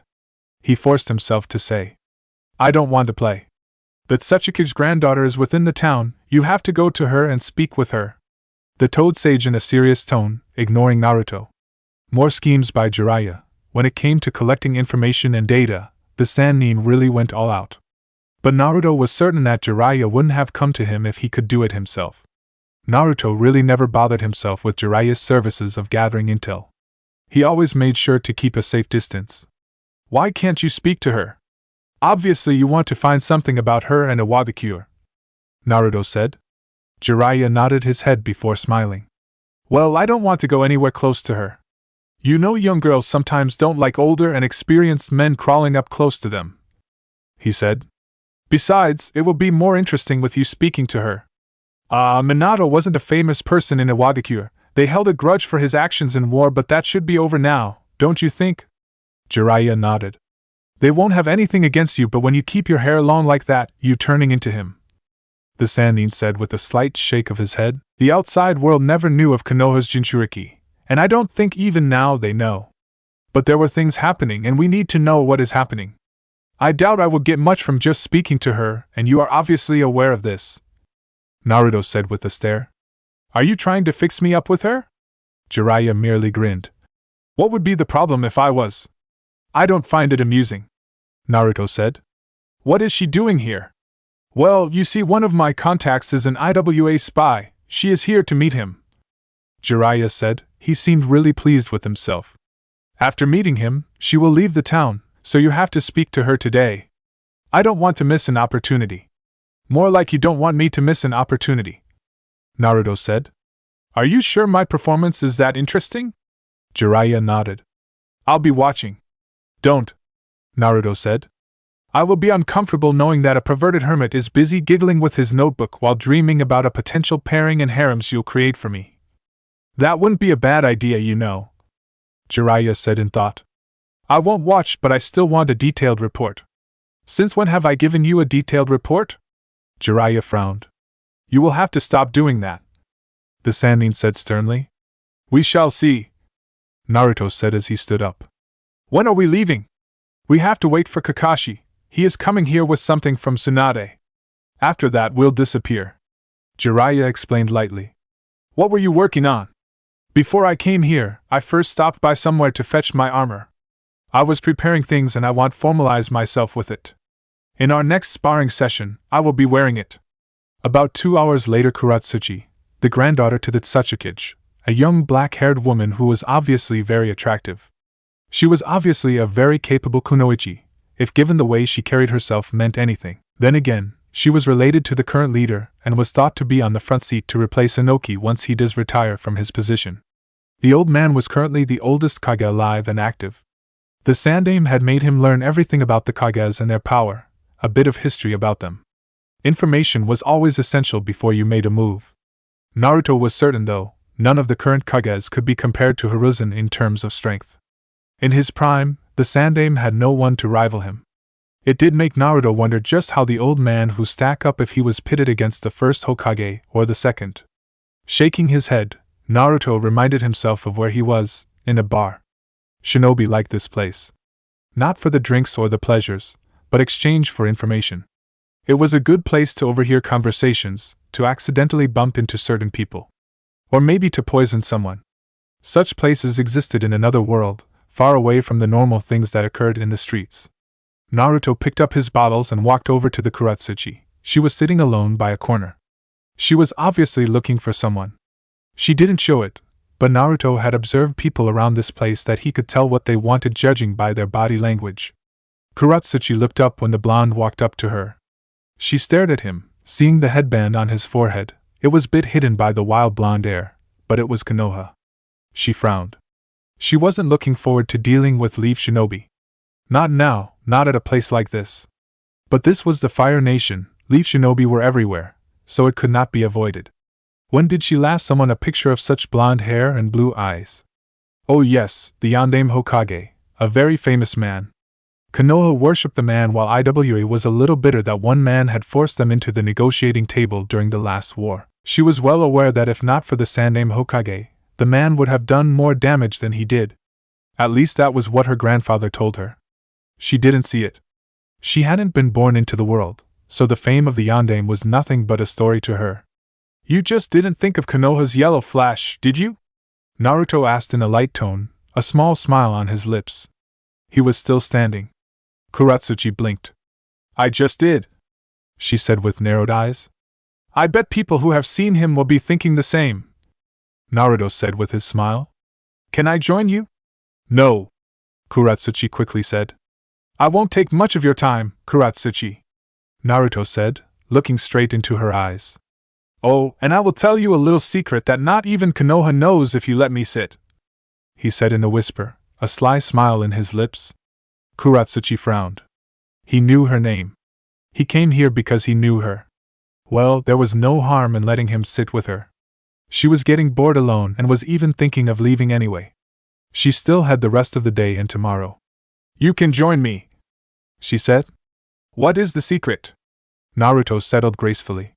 He noticed, although she had a bottle before her, she wasn't drinking it. Naruto Uzumaki, a shinobi from the Hidden Leaf. He pointed at his forehead. Uzumaki? Kuratsuchi asked. She was immediately interested in listening to that person. She was surprised to see someone from that clan here. Not to mention, as a shinobi of the Hidden Leaf. There were issues with the land of Uzumaki, so seeing another one of them here was a good thing for her. Ah yes, Uzumaki, Naruto said with a smile. My mother was Uzumaki, born in Yuzu, but because of the friendship with the Hidden Leaf, she moved there at a young age. Kuratsuchi nodded. Why did you decide to join me? You are a kunoichi of Iwa, and you are sitting here alone, it gives you away, Naruto said with indifference. Besides, you are a rather attractive woman. As a man, I can't ignore you. Kuratsuchi snorted. Easy pickings. Naruto laughed. Not at all, he said. Do you think I came for that? If you want easy pickings, he said, turning around and pointed at a woman who was drinking heavily. You go for that. You don't approach a woman who isn't even drinking her alcohol and her defenses are as tight as a seal holding back a Jinchuriki. Kuratsuchi stared for a moment. That is a funny way of describing someone's defenses, she said. But if defenses are not up, scums walk all over you. I don't have time for that.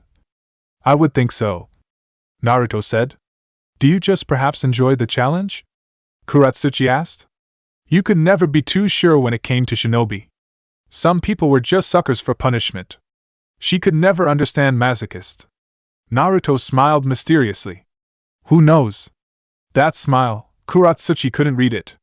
She couldn't read a damn thing. She couldn't even read the blonde. It made her uncomfortable. What is the secret you wanted to tell me? Naruto smiled a bit sheepishly. Well, the truth is, I really didn't have any secret. I just wanted you to let me sit with you, he said. He would admit he lied with such a smile on his lips. She shook her head. So you are Uzumaki? Any connections with Yuzushiogakure?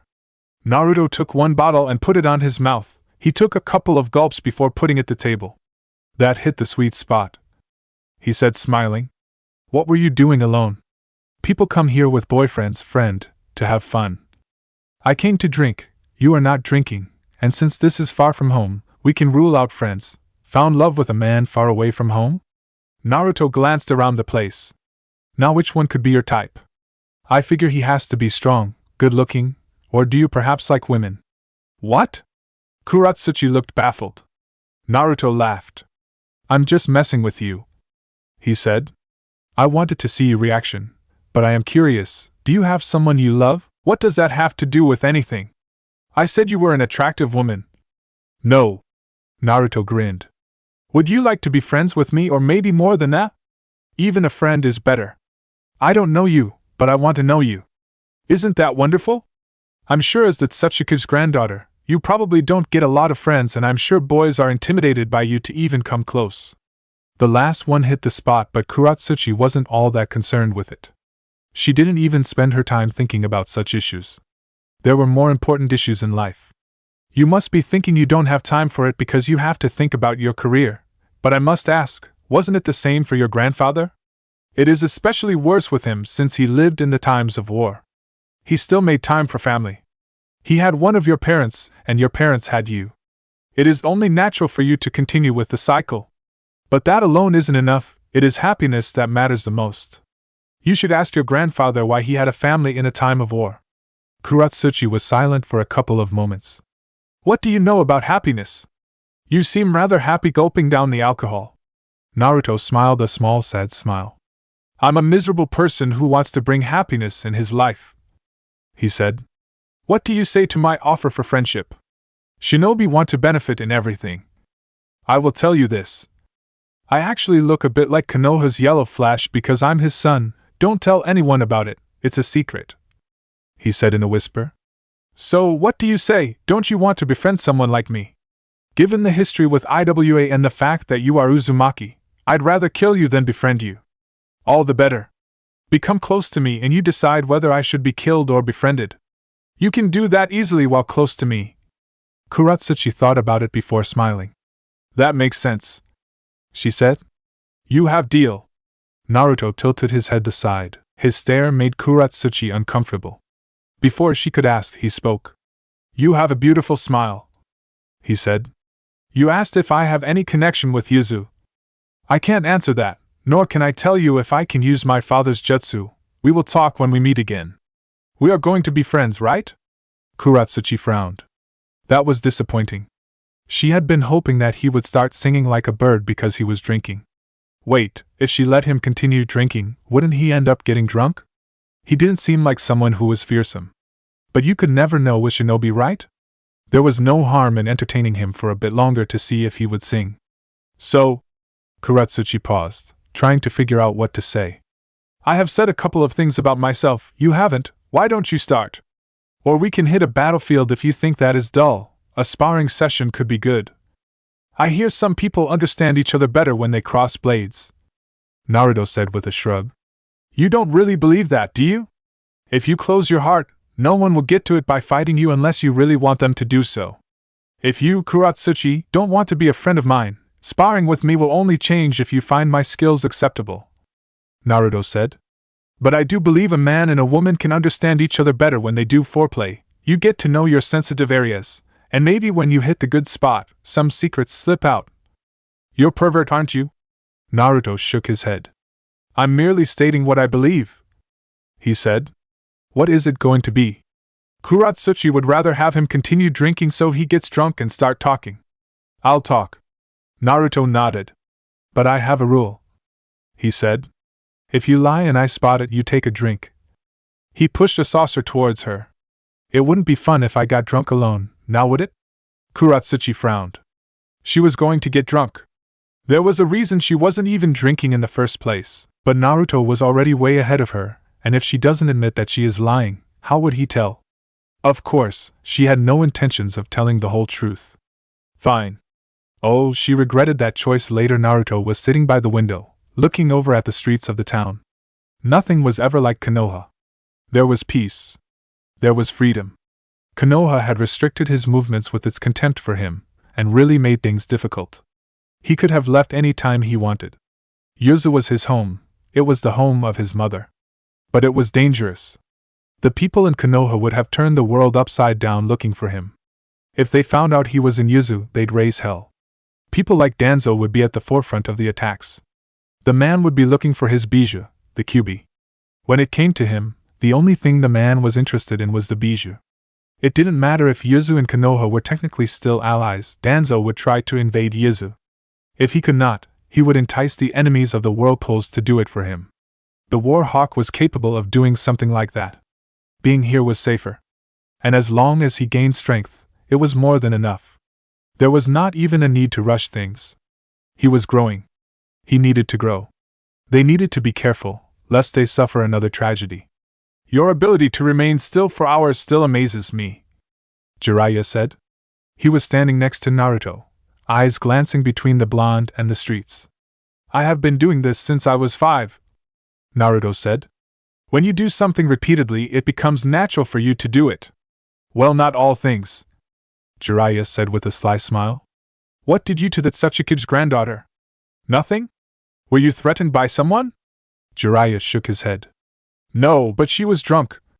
Oh yes, we were playing a little game and she was a bit too confident in her ability to lie. Then again, I'd made her a little curious by telling her some things, Naruto said with indifference. She is an excellent kunoichi. Even though intoxicated, she didn't say anything. I just helped her to her hotel. You don't sound like you got anything out of her. It wasn't my intention to get something out of her, Naruto said. I just wanted to lay the foundation for future relations. I'm sure tomorrow or when she wakes up, she will be very pleased that I was a gentleman despite there being occasions she felt compelled to ask if I was a pervert. Jiraiya narrowed his eyes. Are you saying that you will see her again? Naturally, Naruto said with a nod. Who knows, we might be friends. Can you try to be a little enthusiastic about that? Jiraiya said, seeing the indifference in Naruto's body language. Kakashi will arrive tomorrow. After he leaves, we will depart. Do everything you need to do by the end of the day because we leave tomorrow. There isn't much for me to do, Naruto said. Some rest will do, he said with a yawn. I think I will sleep for the rest of the day. My mind is a little tired and I don't want to be seen by Kuratsuchi. A year later, she'll look at me and think, oh, this is the guy who I got drunk with, and then walked me to my place and laid me on my bed. A bit of an embarrassing moment, if she tries to think of what if. You're cruel, Jiraiya said. She is going to be thinking about that the moment she wakes up. You didn't leave any letter, nothing, you just left. That brings curiosity and the desire, sensei, Naruto said in a simple tone. When you passionately kiss a woman, and then leave her with a hand on her lips, thinking, wow. She will think about that kiss when she wakes up, when she kisses another man. Speaking like a corn artist, you do that often? Naruto shrugged. You jealous that I can do that? Well, I could understand. I don't see any woman chasing after you, saying they want more. I haven't seen any woman chasing after you either. Nice touch. Naruto grunted. But you should be satisfied that we shall speak again, no? For better relations with Konoha and IWA, that is suitable. I bet the creepy geezers in dark corners would be thinking about a political marriage. 3 months later, Jiraiya, damn sensei, Naruto couldn't understand the Sannin at times. He really did like doing things at his own time and wouldn't allow anyone to interfere. He never really did like spending too much time at one place. They'd spent 2 months training together, and the Sannin then suddenly said he was going and would return soon. He never returned. He left him and never returned for a whole month, and now a letter came, saying they would meet in the clouds so that Naruto could test himself against another Jinchuriki. Naruto hadn't been afraid of being alone, but he had been warned, don't use the Kyuubi's chakra while I am away, just continue learning using the fire element. Of course, Naruto hadn't listened to those demands. He had promised, but he didn't follow through with it. Jiraiya couldn't force him to do what he didn't want to do. Besides that, Naruto had seals in place in case he lost control once more. He was currently walking through the land of hot of water, coming all the way from the land of tea.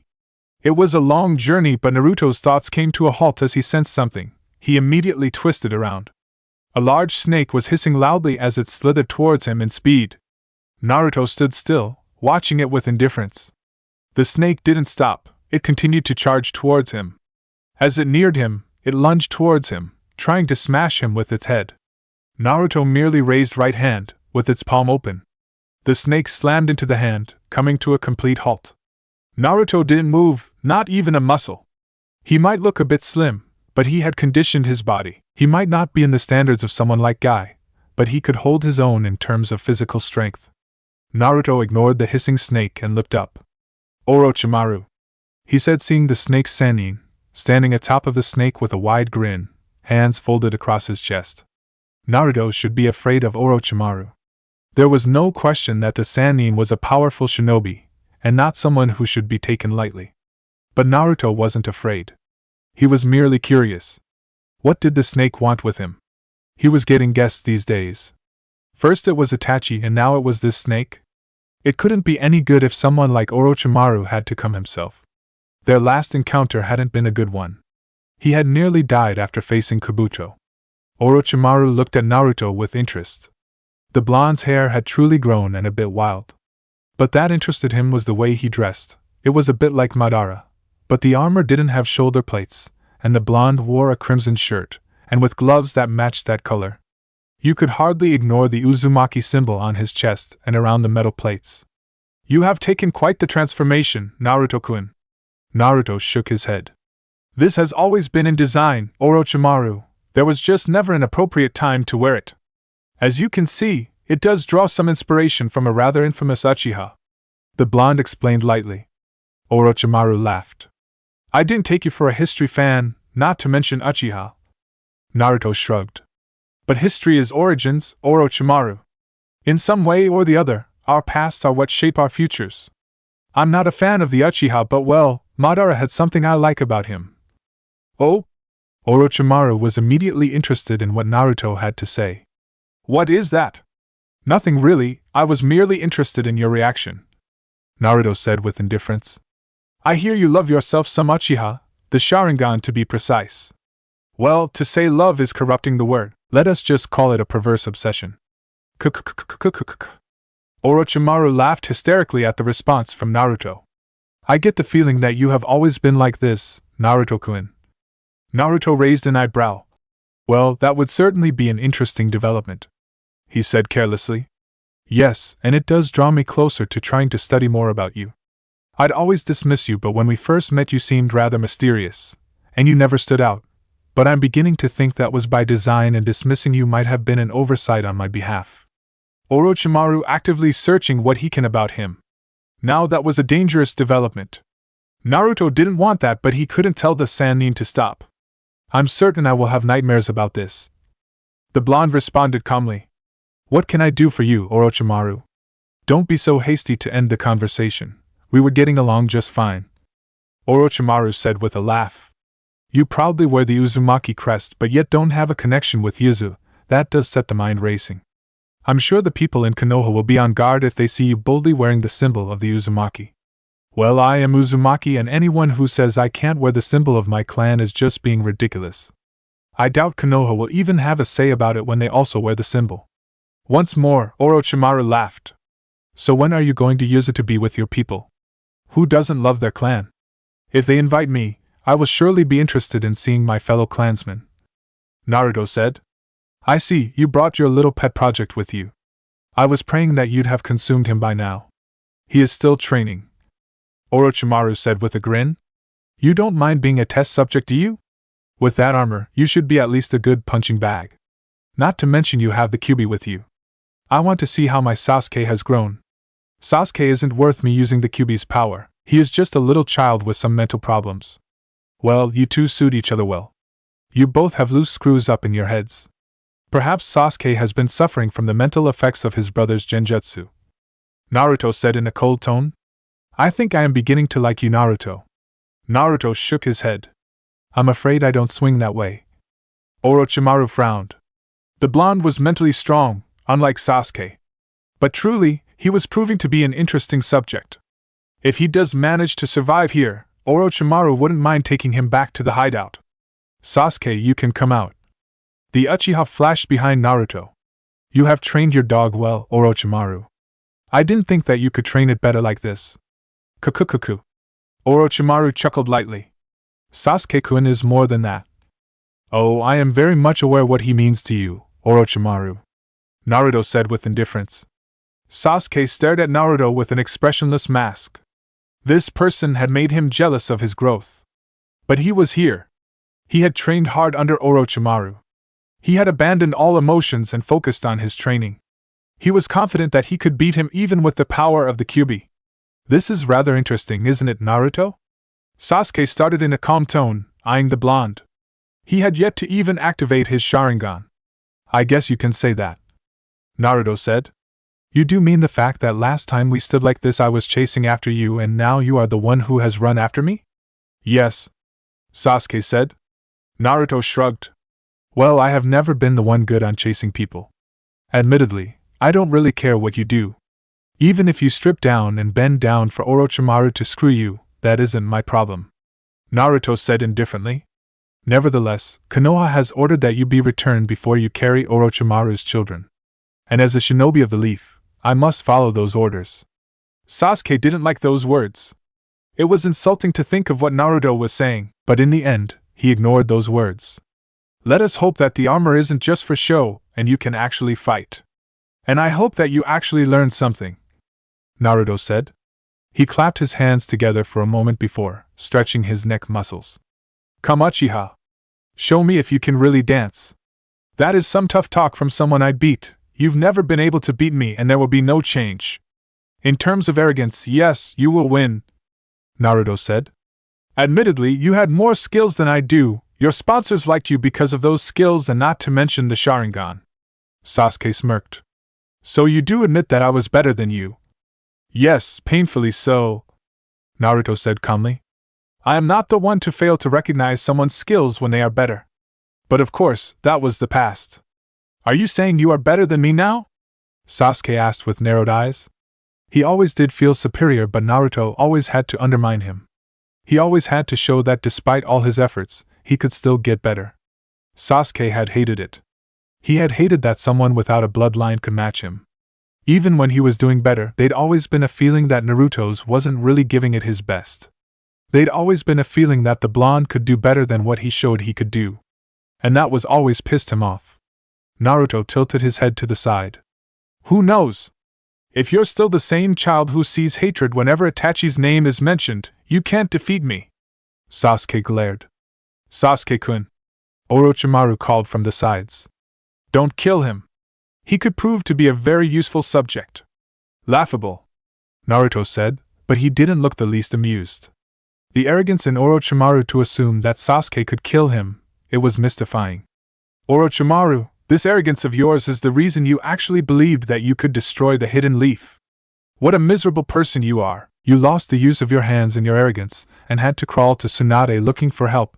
Please don't incite Sasuke to do something reckless. I will gouge his eyes out, have them crystallized and then put them on display in my throne room. Kukukukukuka. Orochimaru laughed. Big words, Naruto-kun. I can see why Sensei replaced me with you. The snake grinned. Do it, Sasuke. A bit annoyed at being commanded like that, but Sasuke still dashed towards Naruto. The blonde didn't move but just watched him with sharpened eyes. Sasuke reached Naruto and unsheathed his sword. He swung it across Naruto's chest in blinding speed. Naruto took a step backwards slightly and watched as sparks flew with the blade running through his chest metal plate. He held out his right hand and summoned the sword of the Thunder God from a storage seal on a plate around his waist. Seeing the sword, Sasuke encased his own sword with lightning and swung it towards Naruto. The sword clashed with Naruto's, creating a huge spark of lightning. He attempted to push the blonde backwards, but Naruto didn't budge. Not even an inch. Sasuke jumped back while flipping his sword to his sheath. The sound of birds chirping invaded his ears as he summoned lightning on his right hand. He pointed towards Naruto. Chidori Iso. A lightning spear spread through quickly towards Naruto.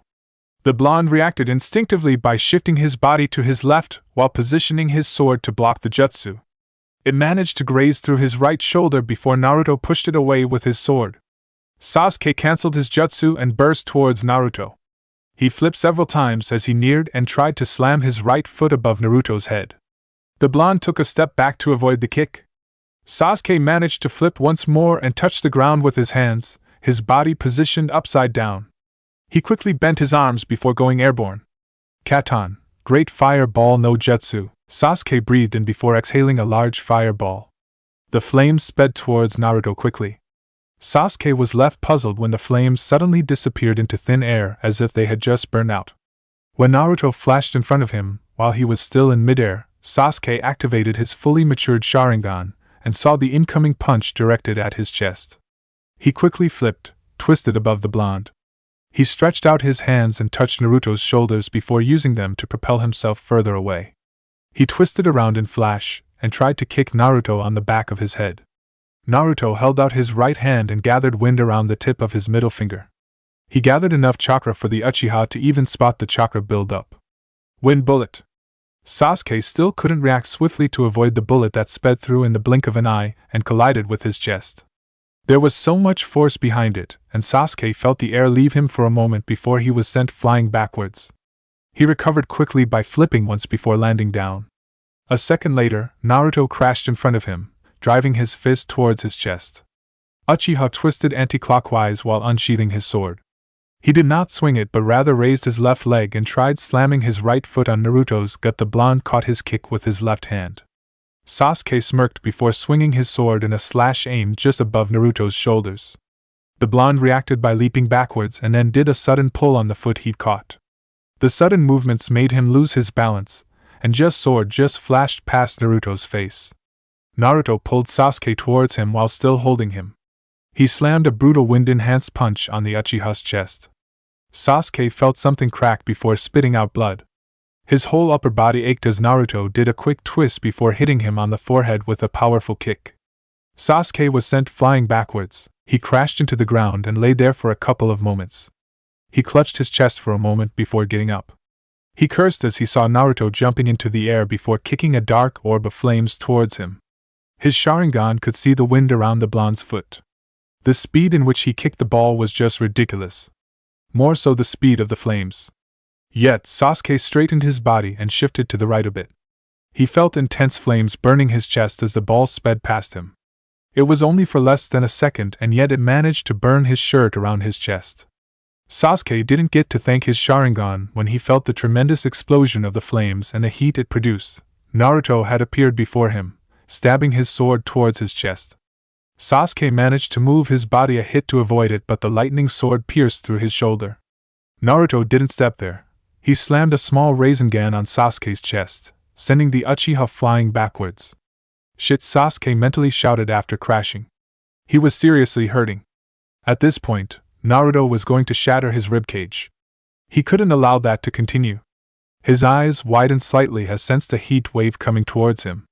Sasuke gritted his teeth before activating his level 2 cursed seal. The flames touched him and exploded into a massive cloud of flames. The Uchiha burst out of the flames with wings behind him. Seeing the Uchiha's form, Naruto shook his head. "How unsightly," he said. "Then again, this is how far you are willing to go for power. I don't want to hear that from a Jinchuriki." Naruto shrugged indifferently. "I didn't seal the QB within me," he said. "Doesn't matter." Sasuke's wings flapped before he vanished from sight. He appeared behind Naruto and kicked the blonde on his back. Naruto flipped several times before twisting around. He landed gracefully. Sasuke was right above him, a Chidori on his hand. Naruto summoned a Rasengan and slammed it towards Sasuke's jutsu. When the jutsus collided, there was an explosion of chakra and lightning. Seeing that he was being pushed back, Naruto jumped backwards to create some distance between him and the Uchiha. But Sasuke cut the distance in the blink of an eye. The Uchiha attempted to kick him straight on his face, but Naruto crossed both his hands, and the kick hit the defense. Naruto's body slid through the ground considerably after being pushed back. "Chidori Senbon!" Sasuke fired multiple senbons towards Naruto in quick succession. Naruto frowned before summoning his lightning sword. His hands blurred through the air as the sword collided with the senbons, but a couple hit him on his knees and left shoulder. While swinging his sword, Sasuke flashed below him. "Chidori!" The Uchiha slammed the jutsu on Naruto's gut. But the blonde suddenly burst into hundreds of sharp, almost invisible wind blades that cut through Sasuke's hand, although his elbow. Sasuke cursed, feeling that some chakra points had been damaged. Naruto appeared on the Uchiha's left side with a wind blade on his right hand. The blade extended massively. The Emperor's Cutter! He swung it in a downward slash and it cut through Sasuke's wings. Sasuke cried out in pain as the stage 2 failed him. When he saw Naruto swinging his sword once more, in panic he released a jutsu. Chidori Nagashi! Naruto didn't even wince when Sasuke discharged electrical currents that hit his body. It rendered him motionless for a moment, and Sasuke used that chance to get away from Naruto. The Uchiha cursed inwardly as he breathed heavily. He wasn't going to lose this battle. He would not lose it. Stage 1 of the curse seal was still active. He could still fight. Disappointing Sasuke, I expected better from you, Naruto said with a shake of his head. Oh right, 3 months ago, I was with Itachi, he says hi, but at this point, I will be the one to kill him before you do. It will be sweet, isn't it? If I take away your precious revenge away from you. Sasuke was angry. He was mad. He forgot about the pain and lunged towards Naruto, but he was stopped from doing as a large snake appeared in the middle. We are leaving, Sasuke. Orochimaru hissed while standing atop of the snake's head. No, the Uchiha said. I need to finish things with him. It is no longer possible. Orochimaru hissed. Come on now. He almost shouted. Too late, a giant toad crashed into the scene. Jiraiya was standing atop of the toad. The legendary Jiraiya-sama has arrived. Kukukuku. Orochimaru greeted his former teammate with a laugh. While I would like to play with you, Jiraiya, we were on our way. Oh? The toad sage grinned. Do you think I am going to let you escape? You just attacked my apprentice, and I know why you are in a hurry to leave. This is a good opportunity to take both of you to Konoha. Some other time. Orochimaru said. Sasuke. He hissed, and this time, the Uchiha listened. It was a pleasure, Naruto-kun. We shall speak soon, perhaps next time, I'll be the one entertaining you. Orochimaru bowed mockingly. Explosions started to tear through the ground like a chain reaction. Massive amounts of flames and smoke covered the area for a couple of minutes. When everything cleared, Orochimaru was gone. Damn. Jiraiya cursed. Got away again. Thanks Gamabunta, we could have been late. The Toad Chief didn't respond to Jiraiya and turned towards Naruto. He had kept his eyes on him. Even when that explosion occurred, he hadn't moved. Not a muscle. He just stood there without even shielding his eyes. Yo! Naruto said to the staring Toad Chief. I'm not bleeding, am I? No. Gamabunta said.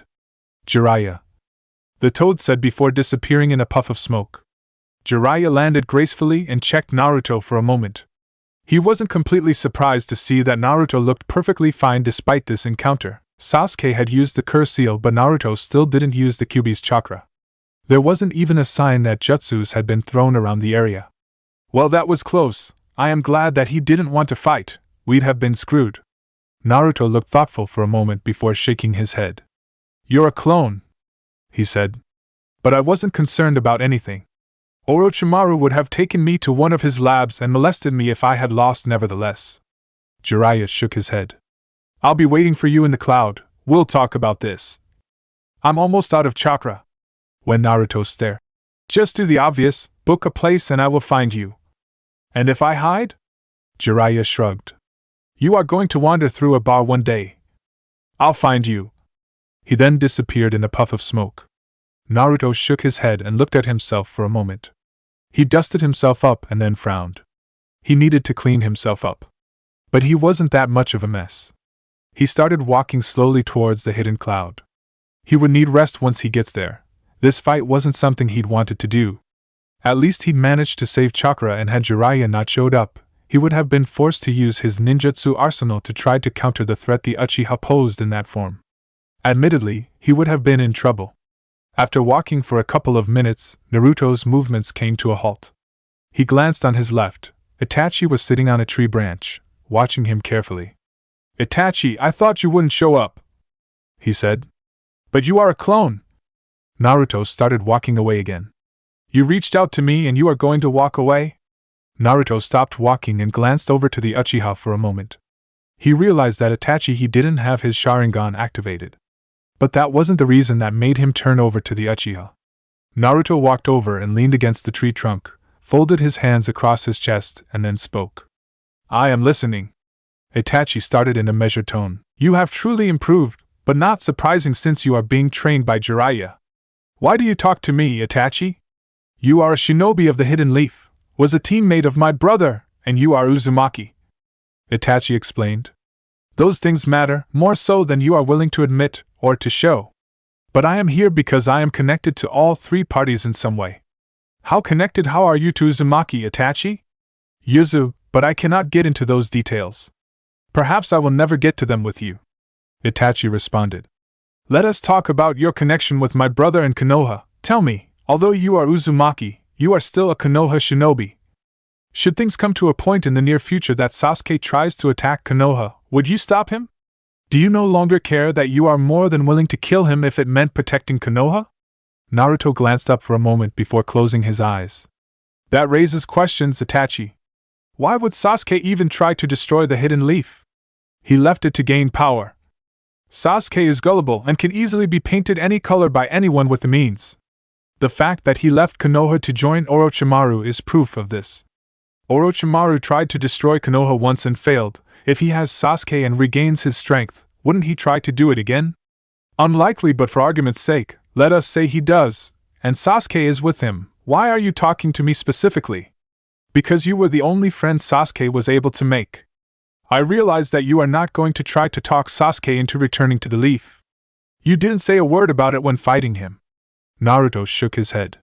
Just because I didn't talk to him about it doesn't mean that if I'd broken both his legs and clipped his wings, I wouldn't have dragged him to the leaf. Despite my views about him, if the mission is to stop Sasuke by any means, I will do it. I see. Itachi said, silent for a couple of moments before speaking again. I am speaking to you because I want to understand you and your motives. You want to get stronger, but for what? You haven't shown any desire for anything, but I know you are not completely without any desire. You have hopes, you want something, but I don't know what it is. And that makes you nervous of the Uzumaki's revival? Naruto asked. But what is my connection to this? Yes, I do have dreams, but I am not the one to share them a public knowledge. Still, that doesn't answer the core question to your interest in my dreams and the potential connection to the Uzumaki. I am a rogue shinobi of Konoha and wanted, but I don't want to consider you an enemy. However, I must know, where is your home, Naruto? Uzumaki is more than just clan politics, but it is home. It is the place where your mother was born. Is your home Konoha or Yuzu? Itachi asked. You have always proudly worn the symbol of your clan, and even now you wear it. You are proud of being Uzumaki, which begs the question, why are you not in Yuzu? Whether we are enemies or not depends on my response to your question, Itachi. And although I do not wish to make an enemy out of you, I don't want to share anything with you. You are not my friend and your motives are unknown to me. You seem to concern yourself with where my loyalties lie, but how does that affect you in any way? Itachi was silent for a moment. He really hoped that he wasn't wrong. Naruto was more than someone who was ranked a genin by Konoha.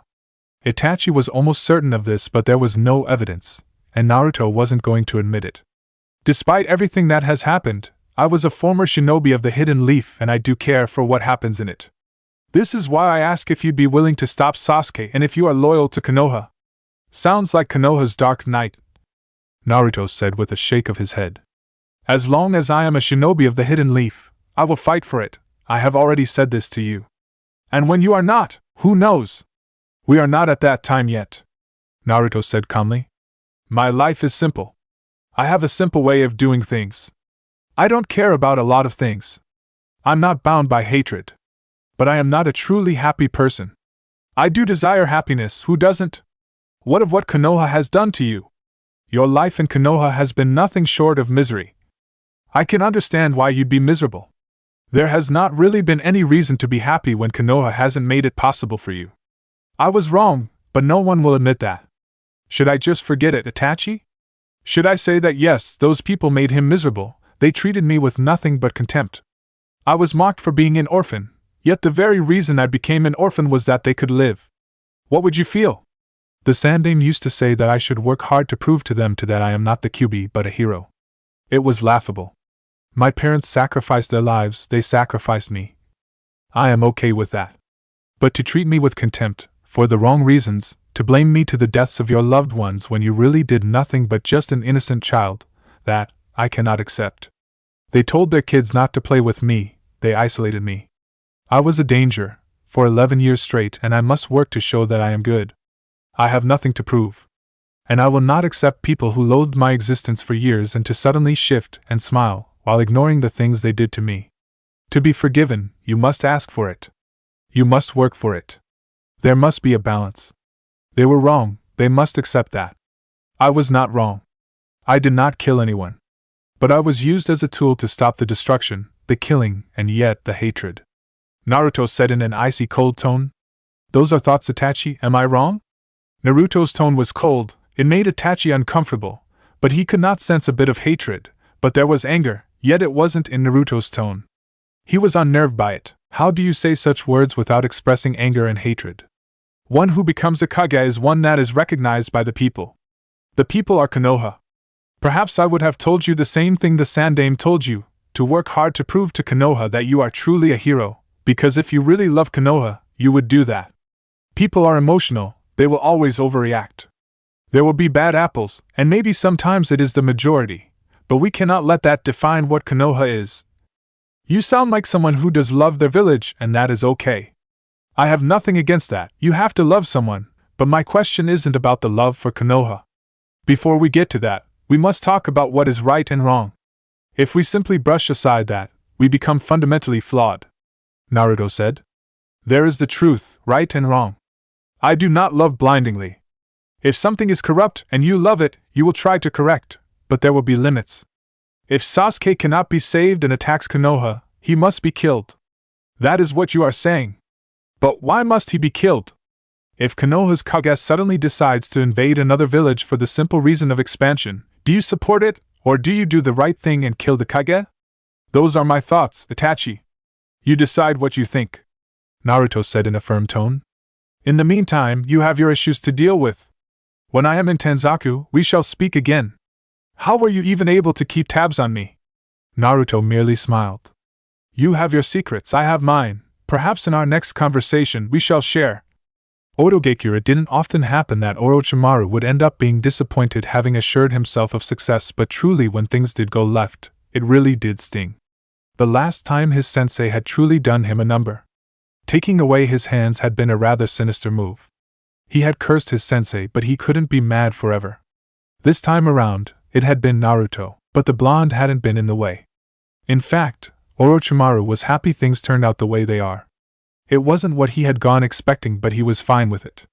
He had something else to look at now, and it was certainly something very interesting. Naruto had not only managed to hold his own against Sasuke, but he had managed to deal some damage that forced the Uchiha to utilize the cursed seal. It had been unexpected, but nothing to be too shocked about. He was going to be grounded once more. He had avoided fighting Jiraiya because it wouldn't have been healthy for him. Orochimaru glanced at the brooding Uchiha for a moment before laughing. It was a bit gleeful. Both he and Sasuke had been confident that the latter would win against Naruto, but it hadn't been going according to plan. Sasuke did not lose. The battle hadn't ended yet. Maybe Sasuke would have won, maybe he would have lost, they couldn't be certain about anything. But to Sasuke, it felt like loss. Orochimaru wasn't that concerned by the Uchiha's wounded pride. There were more important matters to deal with. Are you that afraid of Jiraiya? You can ask him, Sasuke-kun, but Jiraiya knows out of the 3 Sanins, I have always been the strongest. None of us have surpassed our sensei, but I was strongest, Orochimaru said. Admittedly, the condition of my body doesn't allow me to match him. I'm afraid fighting him would result in more severe consequences for me. Sasuke snorted. I came to you for power, Orochimaru, but you have not given me what I want if I could still struggle against Naruto. If I can't defeat him, I can't defeat Itachi. I can only push you so far, Sasuke-kun. Orochimaru responded calmly. There are some things that you cannot be taught. You need to look at where you have failed. Power I have given you. You depended on my curse seal to defeat Naruto the last time, and this time around you still used it. He was using the power of the Kyuubi last time. Yes, frightening power, but Naruto has no bloodline, and still this time around, he didn't use the chakra of the Kyuubi. Orochimaru pointed out, a little amused by Sasuke's glares. At this point, he was going to end up taking Sasuke's body even when he wasn't ripe. You are the one who has failed. If you cannot improve me, there will be no reason for me to stay with you, Orochimaru. After saying that, Sasuke stomped away from Orochimaru. Kabuto looked at the retreating Uchiha for a moment before turning to his master. He looks like he has taken quite the knock. Orochimaru shrugged carelessly. Sasuke has grown strong, but he fails to control his emotions when Itachi is mentioned. Unable to control himself, he doesn't act rationally. Naruto didn't do anything impressive. The Sannin looked thoughtful for a moment. But admittedly, he is truly better than expected. It could have gone either way. Well, Kabuto could understand why Sasuke would be displeased. Naruto's growth was the reason Sasuke had felt like he needed to get away to gain more power. Sasuke was strong, Kabuto could admit that much. But this was going to turn things back a bit. Are you going to have another try? Not at the moment, Orochimaru said. He was grinning. You should have seen the way he handled himself. Even when I was there, he didn't blink. He just stared into my eyes and asked me what I wanted. He has a way with words. Should we increase our efforts on him? Orochimaru nodded. You need to work quickly. I don't know how this body will hold on. If we don't take Sasuke, I will have to find a new host. It is becoming troublesome since he is talking about leaving. Orochimaru couldn't allow that to happen. If Sasuke left, he might never be able to get him back. To stop him from leaving, Orochimaru would be willing to take over even when the time wasn't right. There hadn't been this threat before, so it was never a consideration. I will get on it. And the other thing? It has been wiped clean of everything. There was dust, so I assumed they did it some time ago. Kabuto responded calmly. Well, it is safe to assume that there are possibly people who saw Yuzu's destruction and who know about its secret hideouts and possessions, Orochimaru said. Even though the mass temple was in the outskirts of Konoha, it wasn't something that everyone knew. Considering the things that were in there, it did make sense to keep its location hidden, Kabuto said. How has Naruto been able to improve drastically in such a short time? There are two possibilities. It is either he has always been good but chose not show it, or he has one big appetite for learning new things. He proudly wears the symbols of his clan, and yet even though it has revived, doesn't claim to have any desire to reunite with his clansmen. Isn't that strange? Are you suggesting that Naruto has a connection with Yuzu? Yes, Orochimaru said with a nod. We just have to discover what that connection is. Kumogakure, the hidden cloud, a power-hungry nation it once was. Perhaps it was still power-hungry. Had it not been for the Sandame's methods and the Hyuga's sacrifice, maybe Konoha and the Leaf would have gone to war over something the village was truly guilty of doing. Ridiculous. In this world, right no longer mattered. Power was everything. The strong did as they pleased and the weak suffered. Maybe Kumogakure felt confident it could boss Konoha because it had two Jinchurikis who are known for being the best in the shinobi world. Kumo's Jinchuriki knew how to control the power of their bijus, and they stood out because of this. The beast inside of him had resisted plots and attacks from the hidden cloud. When none wanted to come near because the Kyuubi was too powerful, Kumo was more than willing to send its shinobi on suicide missions. Power. Bijus, the right in this world. The cloud was rather lovely, and perhaps Jiraiya would be having the joys of his life. Kumo and Konoha didn't have the best of relationships because of the past. Then again, none of the great nations were truly friends. There was always some bitter history between the nations. Wars haven't done any favors to the relationships of these villages. Naruto didn't dwell much on the scenery within the village. He walked around for a bit. He was mindful that he was being watched. Perhaps he had been watched too often that he could spot a pair of eyes staring at him even from across the seas. But he didn't mind it. He had metal plates around his body and looked like he'd been in battle. It was understandable for them to be curious. He found himself a good place to rent and rested for about 2 hours. It had been afternoon when he arrived in the land. Once up, Naruto went to the window and settled nicely for about 2 more hours while staring blankly into the streets. His little birdie friend appeared before him. Naruto let it rest on his hand before smiling. "You've come a long way from home," he said, walking over to the small table he'd requested. The bird nodded and flapped its wings a bit. It looked tired. "Was it dangerous?" Naruto asked, taking out the scroll it had.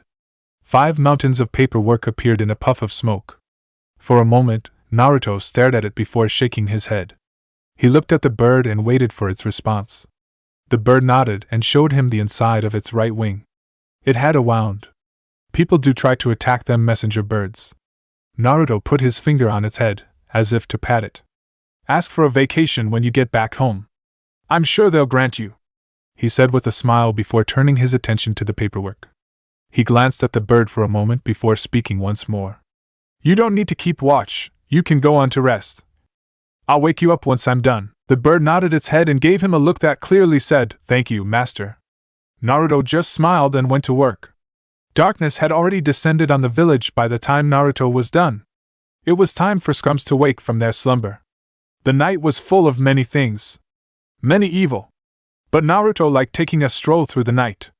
It had been safe in Konoha to do so. The hateful glares were not there. There was nothing but a silent breeze that kissed his body with relaxance. With his armor off, Naruto was wearing dark clothes. They suited the night.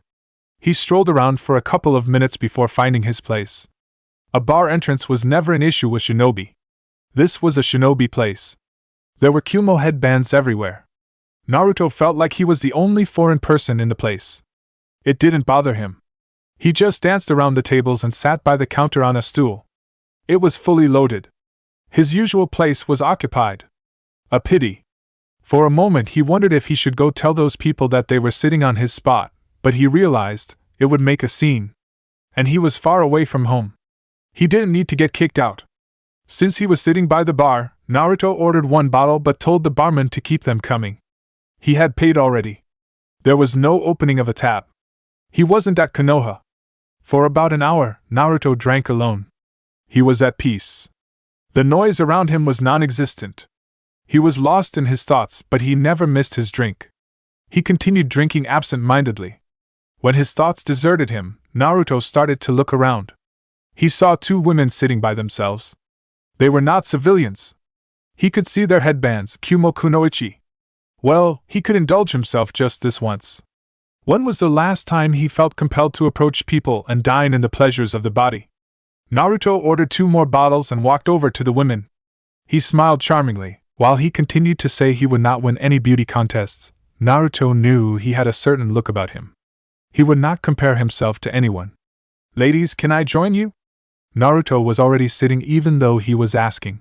You are a bit far away from home, and considering your drinking, you are not going to make it home soon. Naruto took a sip before responding. That is the intention, well, unless you ladies decide to leave the table a bit early. The night is still young. The following day. Coming from somewhere? Jiraiya asked as Naruto walked into his room.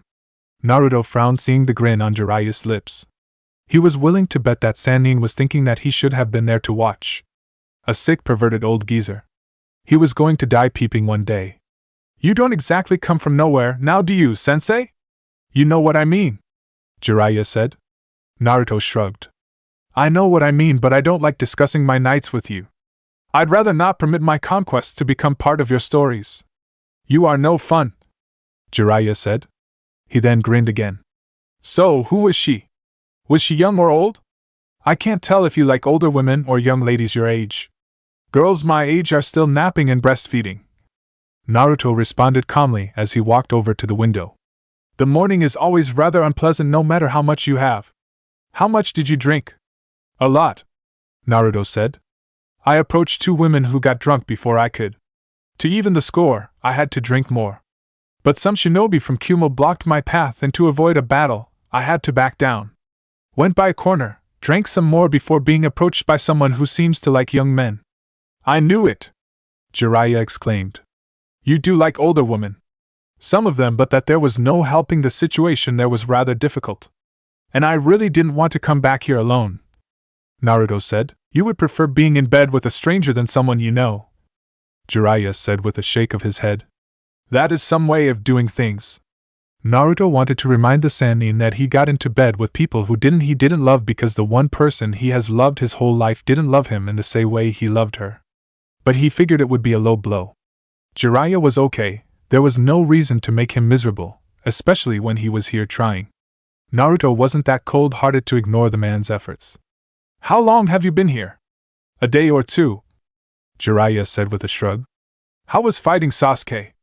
Naruto said with a shrug. Nothing fancy.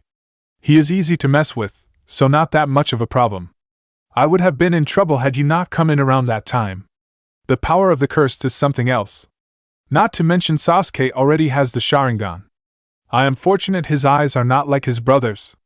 I wouldn't have willingly fought him if there was a choice. Are you afraid of facing the Sharingan? Naruto shook his head. No, it just makes me mad. The ability to see the future, the ability to copy jutsus, and the ability to cast genjutsu upon you with just a look. If I fought against the Sharingan with the intention to kill, I wouldn't kill that person. I'd just gouge out their eyes and leave them blind. Sometimes I think you'll be capable of cruel actions, the Sannin said with a shake of his head. Well, there was no helping the situation. I will have to make a report to Tsunade that you encountered him. If I had been there, we could have captured both. If I had used the Kyuubi's power, I could have captured both. Although he didn't want to show it, Orochimaru was weak. He wasn't the same person who appeared in the Chunin exams. Then I had been amazed by his power. Then, he looked like a normal person. But I would have still released 6 tails and brutalized him. Naruto explained lightly. Being confident is good, but being overconfident will get you killed, Naruto. You're talking about the same situation in which you sent a clone to intervene, pervert-sensei. Naruto said with a stern look to the Sannin. Why did you send a clone anyway? I was held up with the Raikage and I wasn't sure. Jiraiya said. I'm still glad you did well though. Did you have any doubt? Naruto asked the Sannin. You have been sparring with me. Do you still doubt my strength? You can never be sure, Jiraiya said. I didn't think he'd take this chance though. He must have waiting for the right moment. We will have to be careful from now on. We can't have moments like this happening again. We might not be fortunate next time. Naruto said nothing, but he could agree with the Sannin on that point. How was your talk with the Raikage? A bit unpleasant but nothing to worry about, Jiraiya said before taking out a file. This is the Jinchuriki you are going to meet. I won't introduce her to you. Well, she might not like me since I may have done something without knowing. Anyway, she is around the village and you can see her anytime you want. Keep it light, and she isn't a bad person. You should be able to get along with her. I refuse to take comfort in anything you say to me about women, Jiraiya-sensei, Naruto said. I'll see her tomorrow, we are not in a hurry anyway. Kumo hasn't been all that bad. I could stay for then 2 weeks. We can't stay for too long, Jiraiya said in a serious tone. We have some leads we must follow. We are almost done with training, so it will be best if you start following me around when I gather intel. We'll have to start thinking about going back to Konoha. How long? A month or 2, Jiraiya said. Tsunade insists. I had asked her to give us a year, she sent a message, and she wants us to return. I managed to convince her that I needed you to learn a couple of things about my spy network so that you can be in a position to take over when I am not able. You have fine hopes, sensei, Naruto said. But he would disappoint. Uzumaki, the Emperor's compound, a traditionally built place at the heart of the village.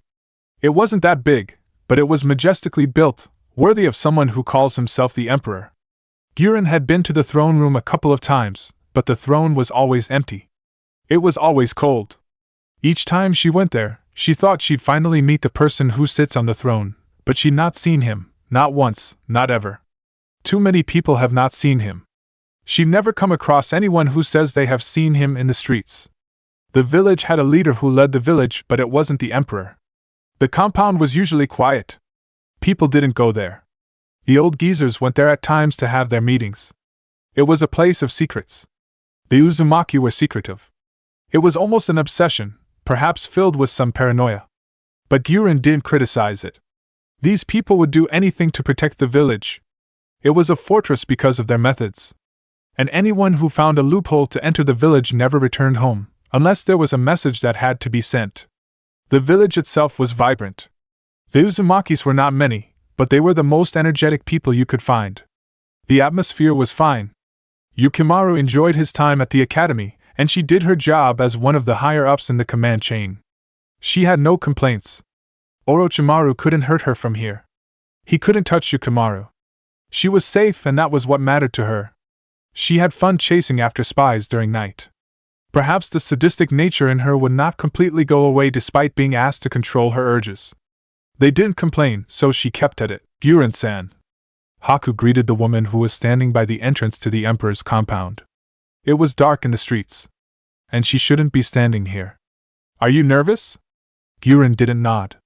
She glanced at the ice user she'd mistaken for a woman. A complicated past with this one, but she'd never bothered to pry. They spoke well. Both had been recruited, but when she came here, Haku was the one who welcomed her. He didn't act as a leader, but he was high up in the chain of command. Why would she be nervous? Yes, after being here so long, she'd been summoned to meet the Emperor.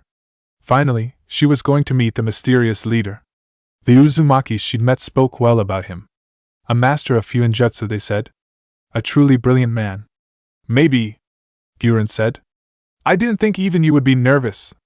I mean, you did work with Orochimaru, Guren said. I'm curious here, and when you get used to something, it hardly becomes a problem. You only realize its cruelty when it turns to you, but when facing things you do not care for, you don't see it, you actually enjoy the show. Haku shook his head. He could never understand this woman. She was strange and nothing like the Uzumakis. Then again, she'd been hired to do a job that demanded that you do dark things. A job he could never do, but perhaps he might fight himself in the battlefield somewhere in the years to come. There is no need to worry, he's not a bad person, Haku said with a smile. Best we not keep him waiting, he said, walking over to the entrance. There was no one guarding, but both he and Guren knew there was a barrier around this place.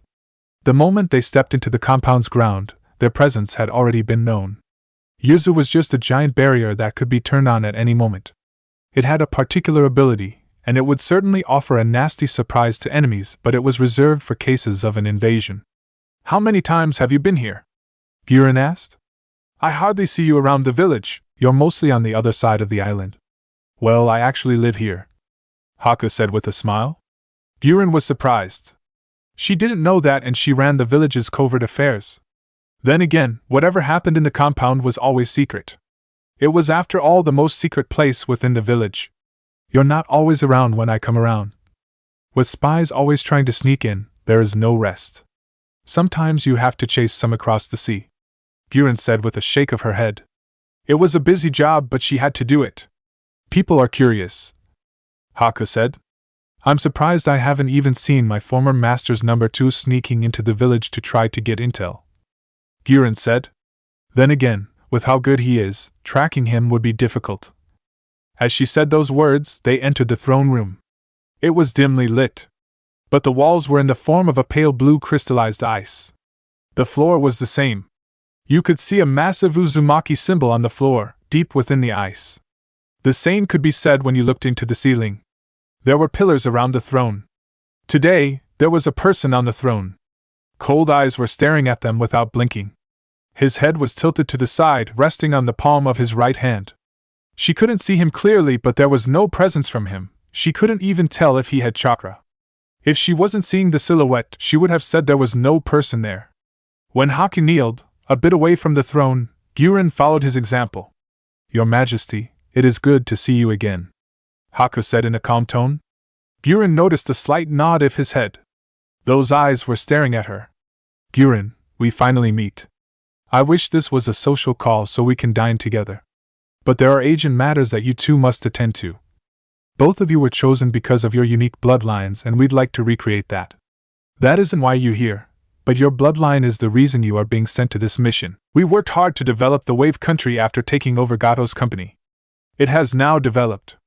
Its economy is healthy and its population has been increasing drastically over the past 2 years. Its new strength has made the land of water uncomfortable, and it seeks to undermine us. The wave is mine, but its importance lies in the fact that Yuzu doesn't directly procure its needs from any village or merchant, but we get everything we need through the wave. If the wave is hurt, we are hurt. The feudal lord of the water country is behind the move to slow down the wave's progress, but you won't see him. You are going to meet the Godame Mizukage to discuss the issue and try to seek a way forward. At the moment, we don't need trouble, but if we are threatened, we will take action. You are to leave tomorrow. All necessary arrangements have been made. The mission aside, the voice was powerful, yet it sounded young. It wasn't what Guren was expecting. We will depart tomorrow morning and try to return as quickly as possible, Haku said. Study the Mizukage for me. I'd like to see what kind of a person she is, the Emperor said. Guren, you will try to assess Kiri's capabilities without getting caught. Hi. Guren felt compelled to give that response. You may leave. And those words, and the two stood up to leave. As they arrived at the exit, Gurren glanced back. She saw two redheads leaning into the Emperor, both whispering something. His eyes, they were staring back at her. She immediately turned away. Once out, she breathed and then spoke. That wasn't much of a meet with the Emperor, she said. Haku merely smiled. You'll do that when you dine with him. Perhaps when we come back. He is a delightful person, he said. Somehow I doubt that, Gurren said with a shake of her head. I can understand us being sent for our powers, but why isn't the leader going with us to be the one to handle the issue? We could simply go as his guards. That is simple. They want to keep the mystery going. Nobody actually knows if the Uzumaki have indeed revived. Sending us there doesn't confirm it. Gurren nodded and looked back at the compound. The throne room shouldn't fit in that place, should it? It was much bigger when you were in the inside than when you looked at it from the outside. She glanced at Haku. Why is there a difference in size? Haku got what Gurren was asking. Because the throne room you entered is in its own dimension, not in this space. You can enter the dimension because of the seal you were branded with. People who don't have the mark will see the normal throne room. Kumogakure, that damned pervert in the form of a Sannin.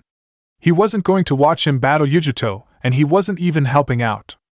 Naruto had to do everything on his own. Jiraiya wasn't doing this to measure his strength. The Sannin probably didn't want to see it as he already knew what he could do. He was using this as training for him. The man wanted him to use a sparring session with Kumo's Jinchuriki to help him experience what it is like to fight another Jinchuriki. He couldn't count Gaara. The Kazekage was unique. That aside, they'd been genins when they fought. Well, he was still a genin. Naruto shook his head, rubbing off those thoughts. The secluded training ground he found Yujito in was a bit away from the village. Then again, she was Jinchuriki who fought using her Biju's power.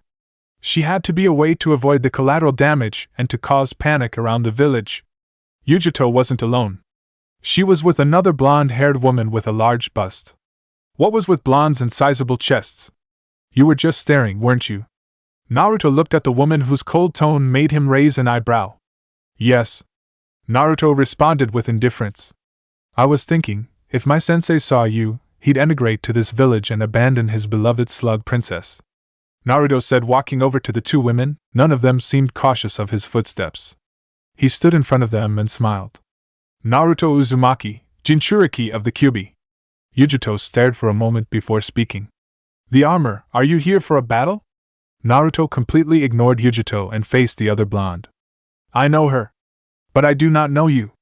If she is willing to indulge me, I might not get the chance afterwards. Samui, she said. She had seemed to get where he was getting at. A pleasure, Samui. Cool, she said. Naruto merely smiled before turning to Yujito. Sorry about that, he said. I traveled to this village to test myself against an experienced Jinchuriki. I have been told that you're fully able to control the power of your Biju.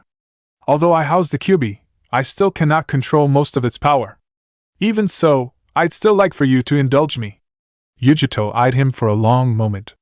The Kyuubi was the most powerful, even more powerful than the Biju beheld.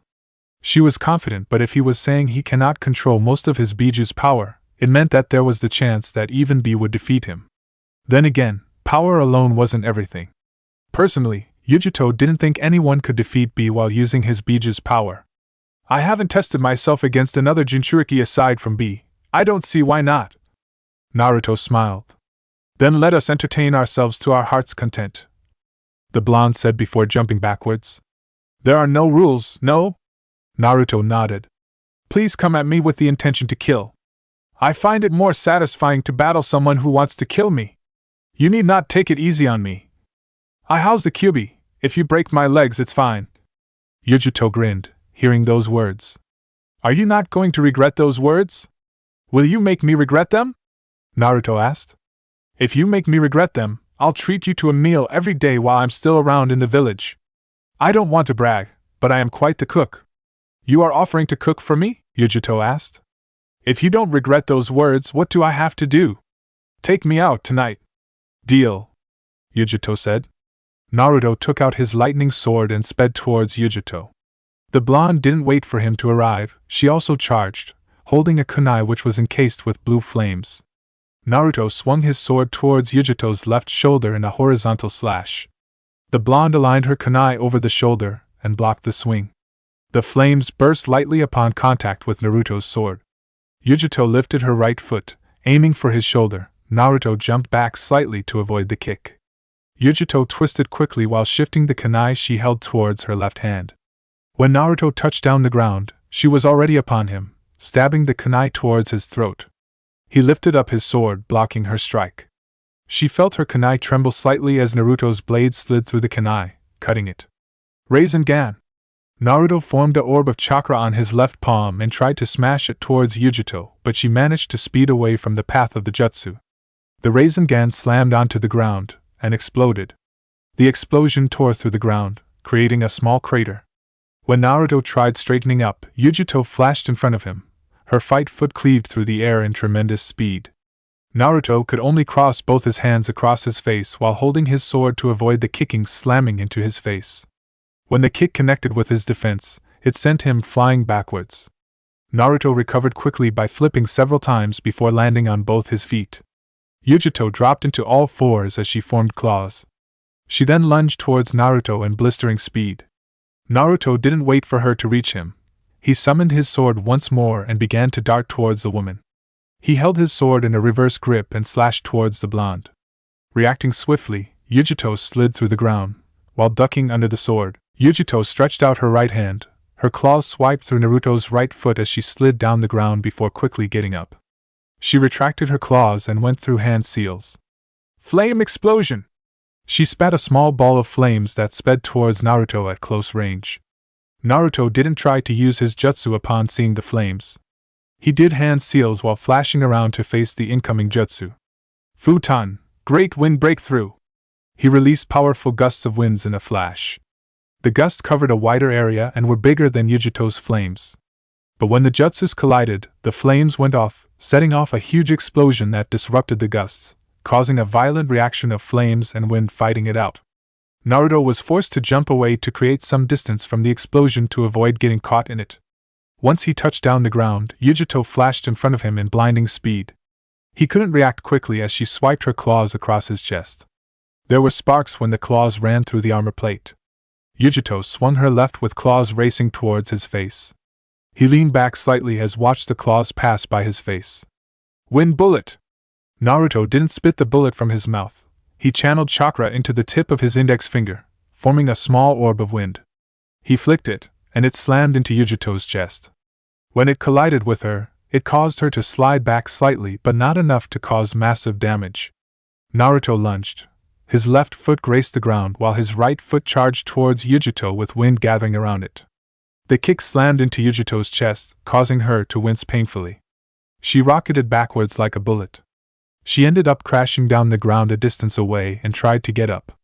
She clutched her chest painfully and coughed up some blood. Yujito wiped the blood on lips and glanced towards Naruto, who was slowly walking towards her. What the hell was that? Wind, it just knocks the air out of you. That was dangerous.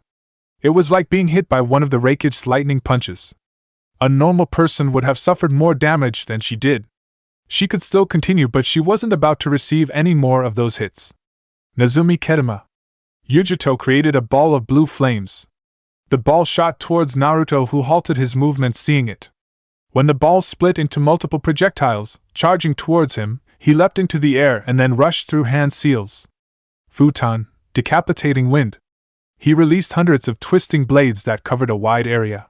The blades charged towards the rushing flames and cut through them. Naruto cursed when the flames only multiplied. He should have just shredded them. Seeing flames rushing towards him, Naruto flashed towards the ground. When he landed, he cursed once more when the flames still pursued him. They arrived in a heap and exploded upon contact. The explosion was huge. Blue flames surrounded Naruto's entire body for about a minute before dying down. When it ended, Naruto was standing in the middle of a small crater, hands folded across his face, with slight burns all over the parts where his skin was exposed. Yujito flashed in front of him. With a huge blue cat claw, she had transformed her right hand. She slammed into Naruto, sending him flying backwards like a bullet. She didn't let up. She flashed above him and created a punch before slamming him into the ground. Boom! He crashed into the ground in the blink of an eye. Naruto closed his eyes in pain when his back crashed deep into the ground. His eyes snapped open when Yujito continued with her charge. She was crashing down towards him, her punch first. Naruto folded his hands together and summoned the Kyuubi's chakra to help him a bit defensively. There was a loud crash when Yujito's large hand slammed into Naruto's defense. The collision caused the ground to shatter around Naruto, burying him further into the ground, but his defense still held on, and he avoided damage. Yujito jumped away from Naruto and landed a distance away. Her hand returned to normal as she watched Naruto get up. Naruto held out his right hand and formed a small orb of intense crimson flames. He allowed the flames to float in the air before doing a quick jump into the air. He kicked the flames, sending them towards Yujito in blistering speed. Yujito jumped up while stretching out her legs. She allowed she ball of flames of pass in between her legs but cursed when she felt intense heat burning through her. The ball exploded behind her, and a second later, another ball of flames was rushing straight towards her. She was certain it was going to hit her on her chest and would leave her in an unhealthy state. She summoned Matatabi's chakra, covering herself in dark blue chakra before the flames collided with her chest. They exploded in a blistering explosion that surrounded her in a large cloud of flames. Yujito burst out of the flames moments later and rushed towards Naruto in blinding speed. She flashed just above the blonde and attempted drove her huge claw towards the blonde. Seeing Yujito coming towards him like that, Naruto summoned four tails of chakra, turning into a miniature fox. He folded his crimson hands just above his forehead as Yujito's punch reached him. The powerful claw slammed into his defense in a loud boom that caused the ground to shatter below him. Naruto's tails moved from behind and twisted towards Yujito in blinding speed. Two of them pierced through her shoulders. Yujito gritted her teeth before opening her mouth wide while still above Naruto. A ball of flames formed before she shot it towards the blonde at point-blank range. Boom! The flames exploded, creating a huge shroud around Naruto before Yujito flashed away from him to avoid being caught in the explosion. When the flames died down, Naruto was standing there in all fours, in a sizable crater. He then suddenly faced up into the air and started forming a small Bijudama. Seeing this, Yujito cancelled her form and raised both her hands. "Wow, wow!" she shouted. "That is a bit too far," she said. Naruto had already started and his jutsu was almost complete. He couldn't just stop it like that, not when he had already started. It would a waste of chakra and effort. He ate the small orb of condensed chakra. The ground below him shattered under the massive weight of the jutsu. Naruto then spat it, before releasing it into the air. Afterwards, Naruto cancelled his form and stared into the heavens as the jutsu exploded. He smiled. "Well, that is dangerous," he muttered. "We should stop here," Yujito said. "I can see that we'll end up causing unwanted attention," she said lightly. "I just felt that power. I'm afraid I don't know what kind of damage you might cause, or we might cause. I'd rather not have shinobi coming to this side." Naruto thought about it for a moment before sighing. "I guess that will do," he said. "Collateral damage can't be avoided at times, but I know what a biju's power can do." Yujito smiled. "You're really skilled. It became obvious that without transforming I couldn't do anything," she said. "I have had time to train," Naruto said, looking up into the sky. "What about our bet? I couldn't make you eat your eats, let us just call it even," Yujito said. "But still willing to dine with you, only if Samui joins us." "Cool," Naruto said with a smile.